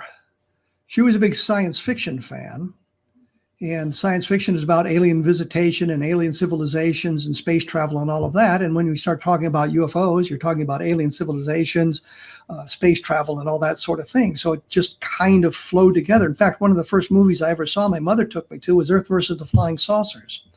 And that kind of sparked the interest. So it carried on from that point on. I was at a science fiction convention in Milwaukee, Wisconsin, and there were 3 of us that were going to debate UFOs with 2 guys from the Center for UFO Studies. I was on the con side, and Don Schmidt and another fellow was coming up from the Center of UFO Studies, and we were going to debate it. On my side was Frederick Pohl, and I think George R.R. Martin was the 3rd guy before he became George R.R. Martin. and Game of Thrones. Wow, interesting. Well, I actually was in his house in Dubuque once before he was George R.R. Martin, when he lived in Dubuque, Iowa. But when Don showed up, the second guy couldn't make it. And I thought, well, this is not fair, 3-1, and it's a debate. So I switched sides, because you can't, in a debate. That's interesting how that happened. So there's how you became friends with Mr. Schmidt, I suppose. Right? Absolutely. And I was putting together a book that was based on the magazine articles I'd written in the 1970s called the UFO Casebook. And there was a bunch of stuff there. And I interviewed a couple of people who were in the UFO field to flesh out the book. So Don got a hold of me, and he said that they were going to investigate the Roswell case. I didn't know that much about it. I knew a little bit about it, but I didn't know that much about it. And they wanted, the Center for UFO Studies thought I would be a good person to partner with because of my military background. And a lot of the witnesses would have a military background, and I would understand things that the civilians may not understand. And one of the best examples of that, I think in the Roswell incident, Bill Moore and Charles Berlitz, they say that Colonel DuBose was General Ramey's aide. And I said, no, Brigadier General doesn't have a full colonel as an aide. And it found out that DuBose was actually the chief of staff, a much more important position than the aide. A 4-star general like the chief of staff may have a full colonel for an aide, but Brigadier General, no, not so much. But that's the kind of thing I would know that the civilians wouldn't know. So we trotted on down to Roswell, and both of us kind of thought that we would solve this thing in a matter of hours. I can imagine though. Yeah, you think you're going to get to it, right? Yeah, we got that. We were going to go down. We were going to talk to Frank Joyce, who was the reporter at KGFL in 1947. We got to Albuquerque. He lived in Albuquerque at the time. And he didn't want to meet with us because he was ill. I thought, well, that figures. Then we went to a meeting with a group of New Age people, I think is the best way to put it. They were way out there, way in the woo-woo end of it. The woo people. And, I thought, well, this is absolutely useless. And then we went down to Roswell. We were going to meet Cliff Stone, and he didn't want to meet us at his house, and I don't know why, because his street address is in the telephone book. But he met us at the Burger King, and he shows up in uniform, and I thought, well, that's kind of weird. But then we go to his house. We get to his house, and we're in the living room, and he said, well, just a minute, I have to go outside. And he goes outside, and he comes back, and he's carrying a document with a top secret cover sheet on it. And I'm thinking to myself, if you've got a top secret document there, you're going to jail because you're not authorized to be transporting them in your car and leaving them in there, and you have to keep them. You have to keep them in a vault. You cannot keep them in just a regular safe. They've got to be in a vault, top secret documents. So I know he was a little bit weird, but he did put us onto a couple of people, like Ralph Hike, who provided a number of interesting leads for us. The final day, we go to meet Bill Brazel. Here's the guy, Bill Brazel. And he meets us in Carrizozo, New Mexico. We meet him at the Outpost cafe or bar and grill or whatever the hell it was. And there's pictures of Don and Bill Brazel and me standing in front of the Outpost, by the way.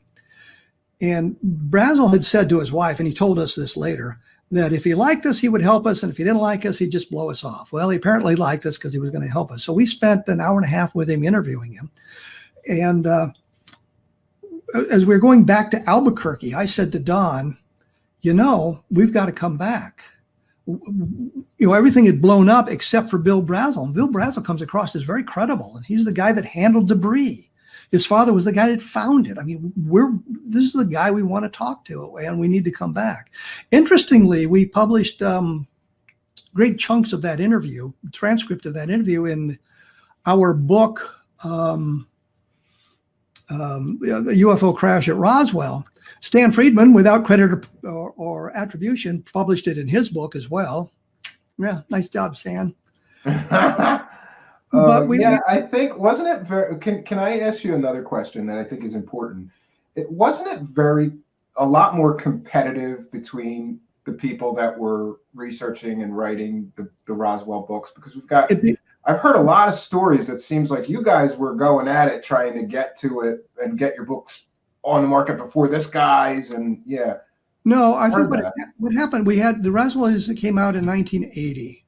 Nothing else had been done. Stan got diverted into the MJ-12 nonsense. So he was chasing that. And in fact, the center had talked to Stan about it and asked him about additional witnesses. That's those people you need to talk to. And he was all on board for it. So after we got down to Albuquerque, I think it was in February of 1989, and we're driving back to the airport in Albuquerque so we could fly home. And I mentioned to Don, we could do a book on this, but we've got to come back because there's more information to be got. And so we'd come back a number of times. And then Unsolved Mysteries did their thing in September of 1989 about Roswell, and I was one of the participants in that, as was Stan. And just so you know, Mr. Randle, Kevin, I'm allowed to call you Kevin now. The first time I ever saw you was on the 1989 Unsolved Mysteries. My father watched every single one, and I remember sitting and watching that one with my father. So that's why I was so happy, because the first time I ever saw you was on Unsolved Mysteries in 1989, watching it with my dad, and now you're on my show, which is just a little bit amazing to me. Well, so let's go one step further. So I'm in Iraq, and these two sergeants come up to me one day and said, "Do you have a brother?" And I said, "No, why?" He said, "Well, we were watching this program, and there was a guy with the same last name that looked an awful lot like you, talking about UFOs." And I said, "Program probably from 10 years ago." So realized it was me on the program. That was the first one that I had ever done. I'd done radio programs prior to that and things like that. But that was the first time I ever appeared on TV. And then later on, after we finished the book, there really wasn't a race to get the books out. What happened was Stan came to Don and me, and what I remember is talking to him in the parking lot of this restaurant. We must have been inside at some point, but I just remember us talking about it, and he proposed to us, "Well, you should put my name on your book. My name would go third, and you should give me a quarter of the money." And I'm thinking, why? What have you done for us? Oh, no. All you have done is throw roadblocks in front of us as we tried to move through the investigation, as we got into it. And we brought him, he got more interested in it because he realized there was a lot to be done there. So we put out our book, and then he was, "Well, mine's going to be a hardback." And I'm thinking, so a book's a book. And then my father says to me one day, "When are you going to write a real book?" And I said, "What do you mean by a real book?" And he said, "One with, hardback." I'm thinking, I thought I'd been writing real books. It's not real unless it's a hardcover, Kevin. Yeah, well, then we got the Truth About UFO Crash at Roswell in hardback. So there we go. We had a hardback, so everybody was happy. I'm pretty sure I have that book and the hardback edition too. It's on the shelf right over here. Stan got this bug that I think it came out of the investigation back in 1980. They didn't have any stories of alien bodies. They had Jesse Marcel, they had Walter Hott, they had Bill Brazel, but they're not talking about alien creatures. They're not talking about bodies. And then Vern Maltese, I think it was, met Stan at a lecture. And he says, "My uncle, Barney Barnett, saw a crash craft in the bodies over on the plains of San Agustin, which is this prehistoric lake. It's a dried up lake bed in New Mexico, just west of Socorro." And so Stan started talking to him, and then either Bill Moore, I think it was Bill Moore, called Fleck Danley, which was Barnett's boss in 1947. Barnett had died before anybody talked to him. And so we're getting the story from other people who had talked to him. And Fleck Danley seemed to think that Barney Barnett had told him about seeing the crash flying saucer in 1947. I talked to Fleck Danley, and I thought, I could get him to confirm that he was with Crazy Horse at the Little Bighorn if I wanted to. It wasn't that sharp, and it has to do with his age, not that he was dumb or anything. I mean, it was his age. I think he was in his 80s when I talked to him, so it just wasn't a reliable source. Carl Flock and I did a story on Barnett in 2000, must have been 2003. It came out in the International UFO Reporter, where we investigated the Barnett tale. We found a diary. Actually, I found the diary. Ruth Barnett's niece, Alice Knight. Somehow I got in touch with her and was talking to her about what she remembered Barney had told them. And she called me one day and says, I found a diary kept by Ruth for 1947. Apparently it's the only year that she did that. And it was one of those daily reminder books, and she kept it religiously through the whole year of 1947. So we're going through this thing. There's nothing there. I take it to Albuquerque. She loans it to me. I take it to Albuquerque and meet Stan and Don Schmidt at a copying center. And I walk in the door, and Stan doesn't say hello or anything. He says, "Did you get it?" "Yeah, I got it. Here it is. Big and snot." So he stood at the machine and made copies for all of us. But there's absolutely nothing in there to suggest Barney Barnett was involved in any kind of observation of a UFO. Now, Vern Maltese and his wife, whose name escapes me at the moment, were at a Thanksgiving dinner with Barney in 1947. And it's key, it was 1947. So we have the diary entry. And Vern said he seemed to remember that Barney Barnett talking about this thing at that Thanksgiving dinner. Alice Knight was there as well. There's nothing in the diary about that either. Well, we had dinner, and Barney told us this amazing story about seeing a crash flying saucer. If he had been so frightened that he didn't share the information with his wife in July, now he feels safe to talk in November. Why doesn't she mention this in the diary? We would have loved to have something like that, a document from 1947 where they're actually talking about it.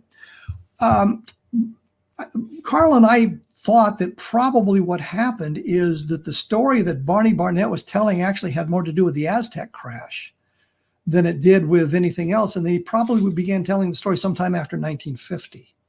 So we don't think that he was on the plains of San Agustin in 1947. I don't believe the story, given that all testimony about the plains of San Agustin crash comes back to Barney Barnett.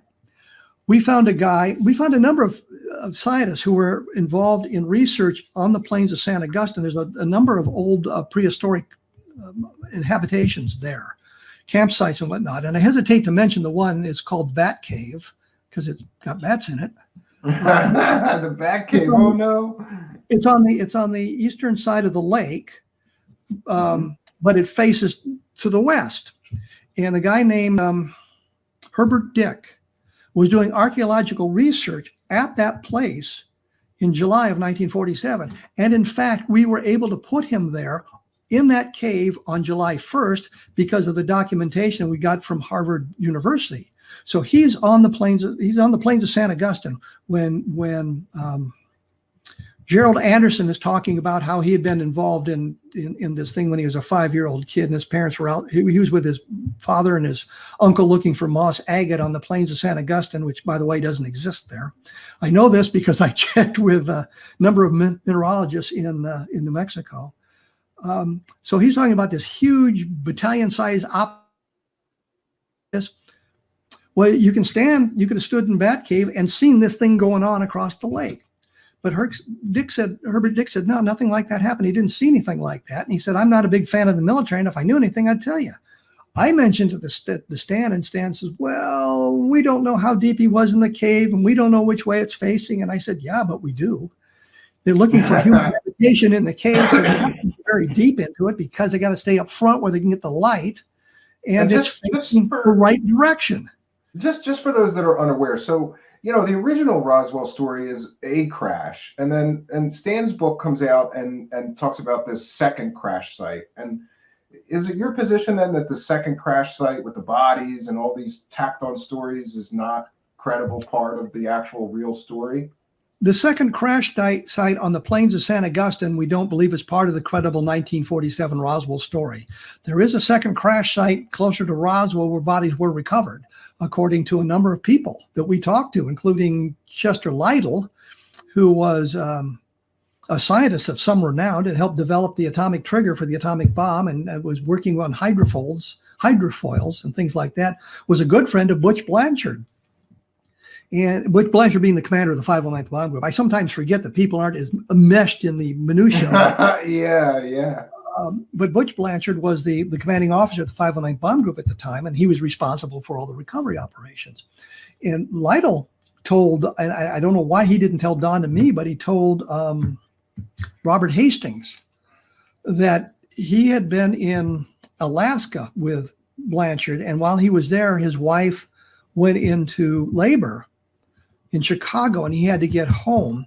And so they got an airplane, because now Blanchard was a general, and he could say, I'd like an airplane to go to Chicago. And they say, yes, sir. When would you like to leave? So they're on this trip to Chicago on the airplane, and Blanchard tells him that there had been 4 bodies recovered. Granted, Chester Lytle didn't see the bodies, but he's getting the information from Butch Blanchard, who should have known. And we talked to a couple of other people who said they had seen the bodies as well.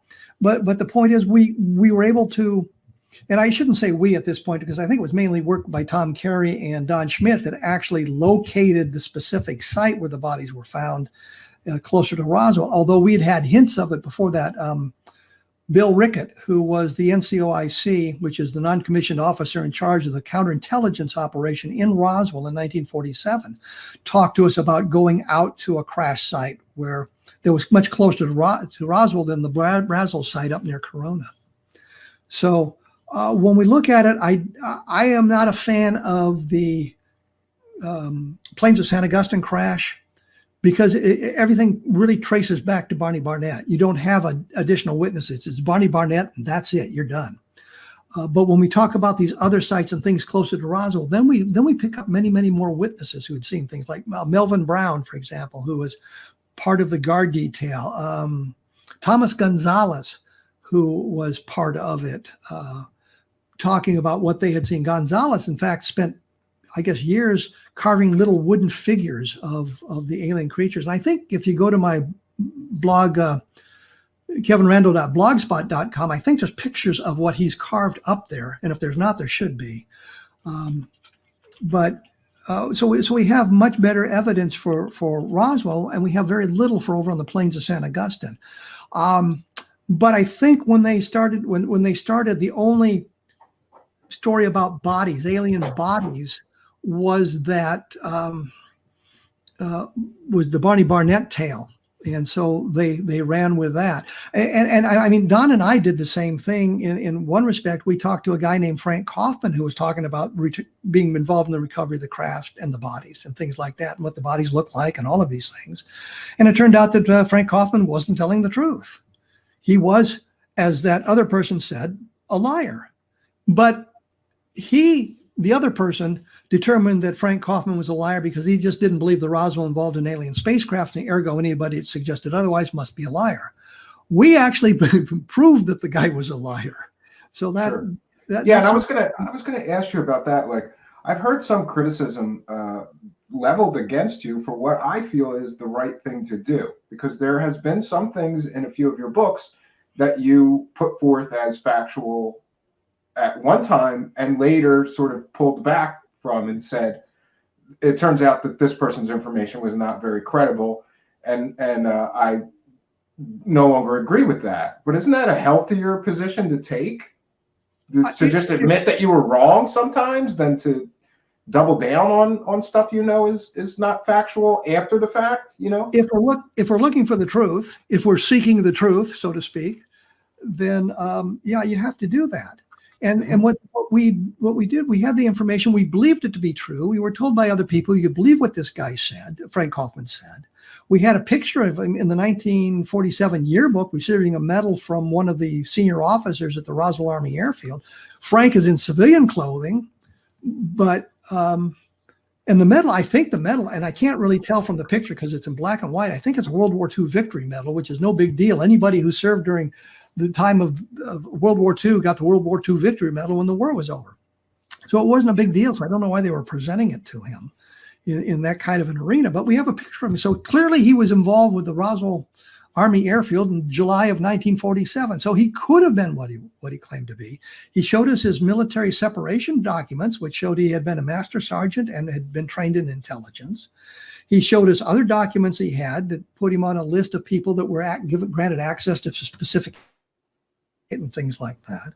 So we had this documentation, which doesn't mean that we didn't keep looking and asking things. After Frank died, and this was after he died, Mark Chesney, Mark Rodiger, and Don Schmidt were in Roswell, and Juanita Kaufman, Frank's wife, asked them to go to some of his papers because she wanted to make sure that, that there were no outstanding contracts that he was obligated to fulfill, dealing with the appearances on TV or like this. And as they're going through his desk, they found 2 old-fashioned typewriters.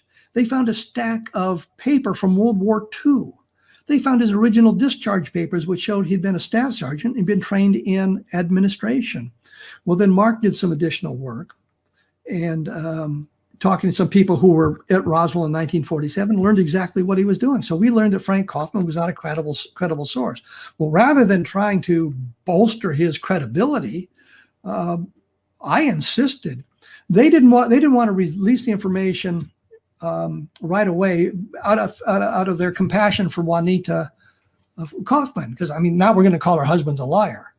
And he just passed away. Yeah. And he just passed away. And I that was their compassionate attitude. I think it was 18 months later, I was involved in a documentary, and they asked me about Kaufman at that point. And I said, yeah, we don't find this story credible anymore. And here's why. And then Mark Rodiker and I did the article for the International UFO Reporter, where we presented the documentation and the other evidence that showed that Frank Kaufman had not been completely candid with us. Yeah, he'd been a sergeant during World War II, but he'd been a staff sergeant, not a master sergeant. He had no training in intelligence. And so, the only thing you can do is say, wow, we blew it on that one. But at that point, I started vetting people much more religiously and rigidly than I had before. I was doing a book, Crash, When UFOs Fall from the Sky. And what I wanted to do, I was going to include the Del Rio UFO crash from December 6, 1950 in it. A guy named Robert Willingham was the source on that. Retired Air Force colonel, he said, ex-Air Force fighter pilot. And so I did my due diligence. I wrote to St. Louis, where they keep the military records of those who are retired or have left military service, and got his records back. And it showed that he had been a low-ranking enlisted man. He was technically a veteran of World War II. He'd entered the Army in December of 1945. The war wasn't officially declared over until the middle of 1946, although the shooting stopped in August of 1945. So he's technically a veteran of World War II. But he had been an E4, no flight training or anything like that. I looked at something else. As a military pilot, I know this. When we finished flight school, we were told we could stay an extra day it would have been at Fort Rucker. And the FAA would give us a written examination, 50 questions on FAA regulations. We'd have a class about it, and then we'd take the test type thing. And then we would be granted a commercial pilot's license. And that's a good deal for one day, right? Yeah, we've been gone from home for 13 months. We're about to go to Vietnam. It was adios, muchacho. I'm on my way home. We didn't do that. But then once I got back from Vietnam, and once I was at the University of Iowa, and I was on summer vacation, we were going up to Lake Okoboji for the summer. I stopped at the FAA office in Des Moines, Iowa, and took the test and got my commercial pilot's license. You had to document. You had to bring a DD-4 Form 214 and your flight record so they could verify your flight records. You had like 1,200 hours of combat flight time. So the 200-hour requirement for flight experience. You blew that out of the water. When we right? When we graduated from high school, I think I had 210 hours of flight time. So I met that criterion. There was some poor guy in there taking his private pilot's license, test for private license. He had maps out and he's charting courses and all of this stuff. I blow in, I take a 50-question test, I blow out, and then I've got a commercial pilot's license. Well, this guy Willingham didn't have a commercial pilot's license. He had a private pilot's license. I could figure out no reason why a military pilot would get a private pilot's license, unless, of course, he wasn't a military pilot. Wow, so that's interesting. But see, like I said, I for one found it like a good thing when you came out later and said this person's story is no longer credible. Another big controversy on my list of questions here, and this is very hotly debated amongst believers and skeptics, or really of everybody about Roswell, and that is the debris switch. Because I've got two people in that room where they took the famous photos of the so-called Roswell debris that later said they switched the debris out. Kalkorff claims that the debris switch was an invention of Stanton Friedman, that there was no debris switch. That was what they found, what they took the pictures of. But these two military gentlemen there, Marcel and Colonel DuBose. Colonel DuBose, later said, and I have like the written quotes of what they said, is that was not the same debris that they picked up from the ranch. Well, if you look at the pictures in the Roswell incident book, they've been cropped. And you look at the pictures and it says this is debris that they found there. Well, that's simply untrue, because when you see the full picture, clearly it's a weather balloon and a radar target that's been seriously degraded. So that's absolutely right. That the pictures show stuff. But Marcel said that's not the stuff I brought from Roswell. And DuBose said the debris was switched. Now, the interesting thing is, I think that person whose name I don't want to mention, Kalkorff, oh boy, said that when Stan found the full pictures, he talked to Marcel about it, and they came up with this idea that the debris was switched to keep the story going. Okay, let's say that's true. Let's say that that happened. What's the motivation for DuBose to say it? Yeah. There's no. He's not looking to be on TV. He's not looking to write a book. He's not looking for any kind of fame or glory. We went to him to talk to him about it, and he brought it up about the debris being switched.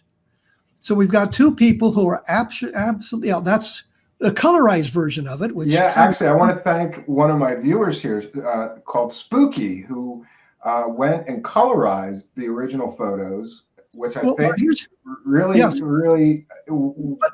but make look at it look more realistic that this was crazy. Now, here's my problem with the debris switch. The people that don't believe there was a debris switch is this. These are intelligence officers for the 509th Bomb Group, the only bomb group in the United States that handles nuclear weapons. They have access to the greatest technology in the United States. They see these weather balloons and experiments all the time at the base. I think they would know what a weather balloon is, a crashed weather balloon is. And the other thing I would like to ask you, because my father was a military man like you, if your commanding officer were to order you, you're going to stand there when these photographers come in and keep your mouth shut, and they're going to take these pictures. Don't say a word. You're going to do that, right? You're just going to do what you're told. There's no motivation for Marcel when those pictures are taken to stand up and say, no, this isn't the stuff I brought. The general's sitting right there told him, you don't say anything about what's going on and just pose for the picture. So that's what happened. I have the story from J. Bond Johnson, the guy that took the pictures that we're showing here, those pictures. J. Bond Johnson, I talked to him 4 or 5 times, and his story radically changes. That's the real. He finally says that's the real debris that they brought from Roswell. No, it's not. But it's because he learned that if what he photographed was the weather balloon, and in the picture of General Ramy, you can see the balloon back there. The black mass behind Ramy is the degraded weather balloon. He realized that if all he took of pictures was of this debris, this from a Raywin target, then his pictures aren't as important as if it was the real stuff. The pictures are important because it puts the people in Fort Worth on July 8th, 1947, talking about this specific thing. And this is the one of the pictures of Ramy. He's holding the memo that we all have been trying to read for a decade. I was that's on my list of questions as well. Right. Here's the picture of the famous, and I have an even better. No, I have a close-up somewhere. It's the other picture of Ramy. Ramy and DuBose, I think, is the one where he's got the memo as we see it, as we try to let me find. I have some other photos here of that, I believe. Yeah, but what do you think of these people who claim that they've decoded what's on the memo, and it talks about bodies and crash recovery and things of that nature? Do you think that it's credible that people are actually getting the real what was really on that piece of paper There's through a digital technology now? there's I've looked at that thing literally for decades. I've been involved in two attempts to read it at the University of Texas at Arlington. And thanks again to Spooky. This is why it's tantalizing. You can almost, you think it looks like you could read that from this angle. It looks like it's readable. And when you get to a blow up of just that, I've got an 8x10 blow up, and you can actually read some of the words. You can see Fort Worth, Texas. You can see weather balloons in that memo.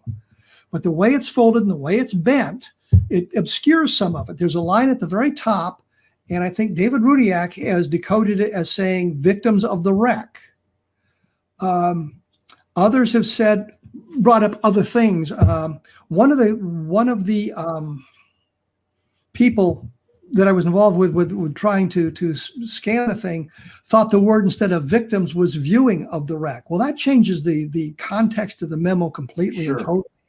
The other thing is J. Bond Johnson at first said that he brought the document into Ramy's office, and it's the teletype from the Fort Worth Star-Telegram. And he handed it to Ramy, and so Ramy's holding that in the picture. Well, if it's a teletype from the newspaper, then it's not that important. Johnson later changed his story and said, no, I didn't bring that in there. It was on his desk, and I handed it to him so he'd have something in his hand. And I'm thinking, yeah, that makes a lot of sense. But the last time we did that, and it was February of this year, I was down there with a number of people. And what was the History's Greatest Mysteries on the History Channel? They did the 3-part Roswell segment, and I was there. A guy named Gene Cooper brought in his equipment, and he was scanning the negative almost down to the molecular level. And so he did a new super high quality scan of the actual. It took him hours to do it. I mean, it would take a picture and take a picture and take a picture as it moved across the whole thing, taking the picture, and eventually it gets down to almost the molecular level. And then what he does is he puts it all back together in layers that tries to clarify it. And when he got it all done and we looked at it on the screen, I'm thinking, oh my God, it doesn't say viewing, it doesn't say victims. There's a different word up there now. But that's the problem. You can almost see what you want to see. I know Tom Carey said the moment he saw he flashed the thing up on the screen. He was the state section director in Pennsylvania, and they had a meeting at his house, and he had a slide with it, and he threw it up on the wall, and he looked at it. He said it jumped out in view of victims of the wreck. I can look at that and I can see viewing of the wreck. I can see victims of the wreck. I can see where it's so messed up you really can't tell. And you're getting down, when you get down to the molecular level, then you get all that other trash from a regular old negative. We don't have that problem with the digital cameras today that we have with that negative. And a number of people said, well, if the photography had just been just a foot closer, and had angled it just a little bit differently, we'd probably be able to read it. I think we're at the point now on the Ramy memo, we're not going to get a good read until they can use artificial intelligence to put the thing together and see what it says. Some kind of computer access in that fashion to see if we can figure out what it says. It may be to the point we're never going to be able to read it. So basically, that whole thing is very tantalizing, but inconclusive. Absolutely. I know David Rudiak swears that it says victims of the wreck, and I know people say that, and I can see it when I look at it, and I can see it saying other stuff. I think that where we are is that's just inconclusive. We just can't really tell.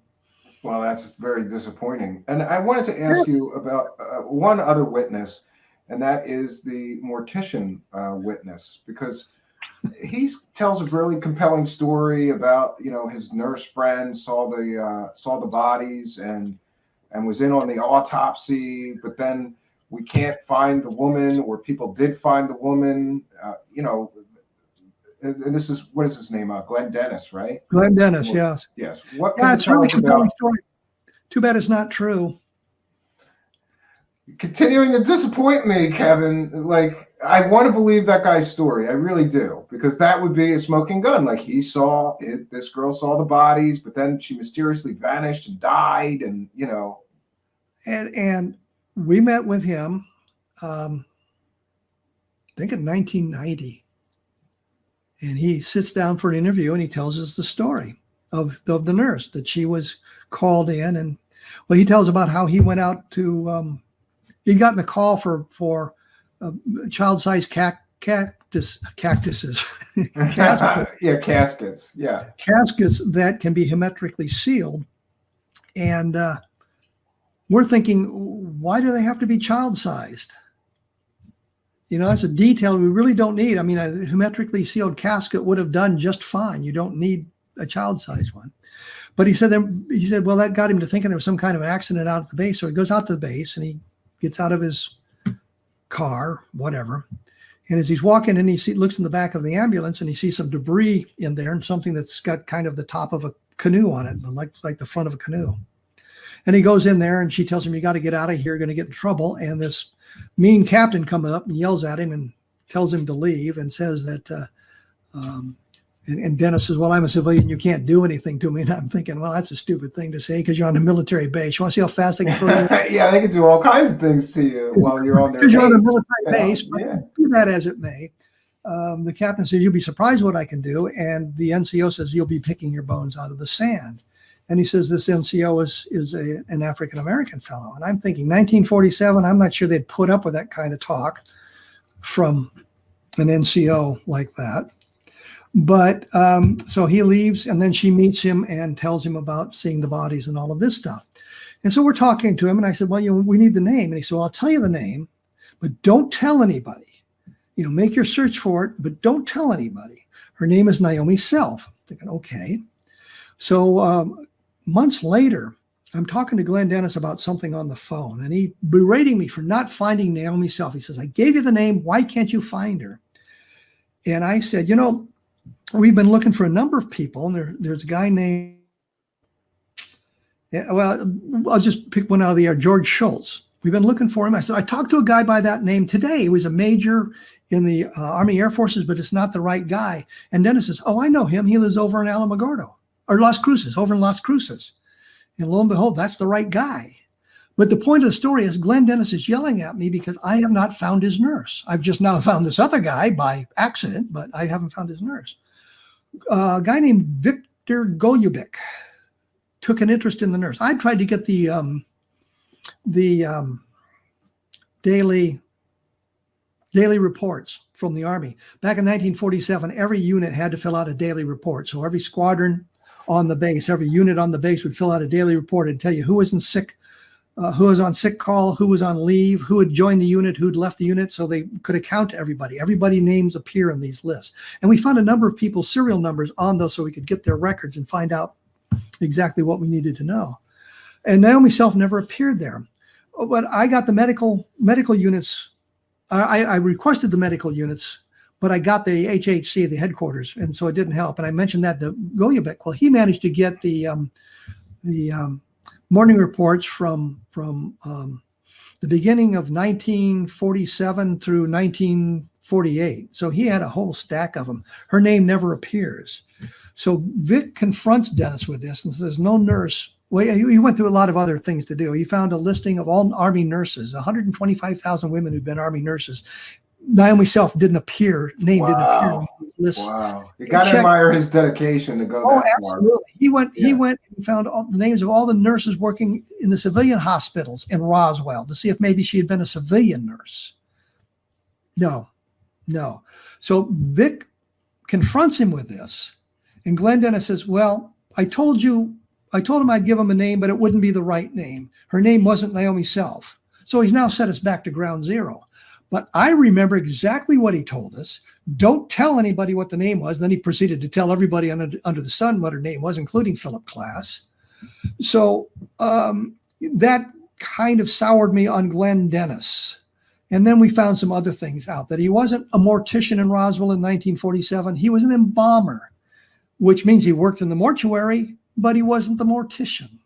And he was having this affair with this nurse, sort of an affair. His wife was pregnant in 1947. We thought, well, that's pretty crappy. He said she was killed in an airplane accident in Europe. She'd been transferred to Europe, and she was killed in an airplane accident with 5 other nurses. I went through the New York Times from July of 1947 to like 1953. There's a big index. Now you can do it online and do it in seconds. It took me hours, but they would break down the various news stories, including aircraft accidents. And I went through their indexes for literally years and could not find an accident that killed 5 Army nurses at one time. Don Berliner went through the Stars and Stripes. The Stars and Stripes is a newspaper that's printed overseas for the military personnel stationed overseas. The big advantage of the Stars and Stripes yes, I crashed. For those of you who can read body language, I scratched my nose. It itched. I'm sorry. It didn't mean I was telling you a lie. It meant my nose itched. For those of you who can read there's a very conspiratorial crowd here, Kevin. Yeah, so my nose itches. I'm sorry. That's what the problem is. Anyhow, we saw Stars and Stripes in Iraq, and I was always looking for it because Calvin and Hobbes was one of the comics they printed. Oh yeah, I grew up with that. Sure. Yeah. So, but everything we tried to check out with Glenn Dennis didn't check out. We couldn't find the nurse. We couldn't find it by the name. He lied to us about this. He lied to us about that. The nurse didn't get killed in an aircraft accident, all of that sort of thing. So no, I don't think Glenn Dennis was telling the truth. Tom Carey believes Glenn Dennis is telling the truth, and I think Don kind of leans toward Glenn Dennis being somewhat reliable, but he may have gotten the story from somebody else, meaning one of the people who worked at the Ballard Funeral Home in Roswell at the time, as did Glenn Dennis, was the guy who actually got the phone calls. But the nurse didn't exist. I think Tom now in their latest book, and I don't know what I see that message. Secret nose cabal message, yeah. Names a different nurse who worked in a clinic in Roswell in 1940 as being the real nurse. But if you're dealing with something like that, you're not going to bring a civilian nurse in there. You're going to deal with the people that are on the base, and you can control who they are and what they say. So I'm sorry, I just don't believe the Glenn Dennis story. I don't believe the Barney Barnett story. I do not believe the Gerald Anderson story. I do not believe the Frank Kaufman story. On the other hand, I certainly believe the Edwin Easley story. Edwin Easley was the base provost marshal in 1947. Base provost marshal is the same as the chief of police. He was in charge of two companies, actually a company and a squadron. He was in charge of the MP company and the 390th Air Service Squadron, I think it was, which is also specialist. And the MPs patrolled the town. The Air Specialist Squadron was involved with security on the base. So he was in charge of that, and he told me in a discussion, he was always very careful what he would say to me because he was worried about the oath he had taken back in 1947. He didn't want to violate the oath he'd taken. So he was careful what he said. He would say, I can't talk to you about that. I'm sorry, I can't talk to you about that. And I'm on the phone with him one day, and I said, are we following the right path? He said, what do you mean? And I said, we think it was extraterrestrial. And he said, well, let me put it this way. It's not the wrong path. So there's a guy, primary staff member, senior officer at Roswell in 1947. I'm the only person that ever talked to him. And he told me it was the right path and it was extraterrestrial. He told family members as he was dying of cancer about the creatures. Oh, the creatures. When that guy's name, I don't want to mention, Cal Korff, attacks me. But you keep mentioning him. Yeah, okay. Yeah, I know, because I want people to know what the hell I'm talking about. I don't know what's going on. Sure.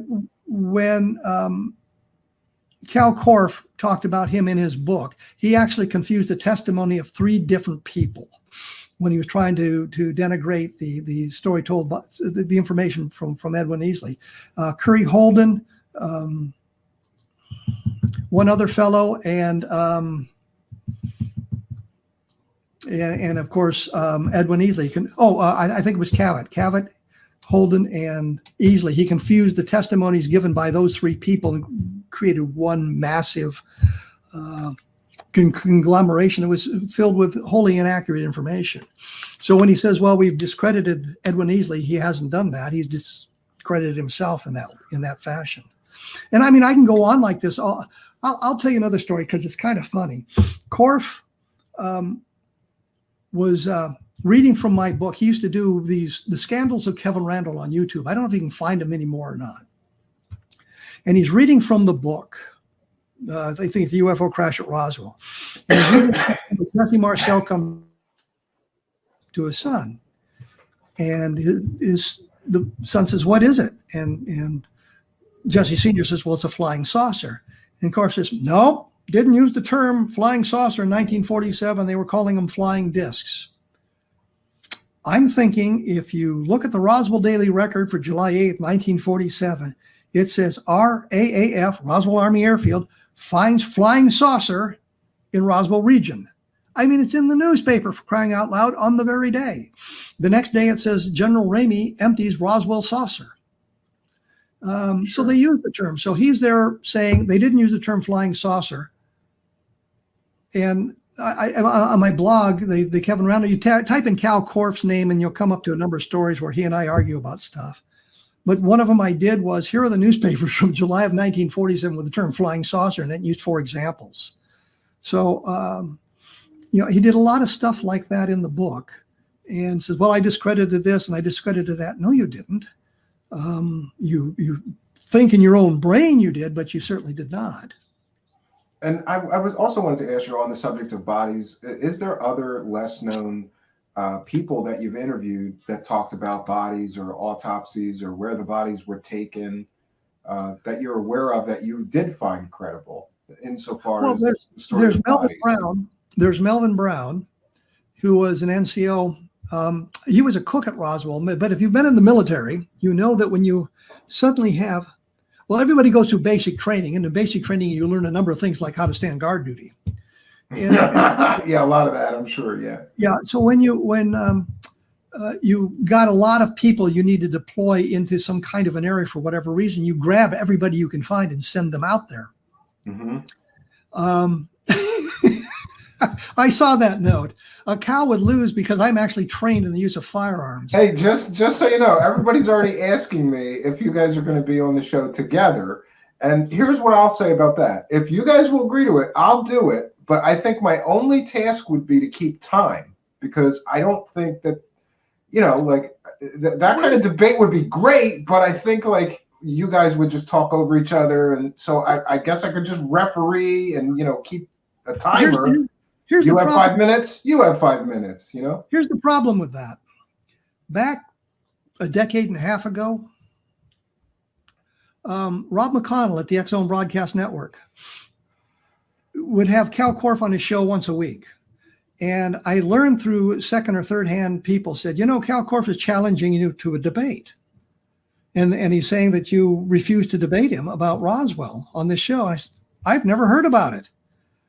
So I got in contact with Rob McConnell and we set up a debate. We were going to do a debate. It was going to be a 3-hour debate. I would have an hour, Korff would have an hour, and then the two of us would be on for the last hour talking about it.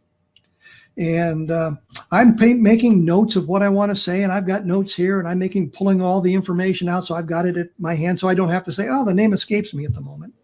Sure. Yeah. I have all that at my fingertips. And my wife keeps saying, what are you and Rob going to talk about for 3 hours? She doesn't believe Korff's going to show up.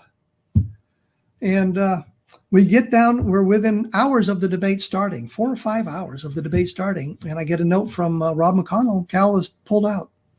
He's now off on some super secret terrorist mission and he can't participate in the debate. He didn't show up. Oh, and actually, he's monitoring things from the Facebook live chat. He says now he's lying about the debate. It was canceled because of death threats. I offered to do it again, and that offer still stands. Well, there we go. I see Cal is now. That's completely untrue, Cal, and you know it. Well, I'll give you both guys, you both have an open door here, and listen, I just want to say that I like and respect both of you guys for different reasons. So, I don't like to see you disagree so strongly with each other, especially for so many years, but if you want to get it over and done with, we can have a nice talk here, and I'll just moderate the time. And I thought it was over and done with years ago, and then I find out he's on your program calling me a liar, so I just thought, let's talk about these things. He calls all the witnesses liars. He hasn't talked to them. Sure, some of them are liars. I agree. I've exposed him myself. Sure. Jesse Marcel, and I hesitate to say it, but Jesse Marcel Sr. had a tendency to embellish things. And I think part of it came out of the Bob Pratt interview that was done in 1978 with Marcel, the first really long form interview. We've got the transcript from it, but the transcript notes are very difficult to read because it's like one 8-page paragraph with little insertions here and there. Mm-hmm. And there's one place where if you insert a comma, you change the meaning of the sentence completely. Marcel was talking about how on his third mission in the South Pacific, his airplane was shot down and they had to bail out. And Pratt says, everybody survive. And the answer written in there is all but one crashed into a mountain.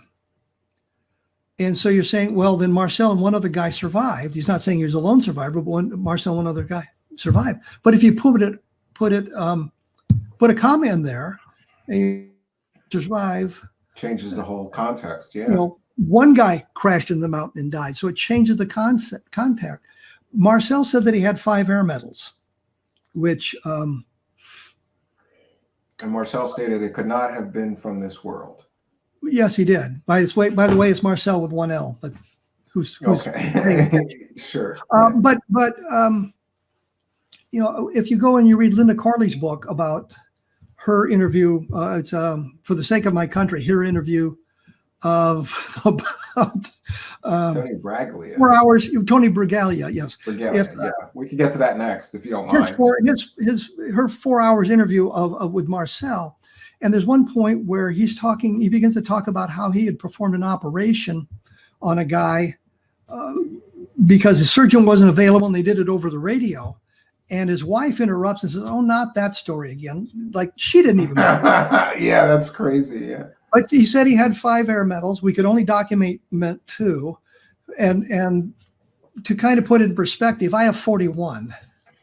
But in Vietnam, we got an air medal for every 25 hours of combat assault flight time and 1 for every 50 hours. And then once in a while, we got air medals for valor. I got 2 air medals for valor as well. So I got the first Oakley cluster like 3 times. So I've got 41 total air medals. So, you know, him having 5.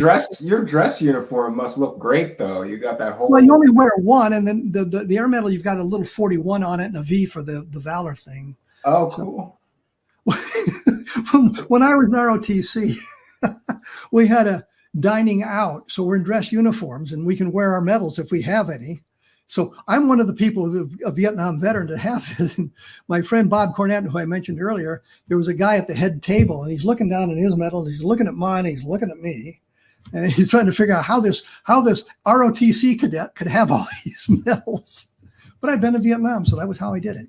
Yeah, you did things a little backwards. ROTC after you were already flying. Well, no, I was a ward officer first, and as a ward officer, then you go to ROTC and you get commissioned. But I only had to go for 2 years, and I didn't have to take the stupid summer camp thing. And so I graduated. After we graduated, I was commissioned in the Air Force as a 2nd lieutenant. So sure. And then somebody asked about this Tony Bragalia. Tony's a nice guy. He's a bit over the top. He's very tenacious in his research. Yeah, I like Tony. He's a good guy. He works very hard. I think he's a tad bit credulous. He accepts some things that he and I argue about. Well, we can look at the Roswell slides thing. And again, you go to my blog and you just type in Roswell. Sure. And by the way, I just wanted to mention that I remember the Roswell slides, and I remember saying, "This is not going to end well." And I caught a quote from you saying exactly that. This is not going to end well. And a lot of credible people got tied up in that. Richard Dolan and Don Schmidt and many others got tied up. Yeah, the Roswell slides were another Jaime Maussan fake alien garbage. Well, no, it didn't really start with Jaime Maussan. It started with Don Schmidt and Tom Carey. Okay. And they got onto that, and then Tony got involved in it, and very tenacious in his research.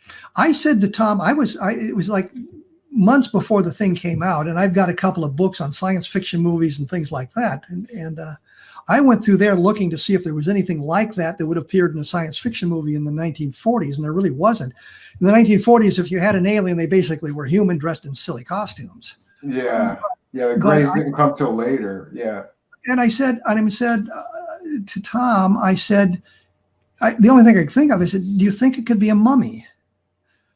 And he said, no, we've looked at no mummies.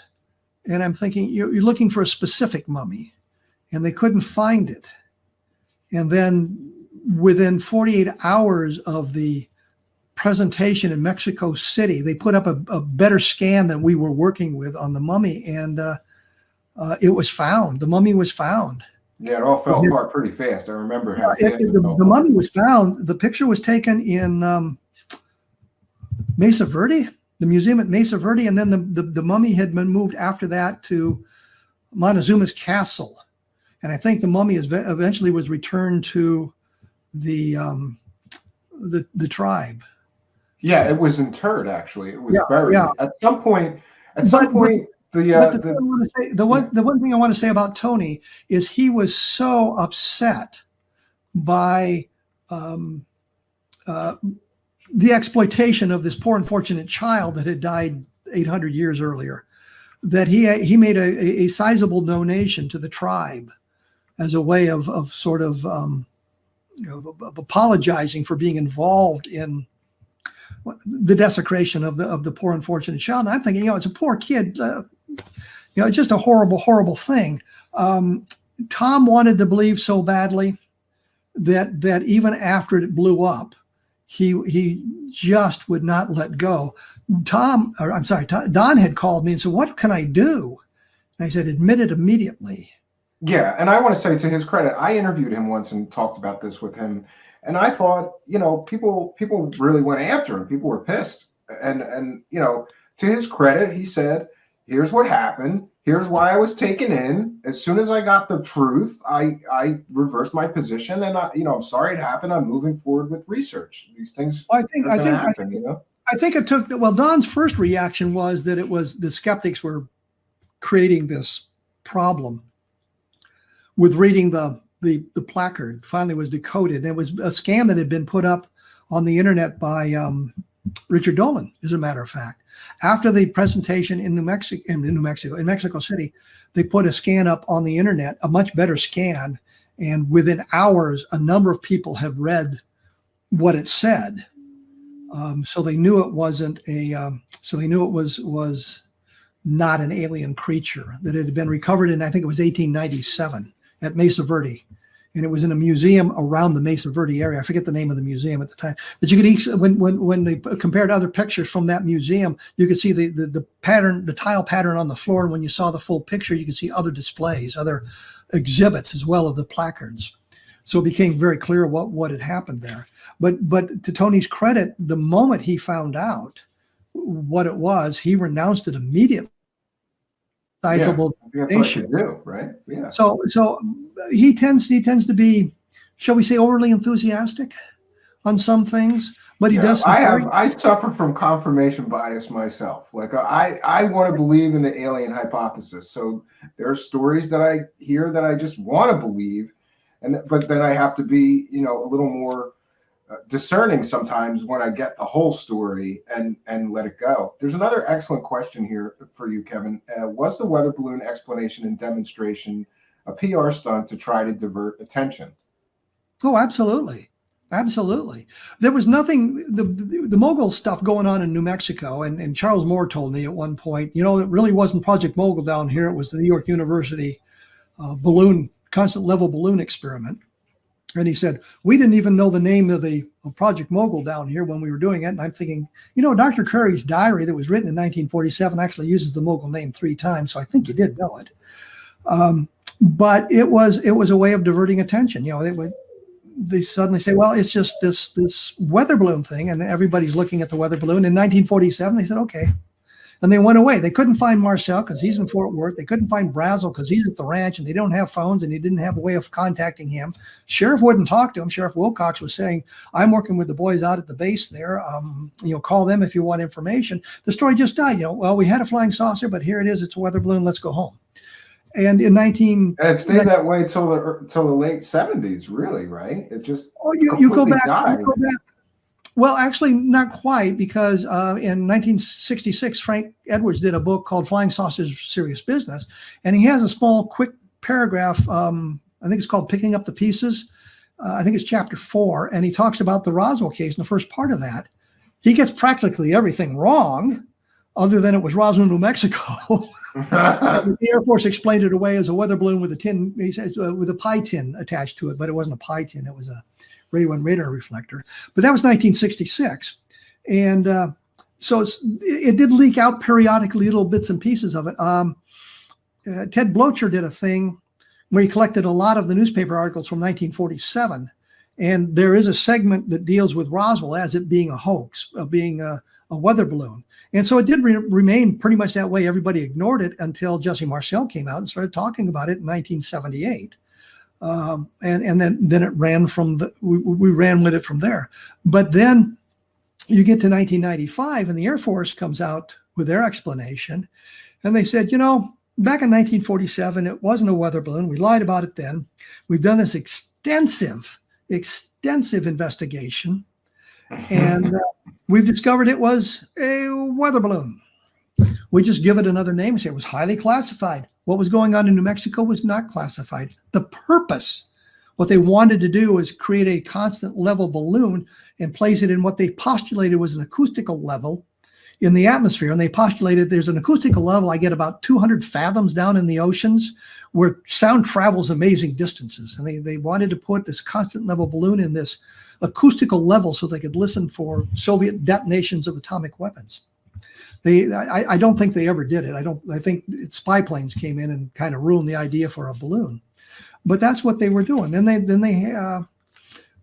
the day after, it's July 10th in the Alamogordo News. There's a picture of one of these arrays laid out on the ground and talking about what they were doing in New Mexico and how this array was possibly responsible for the debris found by Mac Brazel. And just to be clear, all these people that were military people would have been familiar with a weather balloon and a radar reflector, right? I mean, well, not everybody, but some of them would have been. And what I understand is on Operation Crossbow, which was the atomic testing being done at the Bikini Atoll in 1946, the 509th was responsible for the logistical support. And part of the logistical support was to take Ray-1 targets and neoprene weather balloons to there. So people would have been familiar with them. I mean, it's a weather balloon. But Brazel, the thing that's interesting is you have the July 9th newspaper, which is their interview with Brazel, and they're talking about how Brazel said, well, it was, sticks and rubber and twine and this sort of thing. And the skeptic sees on that and says, well, strange debris for a interstellar craft. And I'm thinking, yeah, pretty much, pretty strange. But then they always ignore the paragraph toward the end of the story where Brazel says, I found weather balloons on weather observation devices on 2 other occasions. This was nothing like those, except Project Mogul was exactly like those. That's what it was made up of. He would have recognized the balloon. Marcel didn't recognize it. Cavett, who was the counterintelligence officer there, told Colonel Richard Weaver, who did the investigation for the Air Force in the 1990s. Colonel Weaver, a nice fellow, talked to him a number of times, had him on my radio show. If you want to listen to Colonel Weaver's interview, go to my blog and type in Colonel Weaver, and you can listen to the 2-hour interview with Colonel Weaver about this. And I think you'll find some interesting things. He still maintains it's Project Mogul. I don't think it was. I don't think there's a terrestrial explanation for it. But the weather balloon explanation was the cover story, and it just simply does not work. There is nothing that explains the Roswell debris currently in terrestrial terms. Something may be found later on. I don't know what it would be, but something may come up and say, yep, that's what it was. We're all done now. Yeah, my favorite part of that Air Force report, and it's Roswell case closed, really, is the the explanation they come up with for the bodies was anthropomorphic dummies that were dropped 10 years or so after the 47 Roswell event, that they say people misinterpreted it, and somehow they don't know the difference between 1947 and 1953 when these dummies were dropped in these high altitude experiments. Well, the anthropomorphic dummies looked exactly like what they were, and they were big, robust things. There's a picture in the report with a guy standing with them, and they're like 6 feet tall. And you talk to you talk to who said they saw the bodies. They're much smaller than that. They're not these big, robust things. They're much smaller than that, and it simply doesn't work at all. The other thing is, the guys in the New York University guys had gone to Roswell to elicit their help in tracking their balloons, and the Roswell guys probably pissed them off by saying they were basically too busy with real work to be worrying about what a bunch of college boys wanted to do. The balloons had cards on them. If you find this, let us know, and we'll pay you $5. Which in 1947, $5 that was a lot of money, right? Yeah, nice piece of change. That sort of thing. There was one that came down out toward they called the bottoms of lakes. They're east of Roswell. One of their balloons came down there. They had military equipment from Alamogordo, and they drove out and recovered their balloon, and they realized they were getting low on gas, and they stopped in Roswell with this balloon in back of their weapons carrier, which is an open bay type thing, to gas up so they could get over to Alamogordo. So the people would have seen the balloons. And the other thing the Air Force did, which wasn't quite fair. Well, there's a couple of things they did. One of them was Sally Tadolini, who handled some of the debris that Bill Brazel had found. In her affidavit, she talks about how some of it being something like stiff leather, I think it was. But in the next paragraph, she kind of identifies it more, and it takes it out of the realm of terrestrial materials. They leave that paragraph out so that you get the idea it was stiff leather types material. And I thought that was kind of underhanded things to do.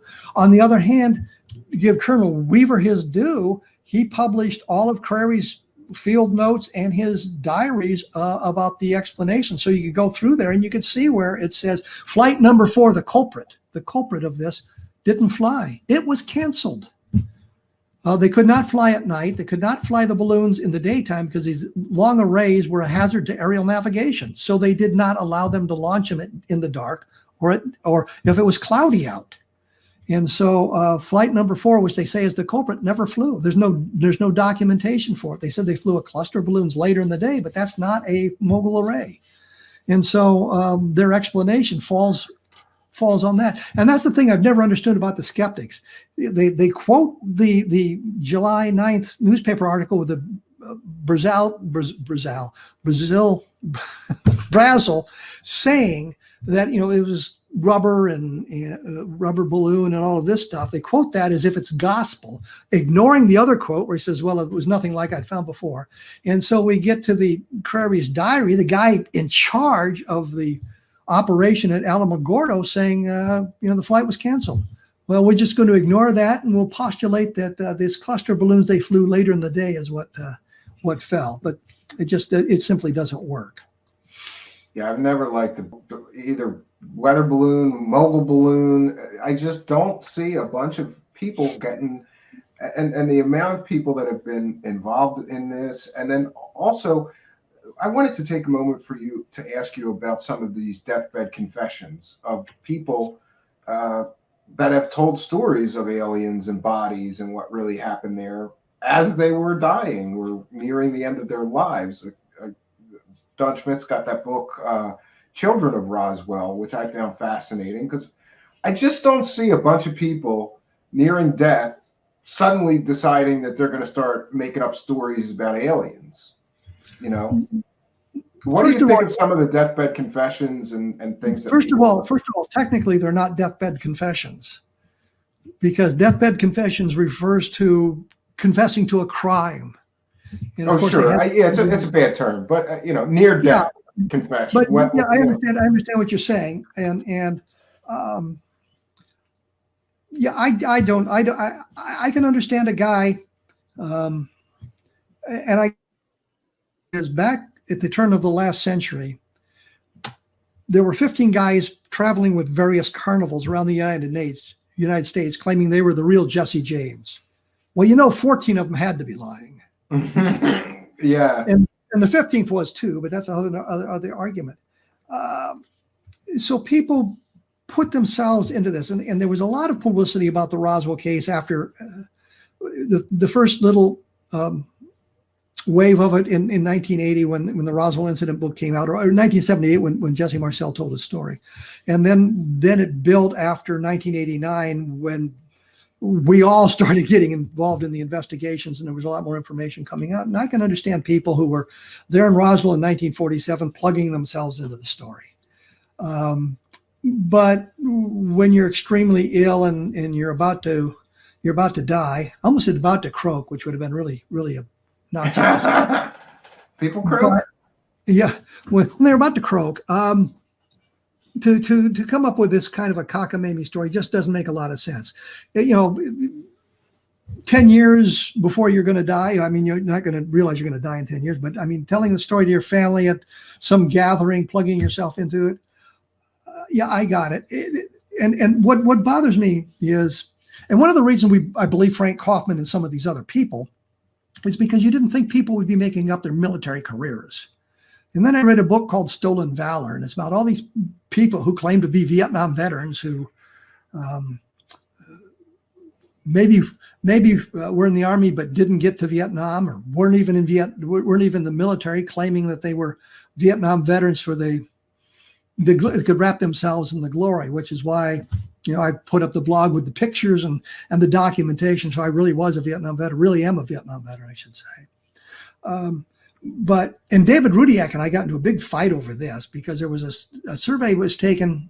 They said it was part of a census survey, and I'm not sure exactly how this works out because it was 1995 as opposed to the regular census. But they asked, are you a Vietnam veteran? And 13 million people said yes. Yeah, there wasn't that many Vietnam veterans, right? There was like 4 or 5 million. They claimed there were, I think, 2.8 million. 2.8 million served in Vietnam. Now they're claiming actually served. Yeah, now they're saying like there's 880,000. And I'm thinking, wow, where did everybody go? But David Rudiak just couldn't believe that people would lie about that. And this book, Stolen Valor, just details all these guys telling their stories. And the best one is there were 8 guys involved in a support group talking about their horrific experiences in combat. And the therapist couldn't seem to make an inroads because every time he'd say something or make a comment, he said, well, you can't understand that you were never in combat. And yeah, neither were you. Yeah. Well, but the thing is, there was a Green Beret captain who after he finished his service, took a master's degree in psychology or social work or something. So he was working there. I mean, he legitimate hero, Silver Star, I think 2 or 3 tours in Vietnam, all of that stuff. I mean, legitimate guy and could prove it. So he goes down to talk to these guys about it, and they're just absolutely hostile. And he comes to find out none of them had ever been in Vietnam. They were all 8 of them were making it up. Jeez, it's terrible. And Stolen Valor is a huge problem in the field of UFOs. I did a big investigation into someone called Charles Hall, who you may have heard about, who claimed to work on a secret base with tall white aliens. And we went to the ends of the earth to try to verify his military claims. You're not talking about the Rendlesham Forest guy, right? No, I'm talking about Charles because I thought Hall. You said Colonel. Yeah. And it turns out they're easy to disprove, but he claimed that he was in the Air Force and he was a weather observer, and he even has scans in his book of like documents, but they all the documents are fake. So he was never in the Air Force. He was never in the class that he claimed he went to become a weather observer for the Air Force. And so to me, if the story starts with, I was in the Air Force and then I saw aliens, well, if you can pick apart the beginning of the story, that you were never in the actual Air Force, the stories fall apart. It's a big problem. And we have all these super soldiers, that claim they were in the Army and then they got recruited into the secret space thing. And yeah, there's so many frauds out there. I was always going to put on my uniform, go to Wright Patterson Air Force Base, and have with a GoPro camera and say, "Can I have the access to the blue room?" Yeah, I just came from in there and I saw all the bodies. What the hell's the problem? Yeah, that leads me to another one of my questions. Now I realize you're going to have to speculate on this, but you have spent so many hours researching, interviewing people, and you have a military background. I want to ask you if an alien spacecraft really crash landed and bodies were recovered, where do you think they ended up? Because I think they all went to Wright Patterson. You'd be wrong. Really? Actually, I don't have to speculate about where they went because General Exxon told us where they went. General Exxon was assigned to Wright Patterson Air Force Base in July of 1947. He was a lieutenant colonel at the time. He was attending the Air Institute of Technology, which was a master's degree program for officers in the Air Force or Army Air Forces. And he was at the base when these things happened. And he told us, Don and me, and we have it on tape. So he said that the bodies did go into Wright Patterson, but one of them went to Lowry Air Force Base or Lowry Army Airfield, if that's what it was called in 1947, because that's where the Army's mortuary service was. And one was sent there so they could work on finding the best way to preserve the bodies, because you've got now a unique biological sample and you're probably not going to get any more. So you want to preserve it as best you can. So he told us that they went to Wright Field. Then one of them went to Lowry, and somebody else suggested one of them had gone to MacDill. I think because there's a big aeromedical center there. Now at this point, we get into the speculation because people have told us a lot of wild stuff. There's supposedly an island in the Pacific that's run by the military, and that's where all the stuff is stored because you can't get to it easily. You've got to know where the island is, and they'll see you coming, type Sure, thing. It's not like trying to sneak up on Area 51. So I simply just don't know at this point. But for what we were told, Kaufman told us a different story. That some of them went to Wright Field and some of them went to Washington D.C. But we can't believe anything Kaufman told us, so we ignore that. Go with what General Exxon said. I think that's a more reliable source. Yeah, and another point I wanted to ask about it is exactly that. There have been some extremely high-ranking military officers involved in one form or another in the Roswell event that have made some pretty startling admissions. And doesn't that lend credibility to the alien hypothesis when you've got somebody like a general being willing to put their reputation and their military career on the line to say these things? Well, you have to remember that somebody whose name I won't mention claimed that we had misrepresented the General Exxon testimony. But Greg Sandow had looked at all of this and suggested that we were very, very careful and very meticulous in how we explained what General Exxon's role was, and that he didn't see anything firsthand other than flying over the one of the crash sites some months later. But when you have somebody like that, or you have General DuBose who was involved in it, or you have colonels, a number of colonels as opposed to lieutenant colonels. I kind of thumb my nose at lieutenant colonels since I managed to reach that rank myself. So I don't find it very impressive anymore. Used to be really impressive if you were lieutenant colonel, but now since I made it, it's not so much. Yeah, congratulations, Colonel. Well, the funny thing was when I was being presented the Bronze Star Medal for my service in Iraq, from a United States Senator, by the way, I was going out to the National Guard Armory, and I'm in my lieutenant colonel suit, and there was a young soldier running around out there, and I had him come over, and I wanted to know which room we were going to be in, and this guy's just petrified. And I said, what the hell's the problem here? And then I realized, I'm in my lieutenant colonel suit. He probably doesn't talk. Yeah, you scared him. It's like some private or something, right? Thank you. I appreciate your attempt to help. I finally found the room, but that's a whole you've got every member of Colonel Blanchard's staff that we interviewed, with one exception, said that it was extraterrestrial. Patrick Saunders on both a UFO crash at Roswell and the truth about the UFO crash at Roswell on the flyleaves to the paperbacks, wrote notes to friends and things. And one of them, the flyleaf says damage control, and it talks about how they changed the serial numbers of people and they moved the money around and they buried the paper trail. And he wrote on the top of that something to the effect, this is the truth, and I never told anybody anything. And he signed his name to it. Here's a retired colonel admitting it on paper. It's one of the best bits of documentation we have. Unfortunately, it's after the book was published, so you could argue contamination if you wanted to do so. But every member of Colonel Blanchard's staff, I think with the exception of Colonel Barrowclaw, no, was it Payne Jennings? It was one of the two. I think it was Barrowclaw, had written a note to Kent Jeffrey saying that he appreciated Kent Jeffrey saying, well, there was nothing to it, and now maybe all these people stop bothering me and tell me that sort of thing. But everybody we could talk to, and that includes, Jesse Marcel, Patrick Saunders,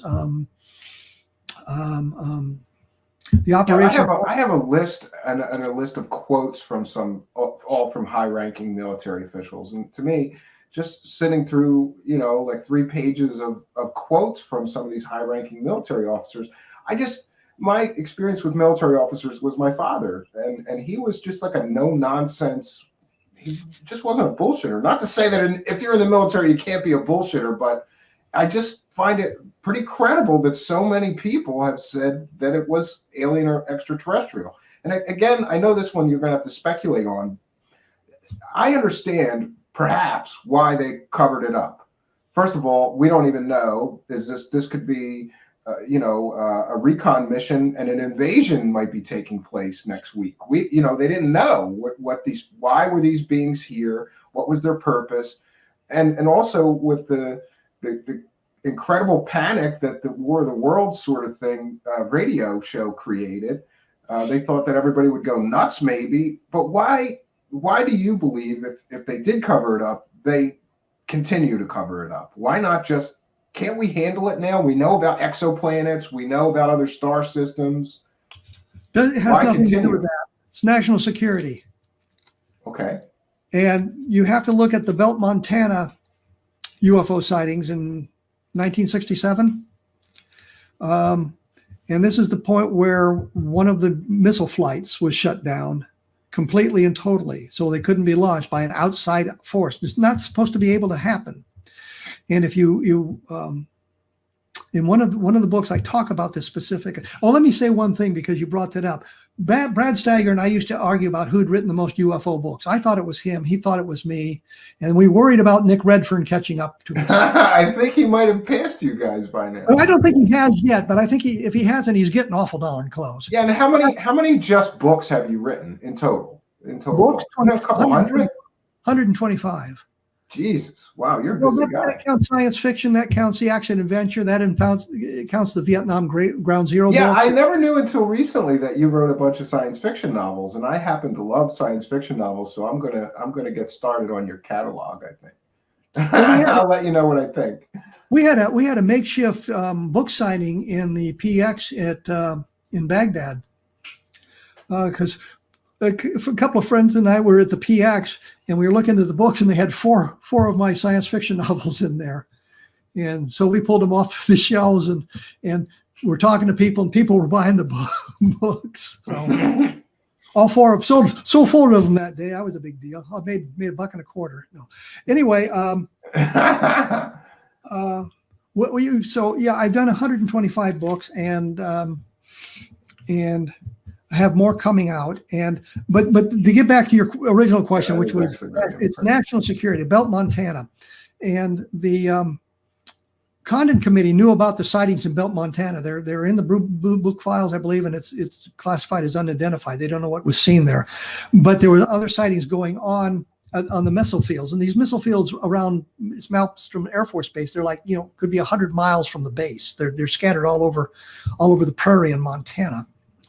And there was a reported sighting of a UFO, and then all the missiles went offline.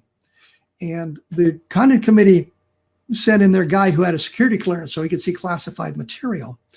And the UFO officer, Lieutenant Colonel Lewis Chase, who is the RB-47 pilot, which is another sighting, was there, and he's talking to him, and they're talking about Belt, Montana, and then the guy asks about the missiles going offline, and Chase says, I can't tell you about that. It's classified, and it's a national security issue. So when you look at the Condon Committee, they said, well, there's no national security issues involved. Well, that's a blatant lie, because they knew it was national security calls, because they had a UFO sighting at a base where they couldn't get the information because of national security. But I think that's the bugaboo. And if you think about it now, if it came out that there was a way to disable our missiles from outside the launch control facility and the silos themselves, you could disable an entire flight at one time, that would be valuable information for the Russians, the Chinese, anybody. For our enemies to have. And so you don't want them to find out that it can be done, because if you know something is possible, you start looking for ways to do it. If you think it's impossible, oftentimes you say, well, it's impossible, I'm not even going to try. But if you know it can be done, then you can look for ways to do it. So I think it's a national security issue. And I think that's the bugaboo that continues on today. It's national security that requires them to hide some of this information and pretend like there's nothing to it. Yeah, I just think that, like, the knowledge that there's other species of intelligent life out there in the universe, it seems to me to be almost a crime to keep that from people. It just seems too important of a revelation. Do you think that we'll eventually get to some revelations, or do you think the government will never disclose what really happened? I sincerely believe the government will never disclose it, but it's not entirely in their hands. If there is alien visitation and the aliens decide to land at Times Square, then the cat's out of the bag pretty much. And that was the thing about Roswell. If it had happened somewhere else, they may not have been able to hide it. But it happened in a very out in the middle of the desert with a small town nearby a military base. Military base, and the town's livelihood is based on the military base. It's no longer there, but and it's right after World War II. So when the government says, you got to keep this quiet, don't talk about it, people did that. There was something called Japanese balloon bombs. I don't know if you're familiar with those or not. It was the Japanese. Some people think that battle of what was that UFO sighting in California, the Battle of Los Angeles, might have been one of those balloons. No, they didn't start launching until long after that. But okay. In late 1944, I think it was, they were creating these balloons that would cross the Atlantic. They found the jet stream, and they would launch the balloons into the jet stream and attach bombs to them. And there was a mechanism so that it would cycle through a number of times. And then if it got to the point, it would drop its incendiary bombs. And what they wanted to do was try to start fires in our forests or start fires in factories and things like that. 6 people were actually killed by a balloon bomb in Oregon. It's the only fatalities on the North American continent due to enemy action during World War II. But they got as far as Michigan, I think it was. And a woman in Iowa, a reporter in Iowa, had found one or knew about one. The farmer had reported to her, and she knew what it was, and she was going to write a story for it. And the FBI showed up. And said, they didn't want the public to know and panic the public. Well, they didn't want it in newspapers because they didn't want the Japanese to know that the balloon bombs were having some success. They weren't having a lot. They would ramp up their efforts then, right? Yeah, sure. Absolutely. So they wanted to keep it quiet for very, very logical reason. Once the war was over, I think the day after the war was officially declared over, she wrote her story about the balloon bombs that had fallen on Iowa. But so there are national security implications. And in 1947, if you asked the people, please don't talk about this. We need a chance to figure out what's going on. I think they would have said, yeah, that's good. We'll take care of it. And I think the stories of people being threatened may be somewhat hyperbolic. And I say that I think that the military people could be reminded, if you're exposed to classified material, you are not authorized to release that information to other people. Regardless of where you got that information, you cannot release it to other people, and you will go to jail for 20 years. And I think they may have, I think the stories have grown into the death threats. I think civilians were threatened with jail and that sort of thing. And I think some of them have now confabulated it to being death threats. Yeah. That sort of thing.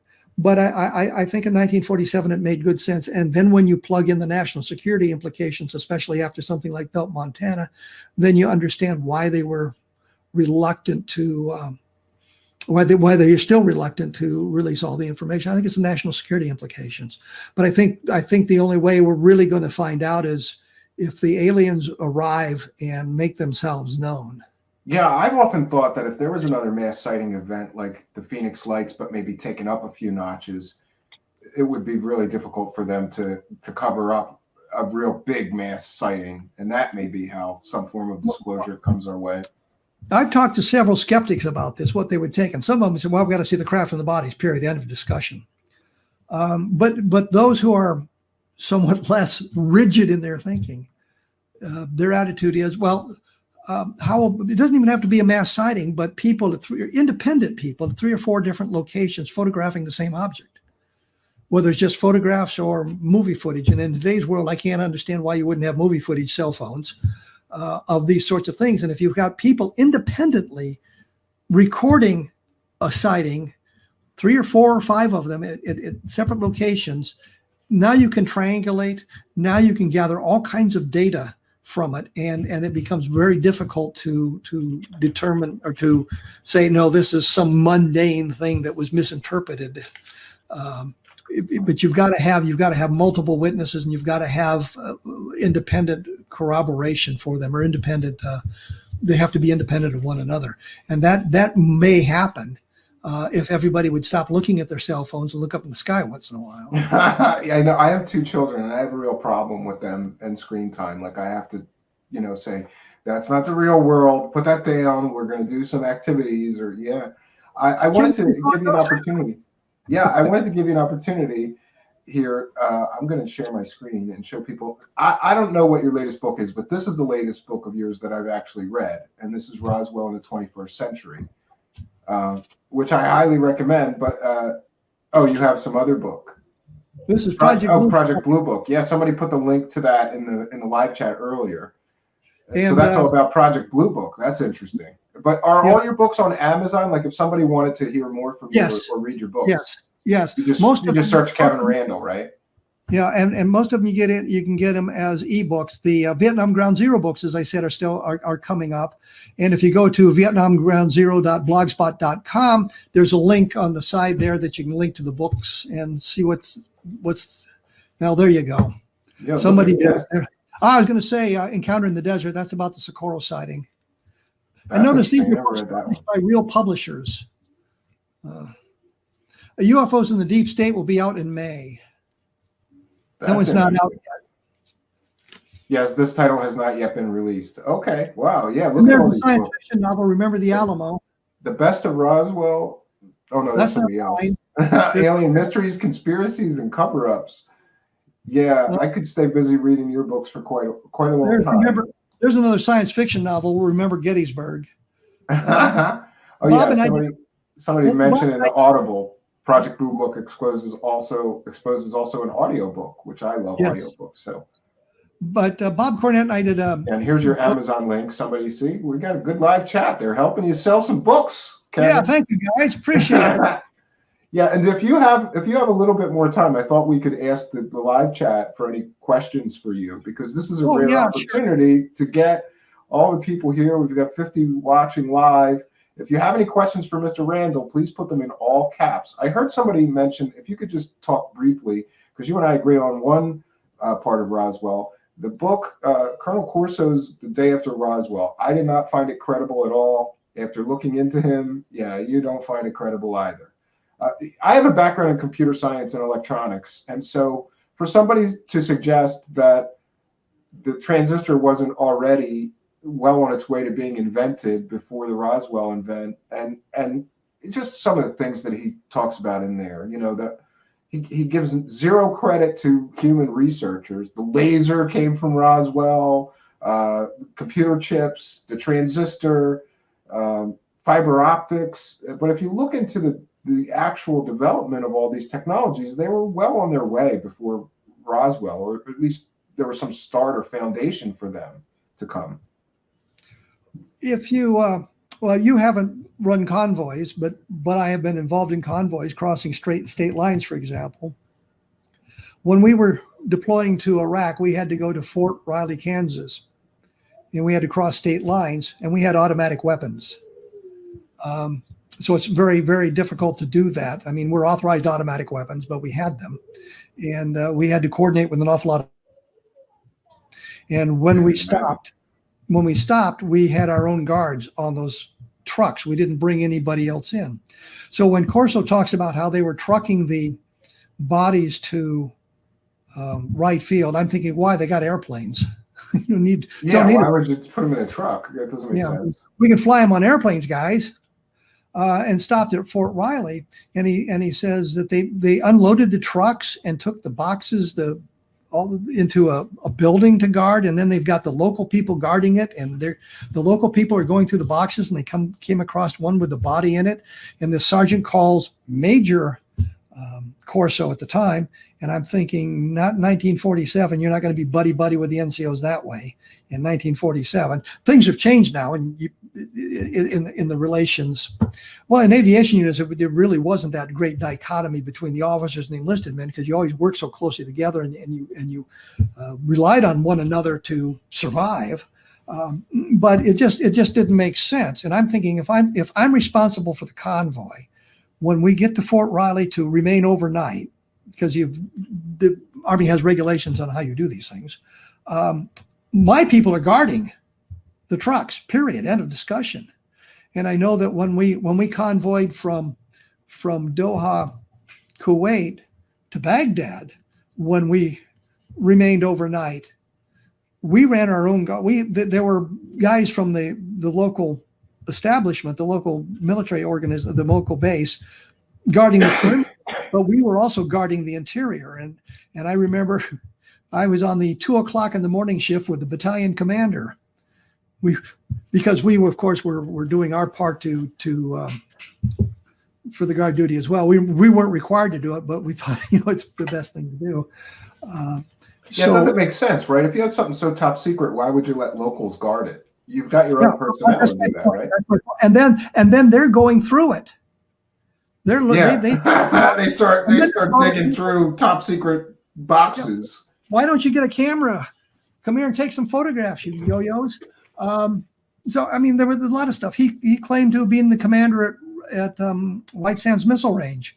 There was never a commander under the rank of colonel, with the exception of the first guy, and one guy who was temporary commander when the general who was in charge had a heart attack and died. Everybody who had been in command at White Sands had been a general officer. And he said a lot of things like that. He had the introduction to his book. I've actually got one of the books with the introduction by Strom Thurmond in it. And he had to pull that. Yeah. Famous. So a senator writes the foreword to his book, not realizing that it's a book about UFOs, and then he gets pissed when he figures that out and wants it taken out, and they have to reprint the books. Absolutely. So, we look at all of that sort of thing. Corso just wasn't credible. Well, there's a picture in the book of a UFO over the hills. And those of us who've been around the field more than 10 minutes know that the picture's a hoax. It was published in 1966, and Look magazine did a UFO or flying saucer special, and that was one of the pictures in there. The guy who took the picture said, "Yeah, I was young. I was 20 years old. It was a Ford hubcap. We threw it in the air. We took a photograph." And that's in Corso's book. He doesn't even know it's fake. That doesn't lend well to his credibility. Here's a quick question. Bob Lazar, credible or fake? I know what I believe.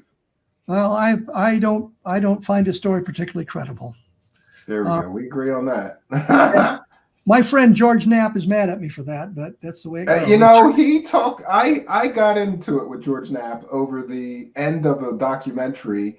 I did my own research and found out that had nothing to do with Element 115 or flying saucer stories. It had to do with a routine murder investigation.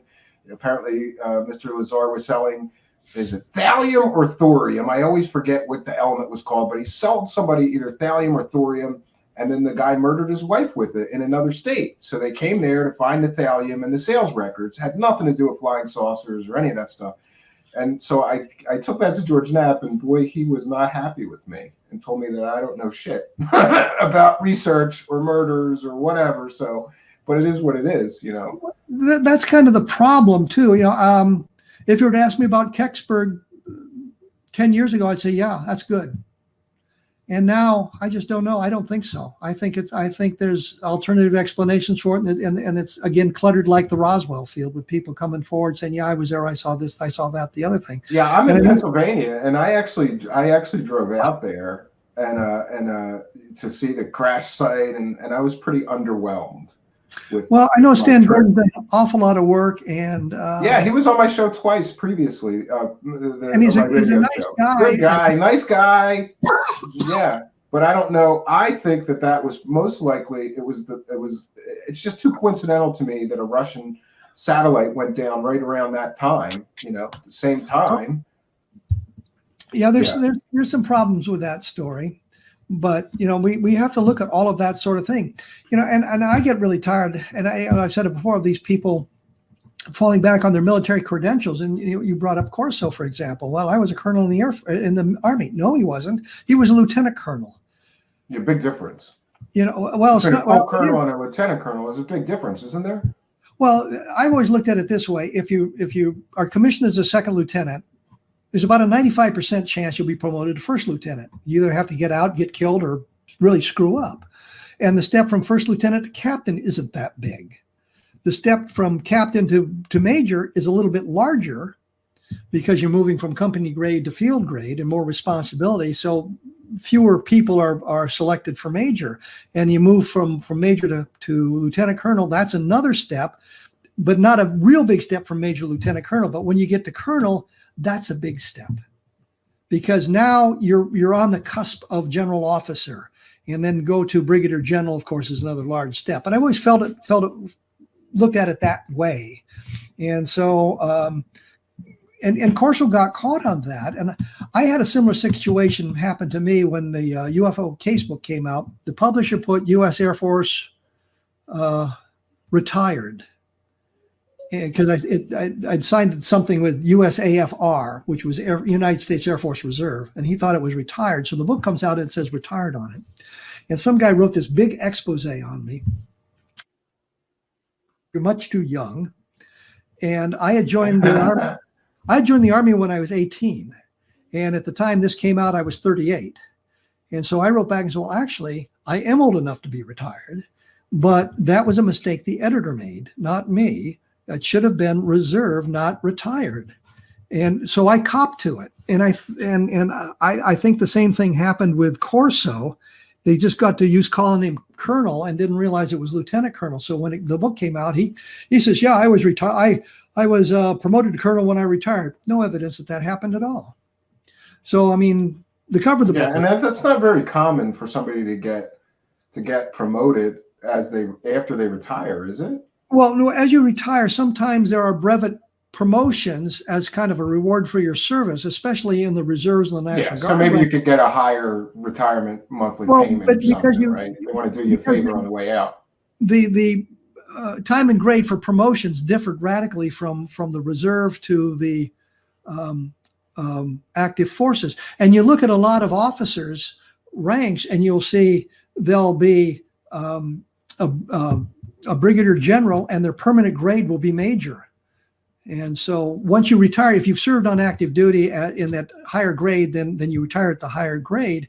Or if you get into trouble, you revert to your permanent grade. I always kind of laughed about that because the Air Force had done away with ward officers. And when I went into ROTC, they listed my grade as ward officer because I'd been a ward officer in the Army. And I always thought it was kind of funny that technically could have made me the last ward officer in the Air Force, but I got commissioned. It didn't happen. So had I been in the Air Force and got out, I would have, I could have been the last Air Force ward officer. Here's another good question is, but I think you've kind of already answered this. What is your hope for the future in reference to government disclosure? As I said, I don't think it's going to happen. I think we have to wait for some other force to do it. There's no motivation for the government to do it.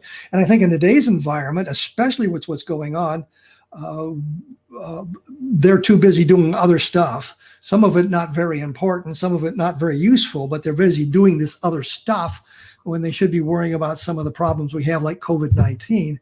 But there's no motivation for them to disclose anything at this point.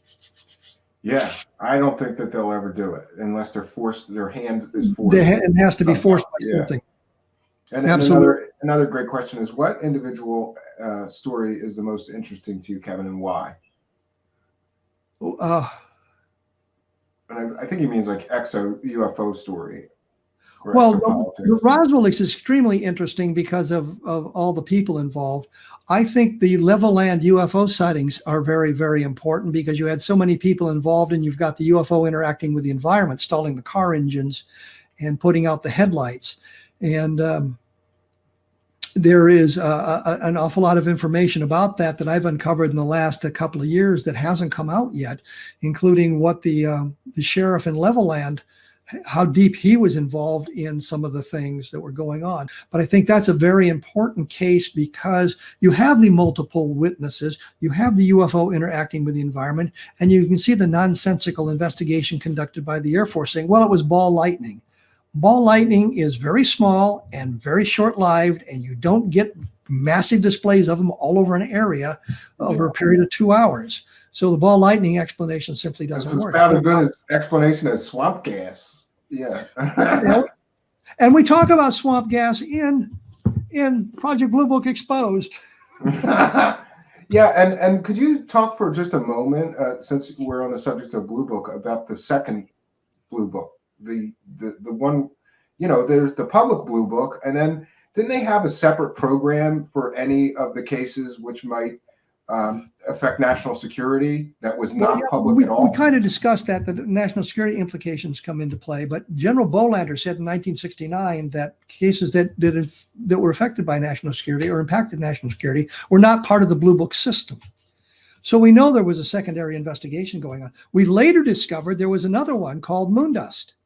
And Moondust was a project to recover returning space debris of foreign manufacture or unknown origin. And we want to get our hands on the Russian stuff if we could, just to see what they. Yeah, but unknown origin also suggests extraterrestrial. And we know there was a UFO component because when the State Department inadvertently released a bunch of documents to, I think, Robert Todd, Moondust was mentioned in there, and there was a UFO component to it. I found 4 cases in the Project Blue Book files labeled Moondust. Yeah, that's interesting. And you've got the documents. And another excellent question. Ask Kevin about Jacobson's book. Annie Jacobson has this book about Area 51, and the last chapter has got some crazy story about Mengele and Stalin got together and somehow manufactured these fake alien bodies in this strange craft to fly it over the United States and panic us. Do you think there's any credibility to her claims? No. There you go. Quick answer. That's the thing. Present some documentation. Present some proof. If you're going to claim to be a military officer, present us with some actual documentation that we can verify. And it goes back to people like Willingham. He presented the documentation, but we couldn't verify it. When we went to the sources, they said, no, this stuff is not real. So, I mean, that's the point. If you want to check my background, send the documentation to St. Louis and ask them for my military records. Ask them for the Army ones, because if you get the Air Force ones, I think it's only got me as a first lieutenant on there, and you need to get the Army records to pick up some of that stuff. Yeah. Well, listen, this has been one of my favorite shows so far. It's just been fascinating and a dream come true. I still am thinking about sitting in my living room with my father, who liked sort of aviation, and hearing about Roswell for the first time with you on Unsolved Mysteries. And now you're here in my show, which is amazing to me. I want to thank you. So here's what I'm going to do, Kevin. I'm going to play us out. If you just want to stand by for a moment, I would appreciate that. Okay, while I play us out with the bumper. So I want to thank each and every one of you for joining us. This has been just, I could talk to you for 5 more hours. I don't want to keep you that long. Maybe we can have you come back. That would be awesome. Absolutely. That would be awesome. Okay. And we won't mention that guy. Or maybe you could come back with them. I don't know. We'll see.